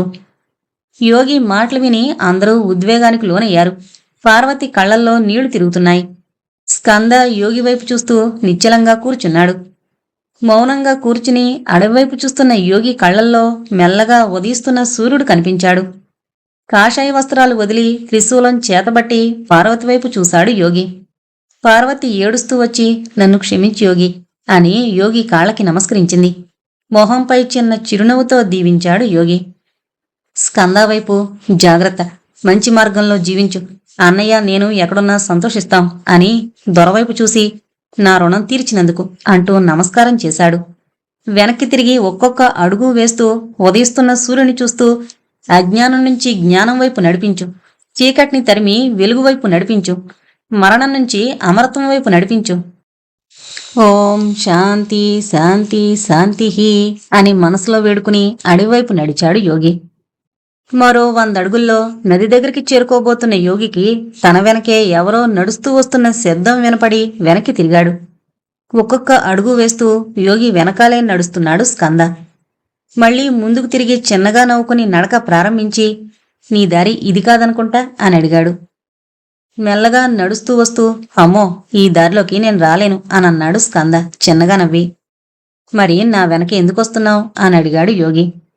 మీకేంటి నాన్న, అడవి ఆదుకుంటుంది, నేను ప్రపంచంలోకి వెళ్లి బ్రతకాలి, బ్రతకనిస్తుందా అని అన్నాడు స్కంద సీరియస్గా. యోగి వేస్తున్న అడుగు ఆగింది. ఒక్కసారి వెనక్కి తిరిగి స్కందాని చూశాడు. ఆ ఫార్ములా ఎక్కడుంది నాన్న, నాకది కావాలి అని అడిగాడు స్కంద. ఆ మాట వినపడగానే ఎర్రబడిన కళ్లతో స్కంద కళ్ళలోకి సూటిగా చూశాడు యోగి. 45 రుద్రహ. చైత్ర పౌర్ణమి ప్రారంభమైంది. అఘోరాలు సలేశ్వరం విడిచి మరింత దట్టమైన అడవి లోపలికి వెళ్లిపోయారు. సలేశ్వరం జాతర మొదలైంది. శివనామస్మరణతో కొండలు కోనలు మారుమ్రోగుతున్నాయి. రాత్రి సమయాన ఎక్కువగా జనాలు రావడం ప్రారంభమైంది. లింగమయ్యని తలుస్తూ కొండలు కోనలు దాటుకుంటూ సలేశ్వరం లోయలోకి దిగి జలపాతం దగ్గరున్న శివలింగాన్ని దర్శించుకుంటున్నారు వచ్చిన భక్తులు. దొర, హారిక, పార్వతి, సరస్వతి, ప్రభు, కూర్మయ్య అందరితో పాటు స్కంద సలేశ్వరం చేరుకున్నారు. జలపాతం కింద స్నానం చేసి లైన్లో నడుచుకుంటూ వెళ్లి పున్నమి వెన్నెల్లో శివలింగాన్ని దర్శించుకున్నారు. పూజారులు ఆ లింగమయ్యకి అభిషేకం చేస్తున్నారు. అందరూ భక్తితో రుద్రం పఠిస్తున్నారు. స్కంద చూపు మాత్రం శివలింగంపైనే ఉంది. లైను ముందుకు కదులుతోంది. అందరూ చేతులు జోడించి హరహర మహాదేవ శంభో శంకర అని స్మరిస్తున్నారు. లైన్తో పాటు ఒక్కొక్క అడుగు ముందుకు వేస్తున్న స్కంద చూపు మాత్రం శివలింగంపైనే ఉంది. పూజారులచే అభిషేకాలు, భక్తులచే ప్రార్థనలు అందుకుంటూ పున్నమి వెన్నెల్లో ఈ సృష్టికి రారాజులా విరాజిల్లుతున్నాడు ఆ లింగమయ్య. సూర్యోదయం అయింది. స్కంద తన ఫోన్ చూసుకున్నాడు. సిగ్నల్ లేదు, కానీ ఛార్జింగ్ నిండుగా ఉంది. చిన్నగా నవ్వుకుని ఫోన్ తన జేబులో పెట్టుకుని వైద్యశాల నుంచి బయటికి నడిచాడు. ఎదురుగా వచ్చిన పార్వతి, స్కంద హాస్పిటల్కి వెళ్ళాలి, ఇప్పటికే చాలా రోజులైంది, హైదరాబాద్ వెళదామా అని అడిగింది. అలాగే అమ్మా, జాతర అవగానే వెళ్ళిపోదాం అని సమాధానమిచ్చాడు స్కంద. పార్వతి వెనక నిలబడి హారిక వైపు చూసి అలా ఎటైనా రైడ్కి వెళ్ళొద్దామా అని అడిగాడు స్కంద. చిన్నగా నవ్వి పార్వతి వైపు చూసింది హారిక. జాగ్రత్తగా వెళ్ళిరండి అని చెప్పి వైద్యశాల లోపలికి నడిచింది పార్వతి. స్కంద తన కారులో హారికతో పాటు అడవి దాటి అచ్చంపేట టౌన్ దాటి శ్రీశైలం టు హైదరాబాద్ హైవేపైకి చేరుకున్నారు. కారు వేగంగా వెళుతోంది. నువ్వొక విషయం గమనించావా స్కందా? పెళ్లి సంసారాలకి దూరంగా ఉండే అఘోరాలు తరతరాలుగా ఆ శక్తికి సైనికులుగా ఎలా ఉంటున్నారో అనిపించింది. నిన్న యోగి అంకుల్ మాటలు బట్టి చూస్తే హ్యావిష్ డియామిన్ అప్పటికే అఘోరాల్లో కలిసిపోవడం గమనిస్తే ప్రపంచాన్ని రక్షించాలనుకునే ఎంతోమంది మంచివాళ్లు అక్కడ అఘోరాల రూపంలో బతుకుతున్నారనిపిస్తోంది అనంది హారిక. అవును అన్నట్టు తల ఊపాడు స్కంద. ఏంటి స్కంద, ఎటు వెళ్తున్నావు అని అడిగింది హారిక. చాలా రోజులవుతోంది, హైవేపై దాబాలో రోటీ తినాలి అని అన్నాడు స్కంద. అబ్బో అని చిన్నగా నవ్వి అద్దంలోంచి బయటకు చూస్తూ, నా వల్ల నీకు ప్రాబ్లమ్స్ స్టార్ట్ అయ్యాయి అనుకుని చాలా బాధపడ్డా. కానీ ఈరోజు నా వల్ల నువ్వు మీ అమ్మ నాన్నని కలుసుకోవడం చాలా ఆనందంగా ఉంది స్కంద అని చెప్పింది హారిక. కారు సడన్ గా ఒక దాబా ముందు ఆగింది. దిగు అని హారికతో చెప్పి డ్రైవర్ సీటు డోరు తెరుచుకుని కిందకు దిగాడు స్కంద. ఇద్దరూ నడుస్తూ దాబాలోకి వెళ్లారు. ఒక టేబుల్ దగ్గర కూర్చున్నారు. ఇంకేంటి స్కంద, కథ అయిపోయినట్టే కదా అనంది హారిక స్కంద వైపు చూస్తూ. హారిక, నన్ను పెళ్లి చేసుకుంటావా అని సడన్ గా అడిగాడు స్కంద హారిక కళ్ళలోకి సూటిగా చూస్తూ. ఒకసారి ఉలిక్కిపడ్డ హారిక ఒక 2 క్షణాలు మౌనంగా ఉండి, ఏంటి ఇంత సడన్ గా? 20 ఏళ్లు అమ్మా నాన్న ప్రేమకి దూరం అయ్యాను. ఇప్పుడు అడగకపోతే నువ్వు దూరం అవుతావు అనిపించింది అని అన్నాడు స్కంద హారిక వైపు చూస్తూ. నాన్న వెళ్ళిపోతూ నాకు ఒక మంచి జీవితాన్ని ఇచ్చి వెళ్ళాడు. ఐఆమ్ వెరీ హ్యాపీ స్కంద అని చెప్పింది హారిక నీళ్లు తిరిగిన కళ్ళతో. వెళ్ళిపోవాలనుకుంటే వెళ్ళిపో హారిక, ఇప్పుడే బెల్జియం వెళ్ళిపో. నేను ఈరోజు గమ్యం అనుకుంటేనే ఇక్కడుండు, ఎందుకంటే కథ ఇంకా అయిపోలేదు. ఇన్ని రోజులు మనం ప్రమాదాన్ని వెతుకుంటూ వెళ్ళాం, ఇప్పుడు ప్రమాదం మనల్ని వెతుకుంటూ వస్తుంది అని అన్నాడు స్కంద. అర్థం కానట్టు చూసింది హారిక. మన కారు అడవి దాటి గంటైంది. నా సెల్ ఫోన్కి సిగ్నల్ వచ్చి 40 నిమిషాలు అవుతోంది. గత 20 నిమిషాలుగా మనల్ని 2 స్కార్పియో కార్లు ఫాలో అవుతున్నాయి అని స్కంద చెప్పగానే ఉలిక్కిపడి వెనక్కి తిరిగి డాబా బయటికి చూసింది హారిక. స్కంద కారు వెనకే 2 నల్ల స్కార్పియో కార్లు ఆగున్నాయి. స్కంద వైపు తిరిగి సిద్దిక్ అని ఆందోళనగా అడిగింది హారిక. అవునన్నట్టు తల ఊపాడు స్కంద. ఇప్పుడెలా అని అడిగింది హారిక. స్కంద మెల్లగా తన కుర్చీలోంచి లేచాడు. ఆశ్చర్యంగా చూస్తోంది హారిక.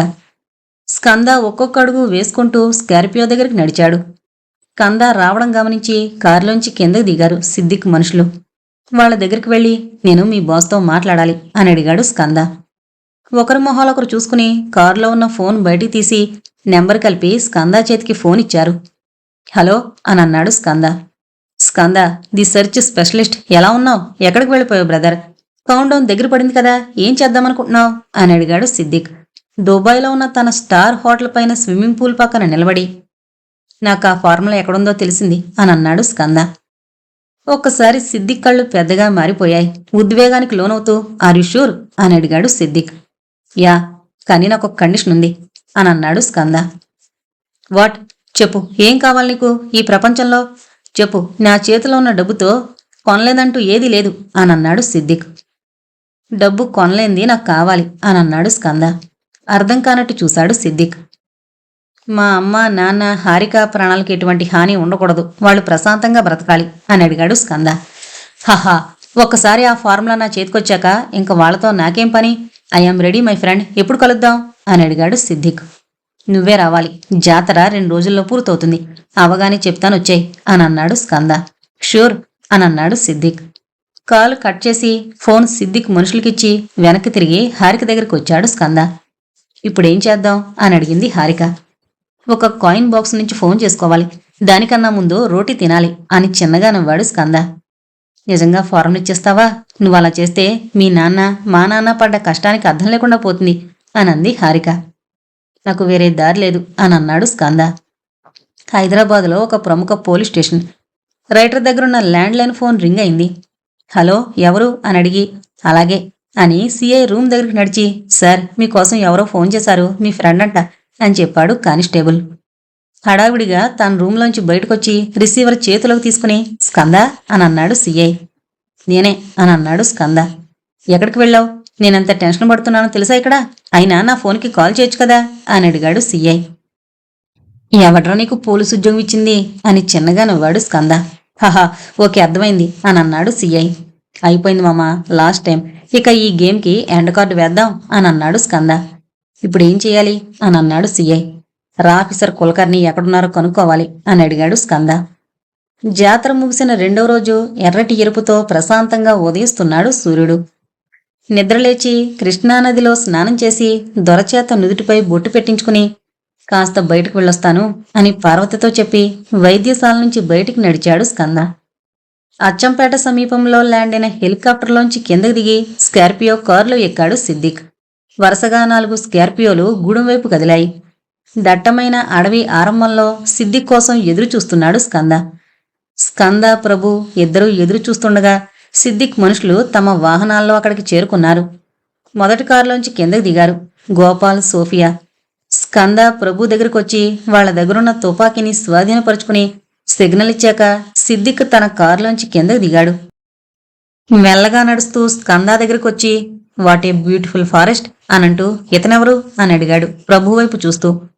Forest ranger. ఇతను ఒప్పుకుంటేనే మనం లోపలికి వెళ్ళొచ్చు. డీల్ మాట్లాడాను అని అన్నాడు స్కంద. ఎంత? రేంజర్ నువ్వు జీవితంలో చూడలేనంతిస్తా అని అన్నాడు సిద్దిక్. అందుకే ఒప్పుకున్నా, కానీ త్వరగా వచ్చేయండి అని అక్కడి నుంచి వెళ్ళిపోయాడు ప్రభు.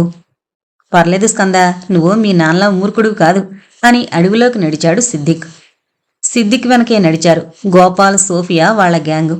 చాలా దూరం అడవిలో నడిపించుకుంటూ తీసుకువెళ్లాడు స్కంద. స్కంద వెనకాలే నడిచారు అందరూ. కొండలు, కోనలు దాటి ఒక లోయ దిగి నది దగ్గరికి రాగానే స్కంద వెనక్కి తిరిగి, మీలో ఎవరికైనా రుద్రం పట్టించడం వచ్చా అని అడిగాడు స్కంద. రుద్రం అంటే అని అడిగాడు సిద్దిక్. కాస్త గట్టిగా ఊపిరి పీల్చుకుని ఎలర్ట్గా ఉండండి, విరీచుడు అని అన్నాడు స్కంద. ఒకరినొకరు పట్టుకుని నది కాలువని దాటారు. చెట్లన్నీ దాటుకుంటూ వెళుతున్న వాళ్ళకి చుట్టూ దట్టమైన అడవి, ఎదురుగా ఒక పెద్ద జలపాతం, దాని పక్కనే బండరాయిపై ఉన్న ఒక శివలింగం కనిపించాయి. వావ్ అని అనుకున్నాడు సిద్దిక్. సిద్దిక్ గ్యాంగ్ అంతా ఆ ప్రాంతాన్ని చూసి ఆయాసపడుతూ కాస్త రిలాక్స్ అయ్యారు. ఫార్ములా ఎక్కడా అని అడిగాడు సిద్దిక్ స్కంద వైపు చూసి. ఆ లింగం కింద ఒక బాక్స్లో ఉంది అని అన్నాడు స్కంద లింగం వైపు చూస్తూ. ఆ లింగం వైపు చూసి ఆర్ యు షూర్ అని అడిగాడు సిద్దిక్. యా, కానీ అది మీకు దొరికాక నా ఫ్యామిలీ జోలికి మాత్రం రాకూడదు అని అన్నాడు స్కంద. హహా అని గట్టిగా నవ్వి, నువ్వు నన్ను చూసి ఎంత భయపడుతున్నావో నాకు అర్థమవుతోంది స్కంద. భయపడకు, నేను దోమ మీద ప్రతాపం చూపించను. భయపడేవాణ్ణి భయపెట్టడానికి నేను బలహీనుని కాను, కాబోతున్న ఈ ప్రపంచపు బలవంతుణ్ణి అని అన్నాడు సిద్దిక్. సిద్దిక్ మాటలు విని గట్టిగా నవ్వారు గోపాల్, సోఫియా. థ్యాంక్ యూ అని అన్నాడు స్కంద లింగం వైపు చూస్తూ. గైస్ గెట్ ఇట్ అని గట్టిగా అరిచాడు సిద్దిక్ తన గ్యాంగ్ వైపు చూసి. సిద్దిక్ గ్యాంగ్లో ఒక 5 బలవంతులు ఒక్కొక్క అడుగు వేస్తూ లింగం దగ్గరికి వెళ్లారు. Break that stone and get my victory అని గట్టిగా అరిచాడు సిద్దిక్, సైన్యాన్ని దండయాత్రకి పంపిస్తున్న సేనాపతి వలె. స్కంద మౌనంగా నిలబడి లింగం వైపు చూస్తున్నాడు. లింగాన్ని చుట్టుముట్టారు సిద్దిక్ గ్యాంగు. ఒక 2 క్షణాలు ఆలోచించి అటు ఇటు చూశారు. దగ్గరలో ఒక పెద్ద మొద్దు కనపడింది వాళ్ళకి. ఆ మొద్దునెత్తి పరిగెత్తుకుంటూ శివలింగం వైపు దూసుకొస్తున్నారు. మిగిలిన వాళ్ళందరూ కంటిరెప్ప వాల్చకుండా అటువైపే చూస్తున్నారు. ఆ మొద్దు వెళ్లి లింగాన్ని తాకగానే భారీ శబ్దం వచ్చి చెట్లపై ఉన్న పక్షులన్నీ ఒకసారి గాల్లోకి లేచాయి. కాస్త ఆందోళనకి గురయ్యి చుట్టూ చూశారు అందరూ. స్కంద మాత్రం మౌనంగా లింగం వైపు చూస్తున్నాడు. కూల్ గైస్, వన్స్ మోర్ అని గట్టిగా అరిచాడు సిద్దిక్. మొద్దుని పట్టుకుని మరోసారి వెనక్కి వెళ్లి మళ్లీ లింగం వైపు పరిగెత్తారు. చెట్లని చీల్చుకుంటూ వాయు వేగంతో దూసుకొస్తున్న బాణాల సమూహం మొద్దును మోసుకుంటూ పరిగెత్తుకుంటూ వస్తున్న అందరి గొంతుకుల్లోకి దిగాయి. మొద్దుని వదిలేసి కుప్పకూలిపోయారు అందరూ. ఒక్కసారి ఉలిక్కి పడ్డారు ఆ దృశ్యాన్ని చూసి మిగిలిన వాళ్ళు. మెల్లగా తలెత్తి పైకి చూశాడు సిద్దిక్. లింగం వెనకున్న కొండపై నుంచి ఊడలు పట్టుకుని రాళ్లపై దూకుకుంటూ కిందకొస్తూ బాణాలు వదులుతూ సిద్దిక్ గ్యాంగుపై విరుచుకు పడుతున్నారు శివ సైనిక అఘోరాలు. తల తిప్పి పక్కకు చూశాడు సిద్దిక్. స్కంద కనిపించలేదు. వెనక్కి మళ్లీ చూశాడు. చెట్లను దాటుకుంటూ ఊపిరి బిగబట్టుకుని ఆ ప్రాంతం నుంచి బయటికి పరిగెత్తుతున్నాడు స్కంద. స్కంద పరుగు చూసి కంగు తిన్నాడు సిద్దిక్. భయపడుతూ వణికిపోతూ ముందువైపు మళ్ళాడు. గోపాల్, సోఫియా శరీరాలు బాణాలు గుచ్చుకుని రక్తం మడుగుని తలపించాయి. భుజాన గొడ్డలి ధరించి పరశురాముడి వలె సిద్దిక్ మనుషుల మెడకాయల మీద తలకాయలు నరికేస్తున్నాడు ఒక అఘోర. కాషాయ వస్త్రాన్ని తలకి చుట్టి తన చేతులతో సిద్దిక్ మనుషుల శరీరాల్ని చీల్చి చెండాడుతున్నాడు మరో అఘోర. ఆ భయంకర దృశ్యాన్ని చూసి గట్టిగా ఏడుస్తూ వణికిపోతూ ఒక్కొక్కడుగు వెనక్కి వేస్తున్నాడు సిద్దిక్. కొన్ని వందల మంది అఘోరాలు కొండపై నుంచి కిందకి దిగుతూ సిద్దిక్ వైపు దూసుకొస్తున్నారు.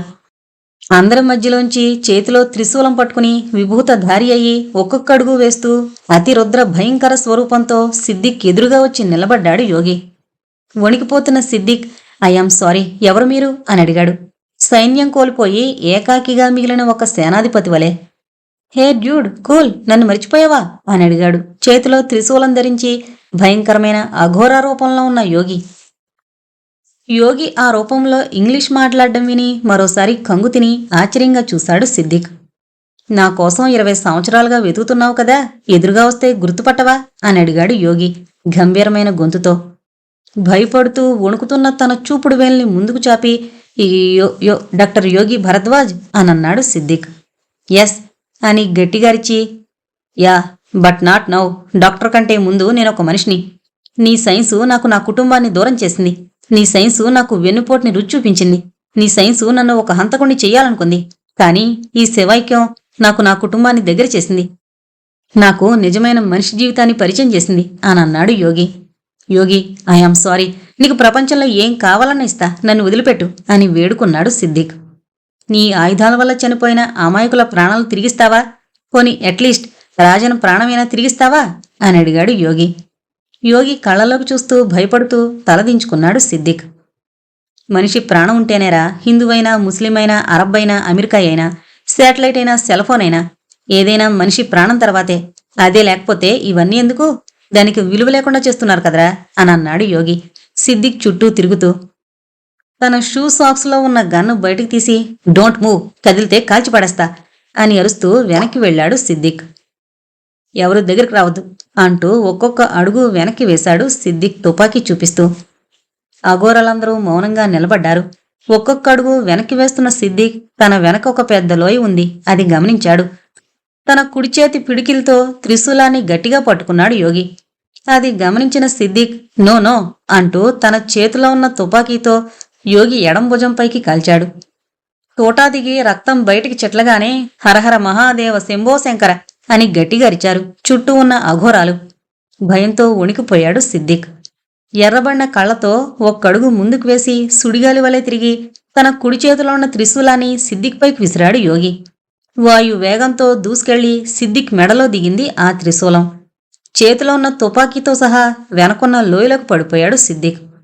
హరహర మహాదేవ అనే నినాదాల మధ్య వెనక్కి తిరిగి నడుస్తూ వెళ్లిపోయాడు యోగి. వెనక్కి తిరిగి యోగి వెనకాలే నడిచింది ఆ మహాశివ సైన్యం. జలపాతం నీళ్లతో లింగమైని అభిషేకించాడు యోగి. తిరిగి తపస్సులోకి వెళ్లిపోయారు మిగిలిన యోగులు. పరిగెత్తి పరిగెత్తి నదిలోకి దూకేశాడు స్కంద. గట్టిగా ఊపిరి పీలుస్తూ నది ఒడ్డుకొచ్చి కూర్చున్నాడు. ఆయాసపడుతూ ఊపిరి బలంగా పీలుస్తూ అడవివైపు చూస్తూ చేతులు జోడించి నమస్కరించాడు. కొద్ది దూరం నడవగానే జీపులో ఎదురుగా వచ్చారు హారిక, ప్రభు. హారికని హత్తుకొని ప్రభువైపు చూసి థ్యాంక్యూ అనన్నాడు స్కంద చిన్నగా నవ్వుతూ. మరుసటి రోజు ఉదయం దొర దగ్గర ఆశీర్వాదం తీసుకుని సరస్వతితో వెళ్ళొస్తాను, హైదరాబాద్ వచ్చినప్పుడు ఇంటికి రండి అని చెప్పి కారులో కూర్చుంది పార్వతి. బండరాయిపై నిలబడి అడవిలోకి చూస్తున్నాడు స్కంద. వెనక నుంచొచ్చి స్కంద, అందరూ నీ కోసం వెయిట్ చేస్తున్నారు అని చెప్పింది హారిక.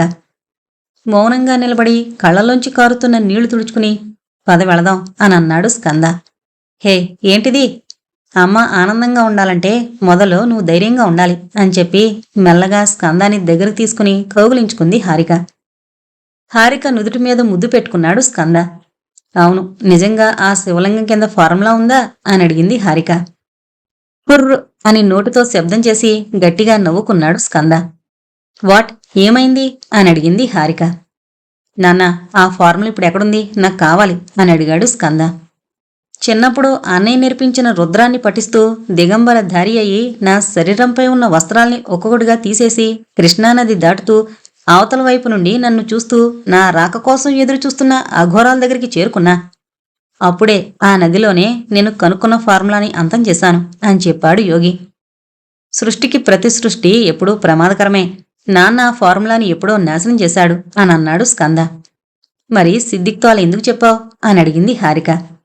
బయట ప్రపంచంలోకి వెళితే వాణ్ణి మనం అంతమొందించలేం. వాడు బ్రతికొండడం ప్రపంచానికే ప్రమాదకరం. అందుకే వాణ్ణే అడవిలోకి రప్పించాను. వాడి కర్మ ప్రకారం వాడు నాన్న చేతిలో చావాలి. నాన్న వాణ్ణి చంపాలి అంటే వాడు లింగంపై చేయి లేపాలి. అంటే అక్కడ ఫార్ములా ఉంది అని చెప్పాలి అని అన్నాడు స్కంద. ఓ మై గాడ్ అని మనసులో అనుకుంది హారిక. కారు హైదరాబాద్ హైవేపై వేగంగా దూసుకు వెళుతోంది. పక్క సీట్లో హారిక, వెనక సీట్లో పార్వతి కూర్చున్నారు.